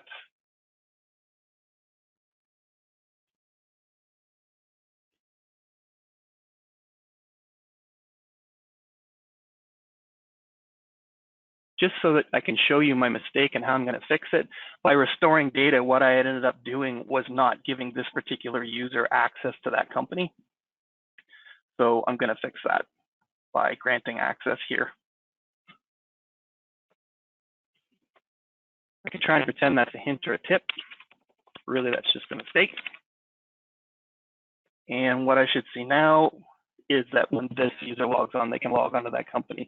I guess I could say I've accidentally given you a hint or a tip, which is if you're restoring companies, let's say your server failed and you're restoring companies, restoring the company does not automatically restore each individual user's access to it. You have to restore that within the Spire company administration. So that's a hint or tip that was entirely accidental. So I was going to say that on the left-hand side, this user is now limited because they're a non-admin user to particular modules which we default to. And then, of course, that can all be modified further. So we can add additional modules and we can remove modules as well. I want to keep going with this. For this particular user, I want to trim things down even further. So what I'm going to do is, while I'm logged on as this user, I'm going to go in here and I'm going to limit the columns to what they can see. One hint that we've added in recent versions of Spire that I think is a really handy thing is that if you select all and then select none, you can you want to see within the grid. And that's true of all the places where you can establish this information. So here I want to see retail price and unit price and so on. I also like line number. I find that quite handy. Line number is useful when you're referring across orders to, for order number 6,000 on line 74, I had a question. Is a little easier than for order number 64 on, or for order number 6,000 on line, you don't have a line number, so part number XYZ kind of thing. It's harder to refer to that. So let's also, while we're at it, set them up as a compact view. So when Sammy logs in at this point, it's pretty easy for him to start processing orders. He enters in the customer number, tab, he's in the grids. F2 is what takes you into editing. And of course, he can enter in his entire job item, press tab, and he's on to the next line. So notice that it skips over the description field, so you don't have to worry about editing that. And at any point, you can finish a line just by pressing enter, and that takes you down to the next line. So this person's limited to what they can see. I'm allowed in this case, and I should have probably mentioned that I can put standard cost back in here because they are allowed to see standard cost if I turn that on, but I can disallow them from seeing average cost or current cost as well. So relatively easy for you to simplify these screens. I think that even for non-low trust employees, it's useful to do this. I've seen lots of Spire customers where they come in and they've got a huge grid with all the columns that are available that Spire shipped with, and it just creates a little bit of a visual confusion because if you're not using things like levies and you're not using things like tying employees to lines, there's really no reason for you to have to keep that column in place at all times. It's much nicer if you can just simplify things down or bring things down to the point where it's as easy as it could possibly be. And then, of course, you can move these lines around. So if you want the line number over here, you can do that, and it all stores it by user. I won't go into the details of how, but suffice it to say there's actually a trick for how you can take the settings for this workstation, which is the columns that are being displayed and the sizes of the columns and so on. And there's a way to save that and then transfer it to another workstation. So if you're setting up a brand new workstation for somebody and you want a nice, instead of having to go through this setup process, there's a way to do it once, save that file and restore it on another machine. And in the Q&A, I can answer that or I can elaborate on that. I have a document on that as well. One quick thing Al often notes, let's save and close and do a new sales order, is that if you're coming from a product like Business Vision, you were somewhat limited in terms of what you can type in the customer number field. Here, the full text index within Spire gives you access to finding things based on a wide variety of criterion. So I can type in elements of what's in the customer communications, address information, telephone numbers, all kinds of things will let you pull up a short list you can select from of that customer. That's true of things like part number. You can type in a UPC code, you can type in the description, virtually any element that's stored within the part number becomes a search key for entering things in. So again, keep that in mind. That can really help make things quicker and easier as you're processing. I said that I wanted to invoice an example just to show you that it's going to skip over payment methods. So if I go to invoice, what I'll see here is it just goes directly to the invoice screen. I can choose to preview that, and it skips right over the extra step of the screen with payment methods on it. So remember, that's a user setting. You can have some users who are going through the payment method screen and tendering immediately, or you can say in this low trust user scenario, I want everything to go to accounts receivable, and I'll deal with the payments after the fact. So that's an option for this particular person as well. So the theme here is really just how do we simplify things to make things quicker, to leave less room open for mistakes to be made. Let's take this example a little step further. I'm going to have to switch users again. So remember, F12 lets me log off. And I'm going to change this scenario a little bit. Let's say that in this example, I don't even really want this person to be able to invoice. So I'm going to go back in and edit this user. And let's look for invoice. Remember, I'm using another trick here. This is a quick way to search for settings based on their name. Spire is getting to the point where there's quite a number of settings, so this really is just a way to help speed things up. And here, I'm going to say that currently they're allowed to invoice, but I'm going to disallow invoicing. So here I'm saying I really don't trust this person. I want them to be able to take an order, but I don't want them to be able to see anything but standard costs, which I determine. I don't want them to be able to invoice. I want as limited amount of responsibility on this person as I can possibly give them. So no invoicing for this person. What I also want to do, though, is I want to keep track of the state of the order as it happens.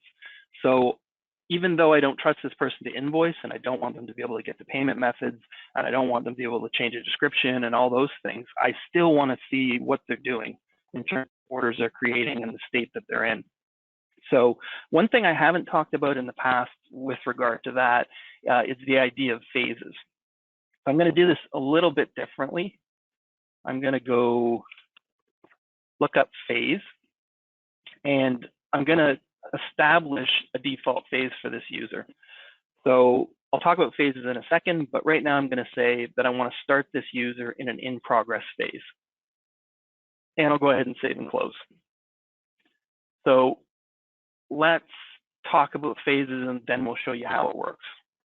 So I'm going to go into phases and I'll show you what I've set up. I should start by saying that Spire doesn't ship with any phases by default.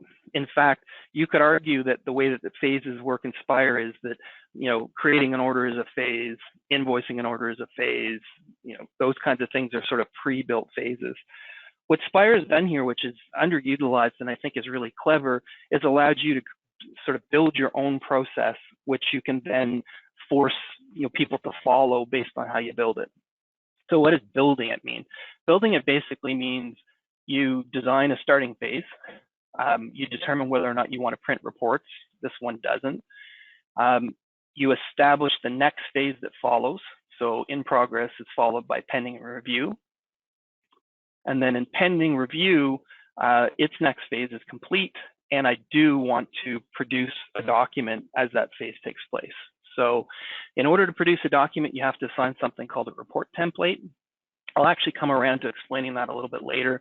The trick to this is if you want to know what the report templates are, they're all in Spire administration. You can see exactly what the report templates are and thereby what sort of report section you want to throw up as this process takes place.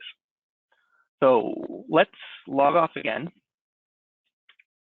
And we'll log back on as Sammy.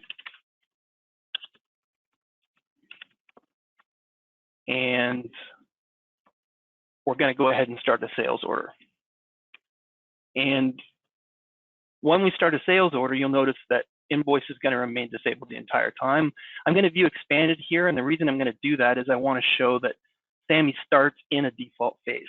So his default phase is in progress, meaning that every time he creates a new order, it gets assigned this category, and that category is meaningful to you as a company in some way. You design how those phases are going to work. There might be a QA phase, there might be a manager sign-off phase. I think I've seen as many as 8 phases in some examples that I've seen that people have used, where it's just the order proceeds in each of these stages. It could be as simple as pick, pack, or pick, pull, pack, or it can be as complex as some kind of scientific thing that you need to keep track of. So Sammy starts in this phase. He's going to do the same kind of order again. And let's stick with our macro just so we can throw some items in there quickly. And what you'll see is that while he's going through this process, he's working on the order. If I save that, I can show the phase up here in the list if I want to. Let's do that actually. Let's say we're going to limit this list to order number, customer number, name, and we want to see the phase. So anybody looking at this order list, including Sammy, can see, okay, what are the various stages of this order? What phase is it in? And of course, you can take this further and save a filter so you can show only those in progress, only those completed, and so on. One of the most important parts about phases, though, is that while this order is being worked on, if I go over to the phase, I can take notes about the state of that phase. And I think this is actually kind of the most important part of this, because as a manager who's looking down on people who are processing these orders, your first question is, why is this order still in this phase? Like, why have you not proceeded forward to the point where we can invoice yet? So here's where you can put some explanation. Here we're waiting on company owner to return from vacation, for example. And what'll happen is that gets tracked now against that phase. So let's keep going. We'll reload the order. The owner's come back from vacation. Sammy wants to advance the phase. All he has to do at this point is press next phase. And that does 2 things. That advances the phase. So pending and review is the next phase in the sequence we designed. And it also throws up the report template dialog, which is going to include all those reports that would normally be associated with that template. So here we might do, an order confirmation, or we can customize a form specific even to that phase. so that can be signed off and notes can be made on it about what's happening. Again, I'll keep saving and closing this just to sort of show you the process. Here now, pending and review is now the current state of the phase of this order.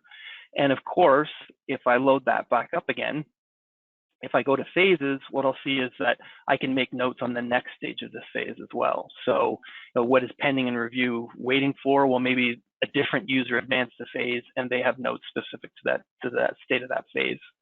And then of course, when we're finally signed off and we're all ready to go, we can advance to the final phase, which is complete, produce another document if we want to.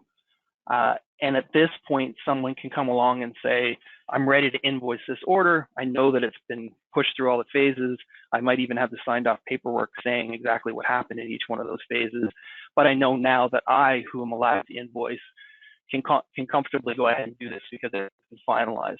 Inventory availability, selling prices have been established. There's been a customer agreement, whatever the particular states of things are. So long story short here, if you're not using phases, I find them to be really useful, even for simple things like tracking when the packing list was printed. Well, one way to do that is instead of using some sort of process for that, assign a phase. You throw this up and you want a packing slip printed and then an order confirmation and then so on. Building processes is kind of the concept behind what a lot of CRMs do, and we're doing the same thing here with allowing you to customize that process. Okay, so we've taken these things through, we've limited this particular user. I'm going to switch back. So again, F12 will take me back. And we'll log back on as a user who can have access to doing a lot of things. And we'll log back in. And let's talk about something a little off the track of what we've talked about so far. Al talked a little bit about this, but I wanted to kind of reiterate something that he was showing. If I do a new order, let's pick the same one we're using. We made a small change to the way that weight is handled here. Let's add a few items, just like you did before. Whoops. So you'll notice that in the bottom left-hand corner, you have the total weight. So unsurprisingly, that's the total weight calculated based on how many units you're selling and the weight of each one of those units. And of course, as you go forward here, as you're shipping more and more, those weights are going to go up or down according to what you're doing. But one thing that people asked us to do, which I thought was a good idea, was leave this field open for edit. And the idea behind it is that even though you have weights associated with items and you're building them up over time, at some point when you're committing to finalizing the sales order and shipping it and putting on a skid and wrapping it and doing all those things, you have to oftentimes recalculate what that weight's going to be, and it's not always the weight that the system tells you, for all the reasons that make sense. You put it on a skid and the skid weighs something, you put wrap around it and that weighs something, you throw in some brochures and they weigh something. So what we allow you to do now is say, okay, I'm going to override this and say that the new weight is 25.5. And what happens is that when I save this order, that weight is now persisted, meaning that we have a user override flag that tells us that regardless of the weights that were calculated, the user has chosen to override this weight, and that's the weight we're going to use for printing on documents and storing against the records that go to sales analysis. So it's common in a lot of systems to have that kind of okay, we've got a tare weight established, and this is what it is. Either we weighed the items or we've set it to some threshold or whatever. So we've added to the kind of the weight concept by doing that. Let's show you a quick example also of requisitions. I know Al talked about this, but I wanted to point out a couple things or just sort of reiterate a couple things that he had mentioned. So let's do a requisition. Again, I'm going to start a sales order to do this. And we'll do it for ABC Auto. And we'll use our job item again. But this time, instead of taking the default presented quantities, 6, 1, and 4, I'm going to say I want 100, 200, and 300. So one of the things that's I think people struggle with a little bit about requisitions is where do you use them from? You can use them from a number of different places. I can do a requisition directly from inventory. I can do a requisition from a sales order. There's a variety of places I can do them from. And on top of that, there's a variety of targets potentially for requisition. The example I often like to show is the one that's topical. I've just created a sales order and I know that I'm short. So I can ship some of them, but I know that there's back orders on some of them. So let's do a requisition right from here. In the requisition, when you do one, you'll notice that what you're asking for is not necessarily what the order says, but what the order says, less available inventory. That's why you can see what's on hand, and you can see the requisition quantity is not 100, 200, 300, it's that less whatever it is that's on hand. Again, requisitions are sort of pie in the skies. This is a guess based on what we think the best requirement scenario is here, but you can of course override it. You know, if you know that you can negotiate a better deal with a vendor if you buy 200 of something, you can change this value to 200 if you want to. Key to the requisitions is you need to have a target type, which the system determines, and you need to have vendors established on the part numbers, or you need to provide a vendor. At this point, I'm ready to do the requisition. So you'll notice if I keep an eye on this order number column, when I click process, that fills in with the purchase order or purchase orders that are produced as a result of this process. So the key is, do you have what's necessary to create these purchase orders?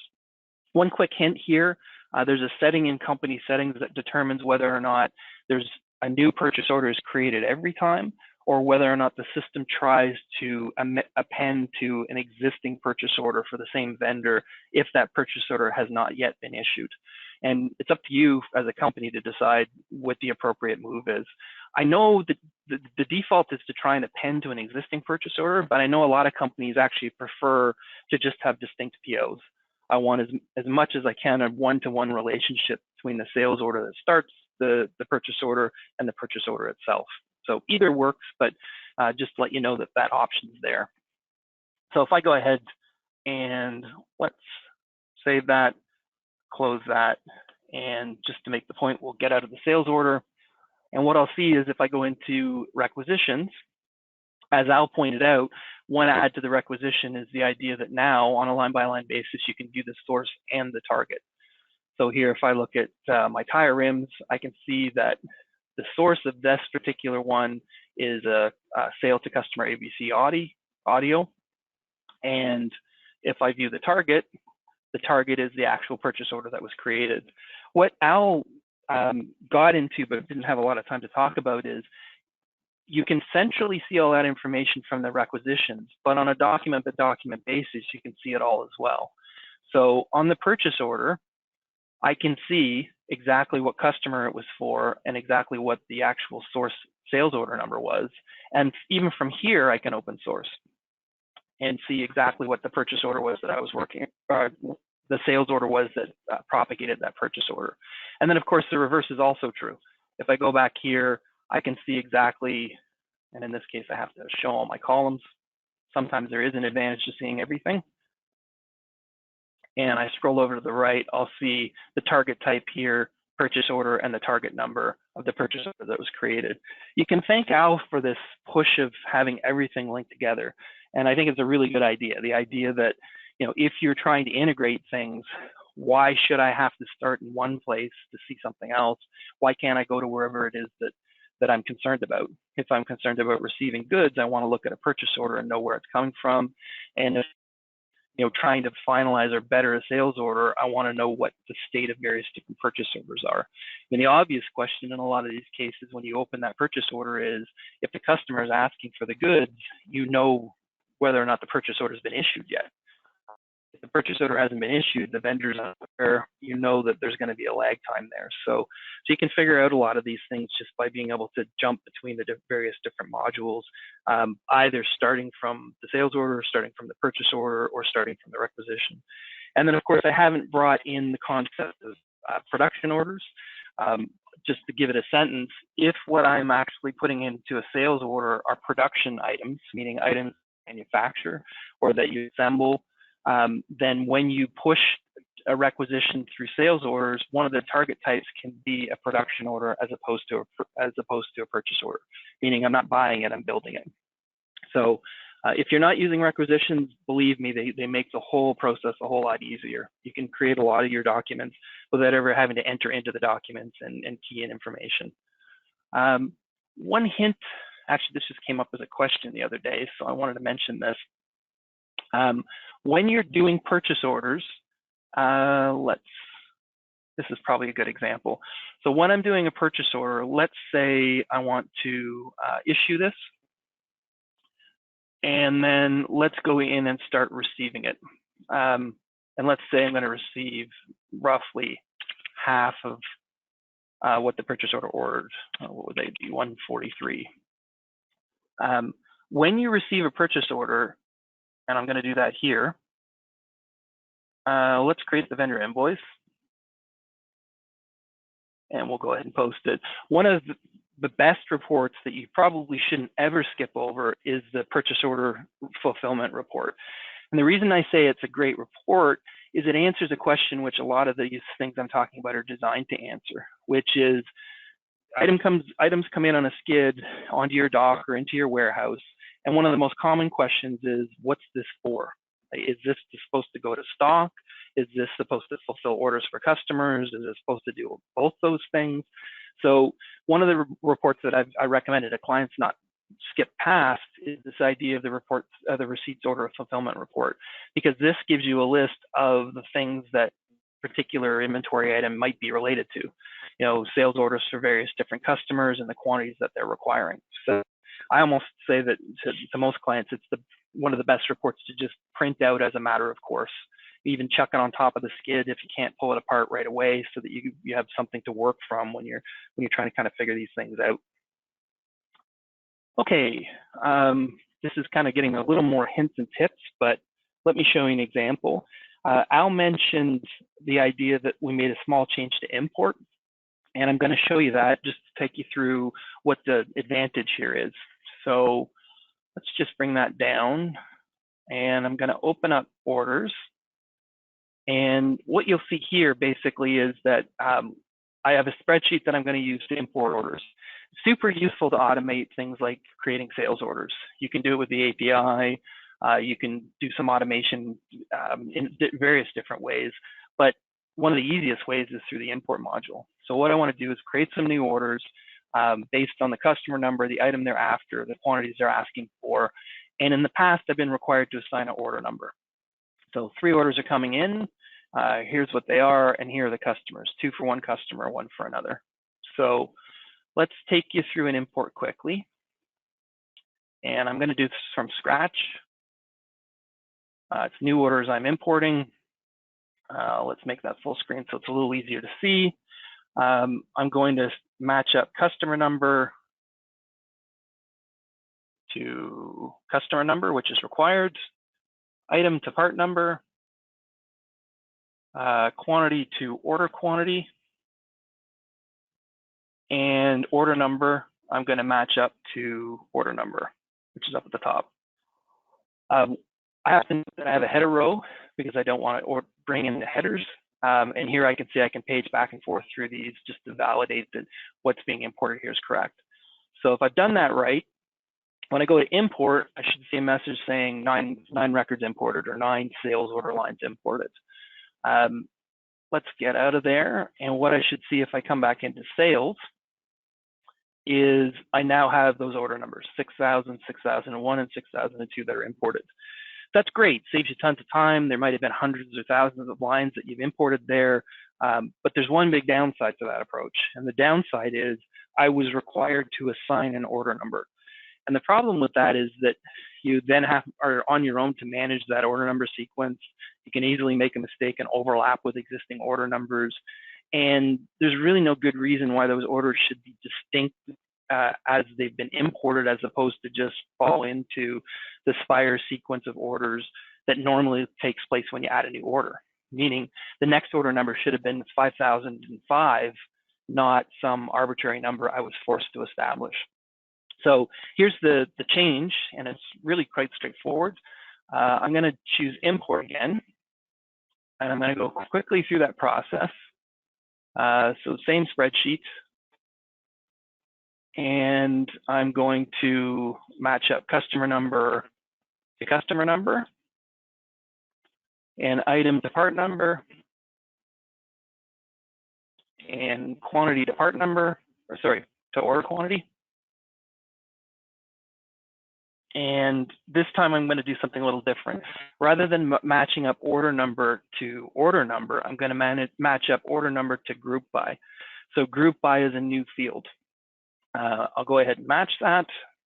I'll note that this has a header row, and I will go ahead and import. And if I've done that right, I should see 9 records have come in. So I'll close that down. And when I refresh, what I should see is 5005 comes in, and so on. So 5005, 5006, 5007. And I can open up these orders and see that they're the orders that I imported. And I, of course, have the banner to commit inventory if I want to. So long story short, the trick to this whole thing is that when you're dealing with this, these no longer have to be order numbers. They can be anything you want.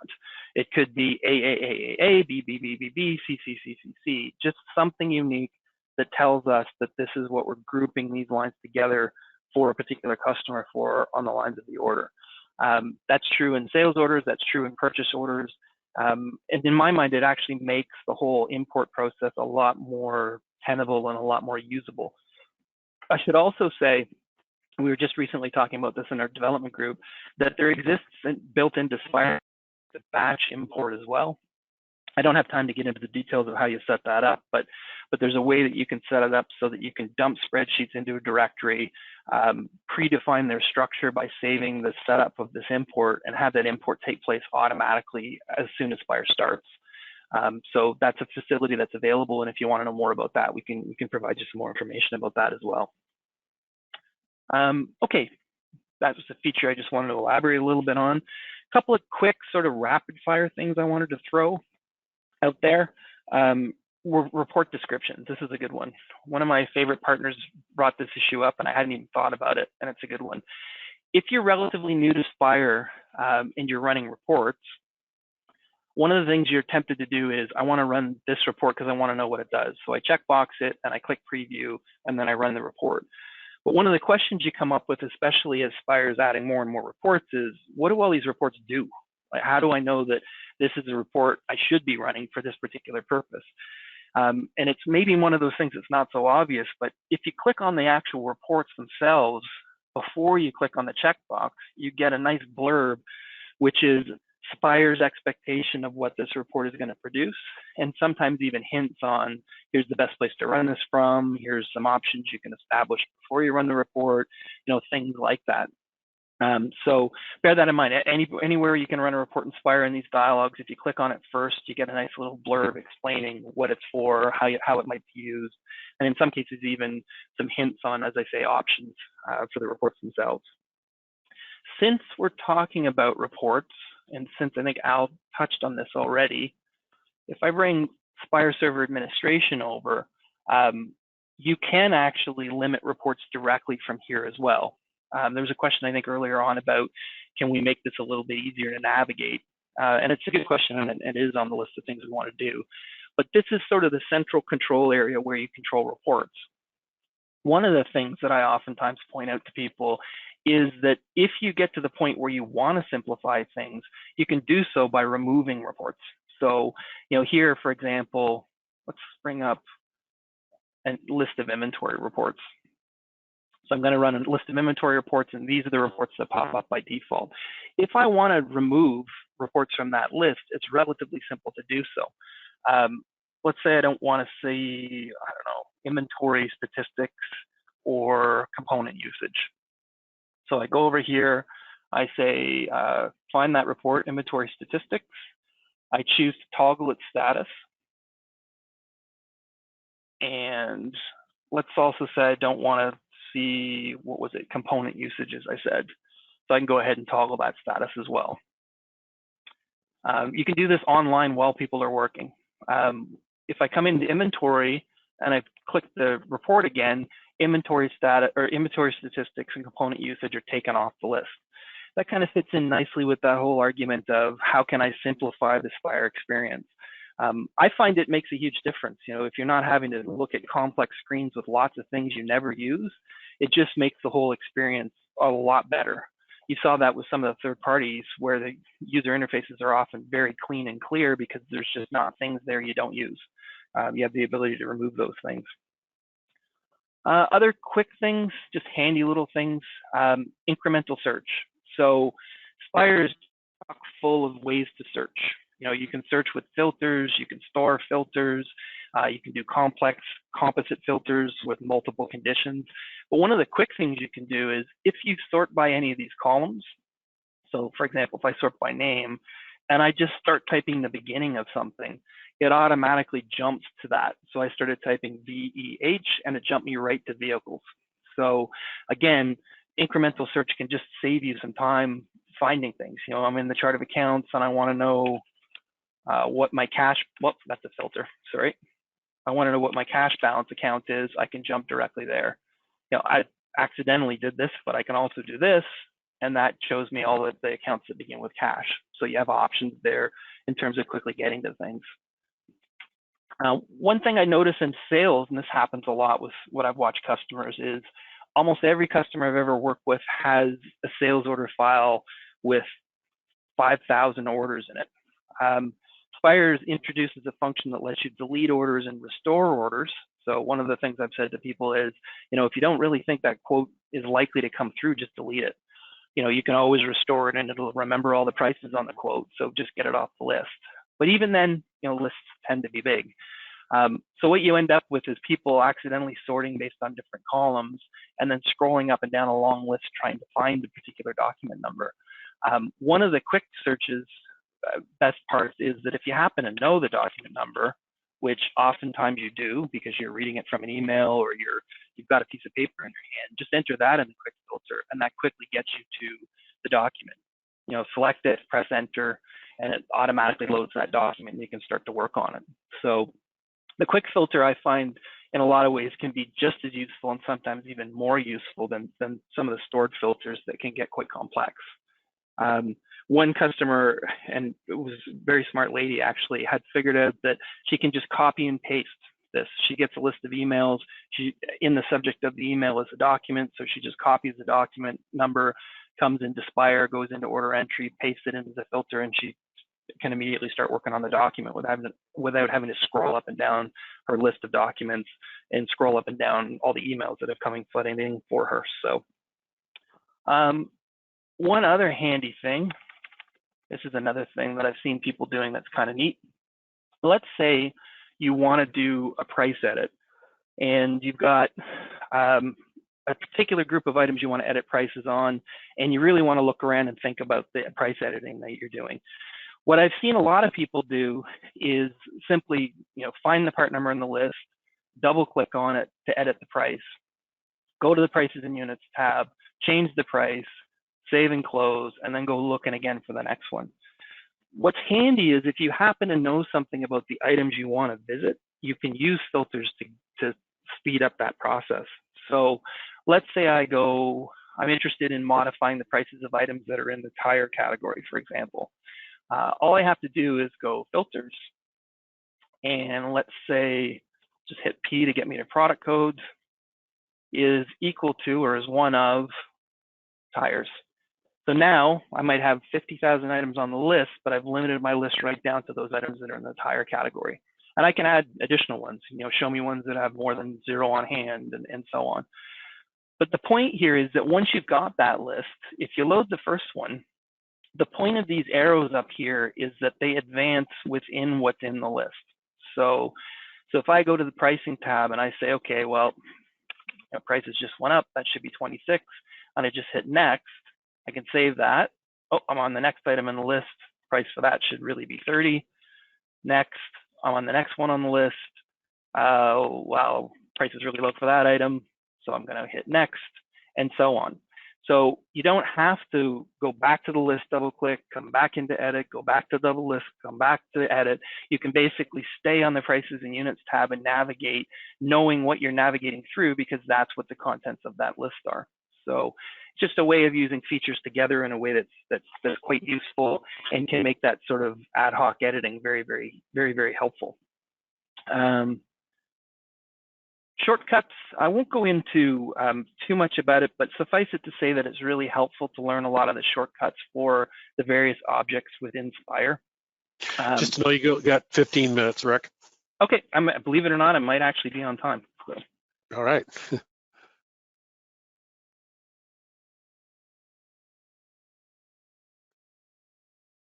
Hello? Uh-oh.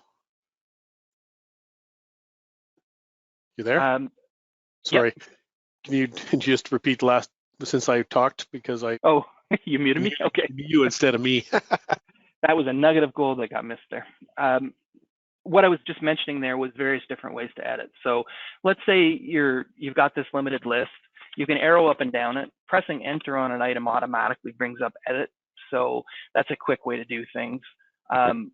People often forget there's a right-click menu, so you can get directly into edit from a right-click menu or these other functions if you have a hard time finding them in the menus. And then even when you're editing things, just the way things work tab-wise is helpful. So as I'm tabbing along, F4 drops down lists, and I can up and down and select. F9 brings up the selection lists. Highlighting something and pressing enter selects it. So just a little bit of a practice with some of your keyboard shortcuts can actually make the whole experience a lot easier in terms of navigating sales orders and purchase orders, where oftentimes you'll spend a lot of time. And that's true basically everywhere within Spire, UDFs and everywhere else. Even these tab lists, when you have focus on a tab list, arrow keys move you across the tabs. So I'm just hitting the arrow keys and they're moving me from tab to tab to tab to wherever it is that I want to do. So learning some of these shortcuts saves you going to the mouse on a regular basis, which tends to make things a lot faster. I'm just old enough to have come from the environment where it was all, green screens and character screens. And I don't miss much about that, but one of the things I miss is being able to use the keyboard as fast and as effectively in those environments, in a Windows environment. And you can get a long way there just by learning some of the shortcuts that are available. So one last and possibly not insignificant thing I wanted to mention. Let's just minimize this. Al's mentioned in the past about talking about the API from Spire's perspective. The API has been obviously used by our third-party partners to be able to integrate with Spire. It's one of the best ones I've seen out there from an accounting standpoint in terms of what facility it provides. I should say that you're not blocked from using it yourself. The API is built into the application, into Spire. And if you're a customer of Spire and you want to do a little homework on how it works, you can actually get value out of it yourself. So to show you a quick example of that, I just wrote a quick batch file. And this batch file uses the Spire API and a little product that's free to everyone called Curl. And I can tell you where to get that. It's pretty easy. My slightly embarrassing password and user ID are in here. So again, be careful who you share these kinds of things with. But what this does is, without compiling applications or using an IDE or anything, I'm going to set up some test data for myself. I'm going to add some customers. I'm going to add some vendors. I'm going to add a sales order, and then I'm going to launch Spire. So let's see if that works. Right now, I'm already logged into a company.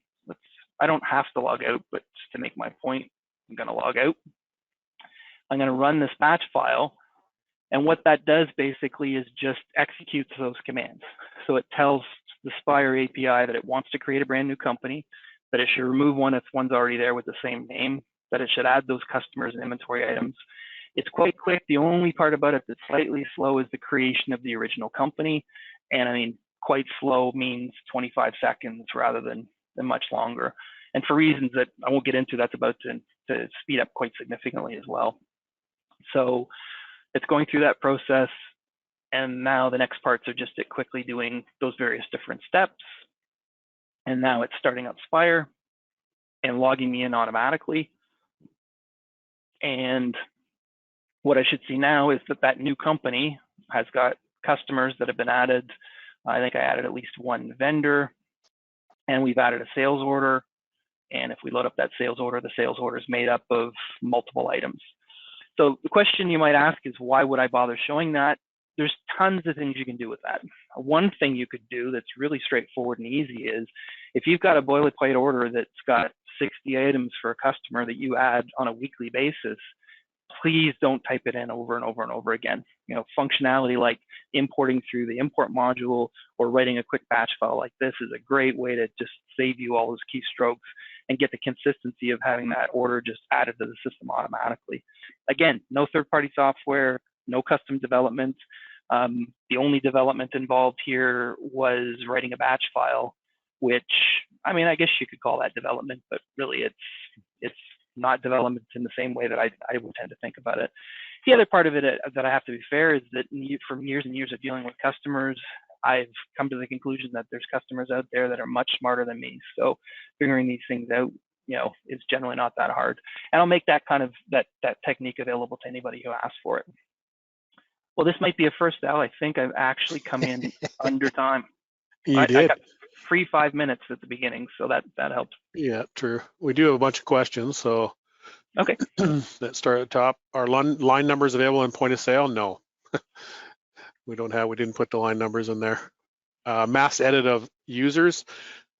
We don't have mass edit, right, Rick? But we've got the ability to go like you showed in the sales orders. Start at one user. If you're adding a setting to them, you can go next, next, next, next, next, and easily add that setting. I don't really talk about future stuff too much, but we are going to be doing adding some groups as well at some point. So that would make we have talked a lot about groups, though. I mean, when we talk about something that much, it tends to be something that happens. So yeah, for sure. Color coding and phases. I know we have a ticket for it, so it's been asked for. Haven't got it yet. User permissions for manually changing phases. We do have that, don't we? We have a setting for users that whether they're allowed to change phases or not. Yeah, it's a little at high level. Basically, you can say this user can't mess with phases, meaning they can't advance them, but not granular. We could be more granular there. Yeah. Okay. So somebody's saying when you removed a column for a user, Sammy, couldn't he just add it back in? So yeah, it's not a security thing. It's just a cleanup thing for his own screen. He doesn't want to see, they can go ahead and remove whatever they want. But no, it's not a security thing. Some columns are not visible if the things like costs, you can have those actually removed. Even sell price can be removed on a security setting. So you just kind of answered what I was going to say, which is the subtlety to this is that if a user can't see, let's say, current and average cost, then they can't add the column and they'll never see the column. Right. Yeah. Okay, next one, can you move several orders into the next phase in one step? Yeah, right. You can do that right from the order list. You highlight all the orders you want to move. If they're in different phases, by hitting the next phase button, it'll move them, each one of them, into its next phase that it's there for. So the one downside to doing that is if you're tying reporting to phasing, though. Like, right. I didn't mention this, but I like this when I was sort of learning Spire way back when. But remember when I talked in phases about the template name? This is where you get the template name from. So this tells you if I want to see the list of sales orders, then this is the items that are going to come up in the sales order list. It's kind of a somewhat custom reporting thing, but you don't have to custom the report. You just have to pick the template name that you want. Right. Yeah. Okay. If you requisition a purchase order from inventory, will you see an alert that you may have the item? No, but Rick showed that report that as soon as you go and receive a purchase order, it tells you who it's for. So there's no alerts built into it, but by making sure you always print that receiving report at the end of it, it'll tell you who's waiting for them. So we're certainly not going to get through all these questions. So what we'll do is we will get these questions answered. We'll probably put them in some kind of a spreadsheet with all the answers in it from the whole day, and send them to everybody. Even if you didn't ask the question, you'll get the answer for it as well. Because it's, you know, some of their questions are pertaining to more than the person that asked them too. So, Mm-hmm. Can I delete old POs where the delete icon is now grayed out? The only PO you can delete is one that's not issued. It's just an open state. If they're existing in your system now, they need to be closed. So if they're in a receive state, then you need to actually close them, and you'll have to get a partner to help you with that, probably, because by just closing an old PO, it's possible it might try to do a journal entry for partially unreceived or something like that. So it's something you might want to consult with your vendor with on when a PO should be safely deleted. Where can we find a list of shortcuts? Didn't you have something at one point, Rick? Like the short keyboard shortcuts? I did one for the conference, but I don't know whatever came of it. But I can provide that. We'll dig it up. We'll dig it up and we'll attach it to this as well. Can you show how to undelete a sales order, or explain how to do it? Sure. So, am I on as my limited user? So when you go in, actually, I guess I didn't have to do it there. When you delete an order, you ask for a reason, which is really just some kind of explanation. No longer required. And if the user has the authority to do it, in sales orders, you've got recover deleteds. And you'll see a list of every order you've ever deleted in there. And you just bring that order back up again, and you can recover it directly from there. Believe it or not, it's a pretty complicated experience what happens when you recover a deleted order, because it has to go back and do all the inventory reallocations and potentially prompt for serial numbers and do all the things associated with that order coming alive again, essentially. But it's really handy, you know, especially for things like quotes, where you know a quote is stale. You don't think you're ever going to need it again, but you know, 1 in 100 of them is going to come back 2 years later and want to talk to you about it. So. Yeah, exactly. Okay, we've got just a couple minutes. So Michael, if you could just unmute yourself to start with. So I see you turn green on me, so I know you're not sleeping. We'll answer one or two more questions. Okay, good. I see you're green. Good. Could you just not copy an existing order into a new one? So I think I was maybe with your example of macros or importing orders, same one over and over again. Yeah, the answer is sure. You could take an order, but then you may have a whole ton of orders in there that you use strictly for copying. So that, you know, yeah, either way, you could do it. Can I answer Peter's question? He was asking why are user settings workstation based? What's the reasoning for having column configuration workstation specific versus user specific? And it's a good question, actually. And the reason is because of resolution dependencies on workstation. Right. Because when you go from one workstation with 3 screens and high resolution to the workstation in the back, those column sizes may not make much sense anymore. So right. It is tied to that environment to some degree. Yeah, for sure. Okay, one more question and we'll switch over. Go ahead, Rick, pick a question.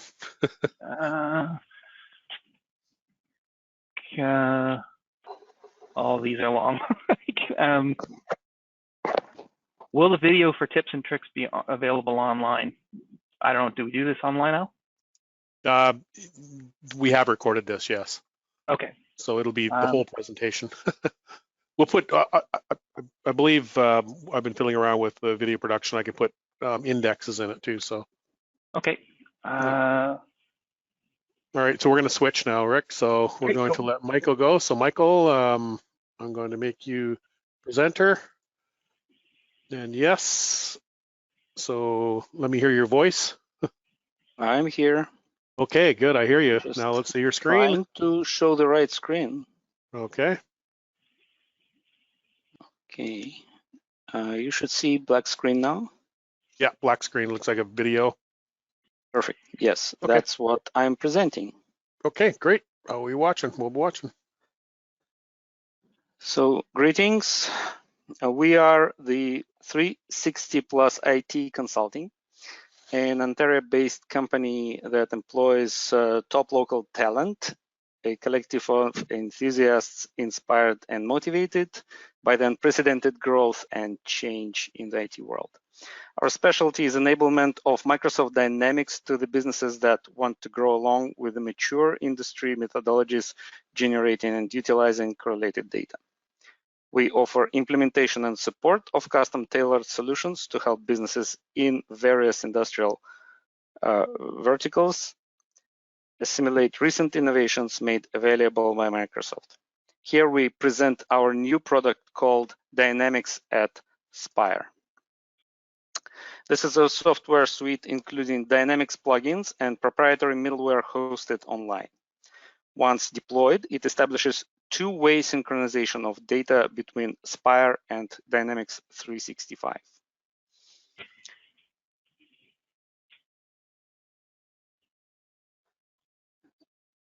So the Spire is getting connected through our piece of software to the whole world of possibilities at Dynamics. The data flow from Spire to Dynamics is implemented as on-demand or scheduled action initiated in a custom Dynamics Power App. The initial data load is performed as part of installation, and routine data loads may be selectively configured. Spire sends primary business information such as customers, ship-to addresses, contacts, sales, order history, and all supporting information required to enable chosen functionality in Dynamics.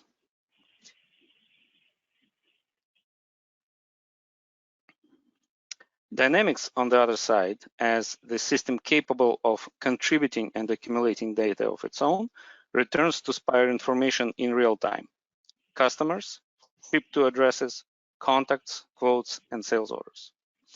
In the following demo, we will show how data received from Spire can be utilized immediately for the purpose of analysis and action.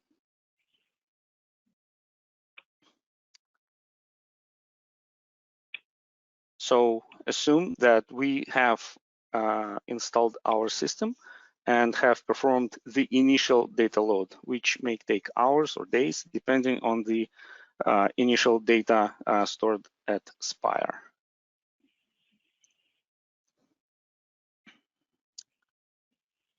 And as the first step that we do, we can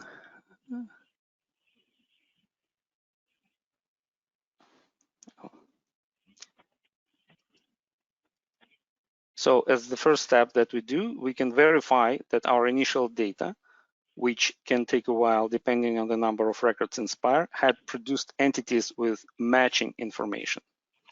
We can check addresses, we can check contacts. Notice that in order to replicate addresses correlation in Spire, we utilize parent-child account structure in Dynamics. That gives us comfortable tree navigation as well as ability to perform analysis of shipments to each address on the company level. So we can group by to the address, or we can group by the parent company, or any way that we like.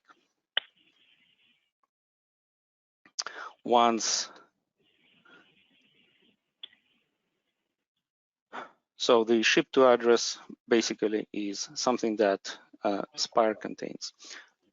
Contacts are also synchronized, and we can verify the contact matching and contact types as well. So this is accounting, and this is the main contact. All data is synchronous and matching.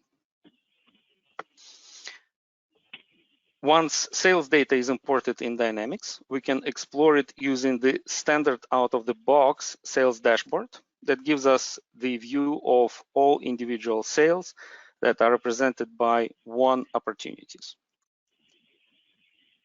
We can drill down and investigate each in detail.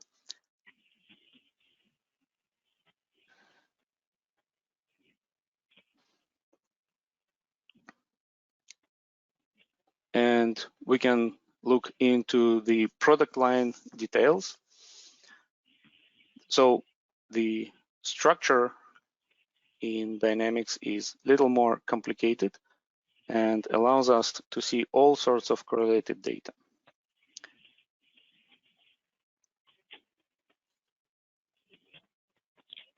Now, charts on the dashboards are also interactive, maybe transformed to reflect the needed view and maybe drilled down to any detail level.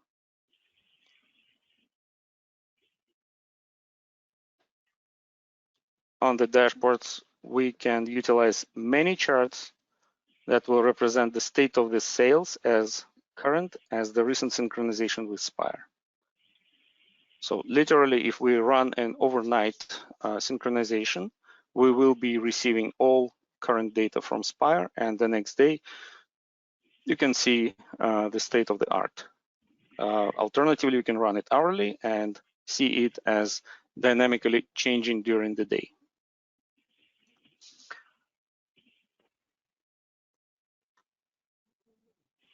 So besides reporting, sales data can be instantly utilized for campaigns dedicated to existing customers.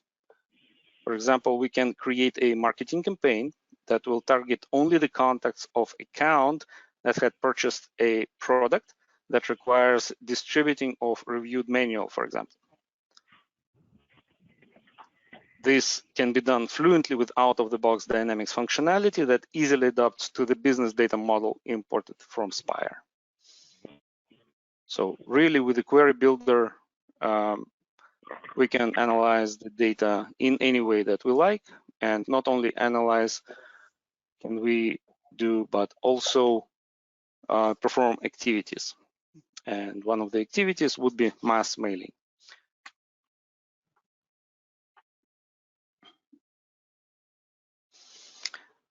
Any data that is specific to Dynamics operation and stored as related to Spire accounts, such as participation in campaigns, campaign responses, telephone calls, or time spent by an agent on any activity, is clearly exposed and may be grouped, summarized, and presented for analysis. In the following demo, we will show how the data contributed into Dynamics makes its way to Spire in real time, keeping Spire current and responsive to marketing and sales efforts. Suppose we received a list of emails that may contain leads to potential customers. As one of the possibilities, we import that list into Dynamics using the standard importing tool and make a campaign that sends out email to each address, inviting the recipient to follow the link and fill out a simple questionnaire to confirm interest. We are using video here because this is a little more tedious process than it shows now, but the result would be absolutely the same. We are just trying to preserve some time. So this is members of our list that we have selected, and then we follow up with the campaign to these members. Those who had responded are clearly tracked by the campaign. Such responses are then converted into leads, maybe converted into leads, and made available for sales team to work on. So this is email that we have sent out. Then the potential customer fills out the form of interest, submits.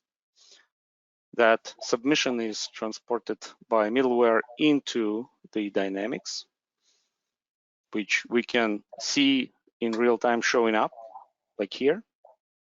And this becomes a lead by converting the response into a lead. So what lead is just a card of information that is not complete yet and not ready for sale. So salespeople will fill it up and convert it into Spire.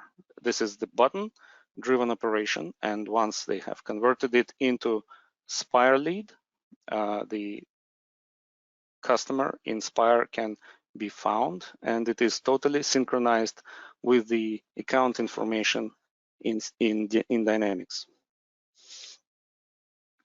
Any accompanying information is also synchronized with Spire in real time.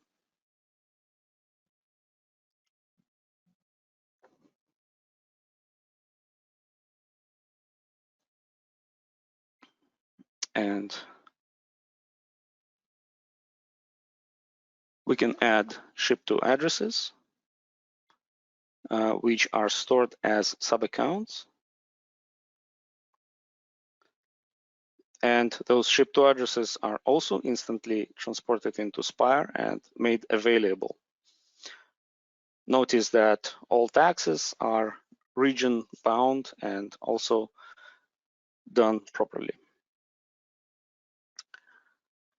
So now we have created an order and we want to ship to a specific address several products. Those product line items are retrieved as the nomenclature from Spire. Pricing, taxing information, all of it is based on the Spire pricing matrix that is synchronized in real time while we fill out that form. And once we have completed adding the products, we save and close the opportunity in Dynamics as one. And that magically creates a sales order in Spire that we can retrieve and process as it should with the existing business practice.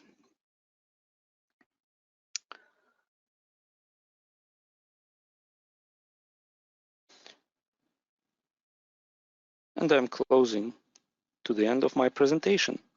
So in summary, Dynamics at Spire provides a low profile, low maintenance solution of enabling the full functionality of Dynamics to the businesses that base their operations on Spire.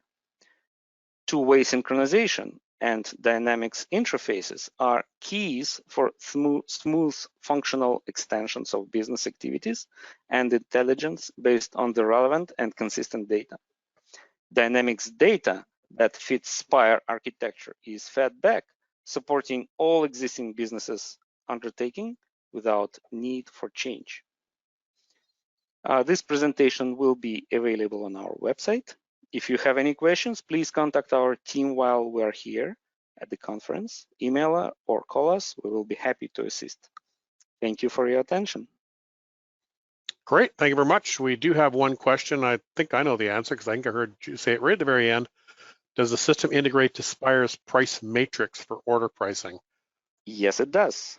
Yeah. And moreover, it does integrate in real time. So when you are filling out your order, it will be querying the actual data from Spire. So if in between it changes, this change will be as current as it is physically possible.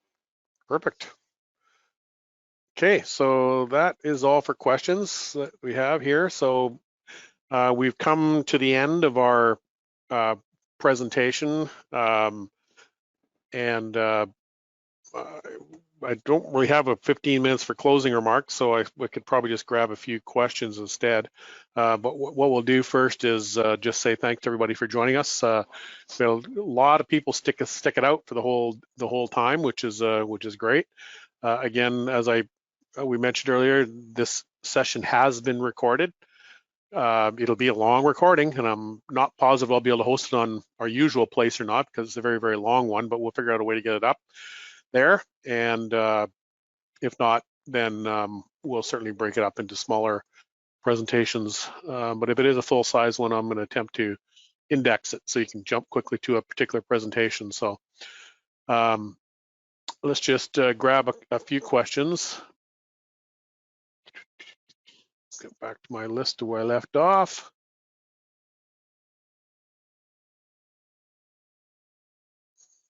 Okay.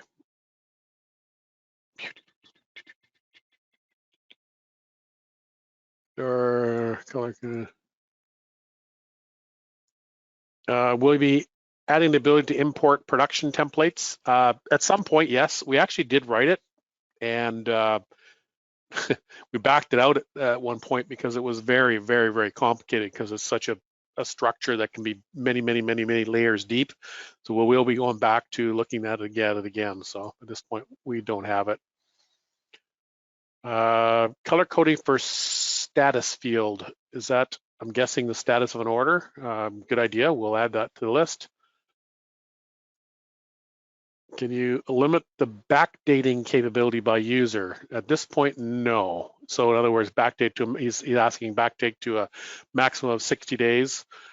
What you can do now for any transactions is you can set the posting date to be 2 months ago or a month ago by going to company settings and just limiting that, and then it will not allow any postings past that. So that's, but it's not by user, it's by the whole company. How do we simply sort the sales order for select users? Just go into the user list and, the sales order list, and just sort by user. I'm guessing you mean by the user that created it. If not, then maybe restate your question. Just 1 second. Let me just. There we go. Just switch my screen back so in case I need it.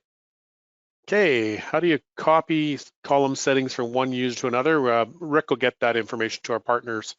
It's a matter of basically of copying a registry setting.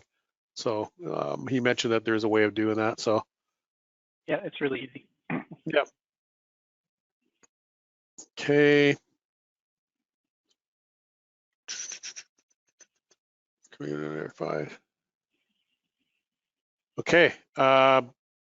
There's a bunch more questions, but we'll kind of leave it there now because I see people are starting to drop off. So I'm sure a lot of you would like to get answers to the questions. So what we're going to do is answer all the rest of them in a group email that we'll send out to everybody with all that information on it. So again, thank you very much for everybody for attending, and you know, we actually worked out fairly well. I wrote down a half a page of notes as to how we can improve it for next time. So we will endeavor to do that because we have no idea, of course, whether the fall is going to bring. Well, we know the fall is not going to bring our annual conference because we've already been told by the hotel they can't guarantee us space. And also, of course, we can't at this point gather with more than 50 people, and even a lot of people aren't even comfortable getting together yet. So definitely we will not be meeting this fall. So we're going to go back and meet after today's presentation and figure out what we're going to do for the fall, if we'll do something similar or along these lines. Of course, as you know, our fall conference is based around education, so we're going to endeavor to bring as much of that as possible to our users that way as well. So yeah, that's it. Thank you very much for attending, and hopefully we didn't wear you out too much, and we'll see you again next time. Bye for now.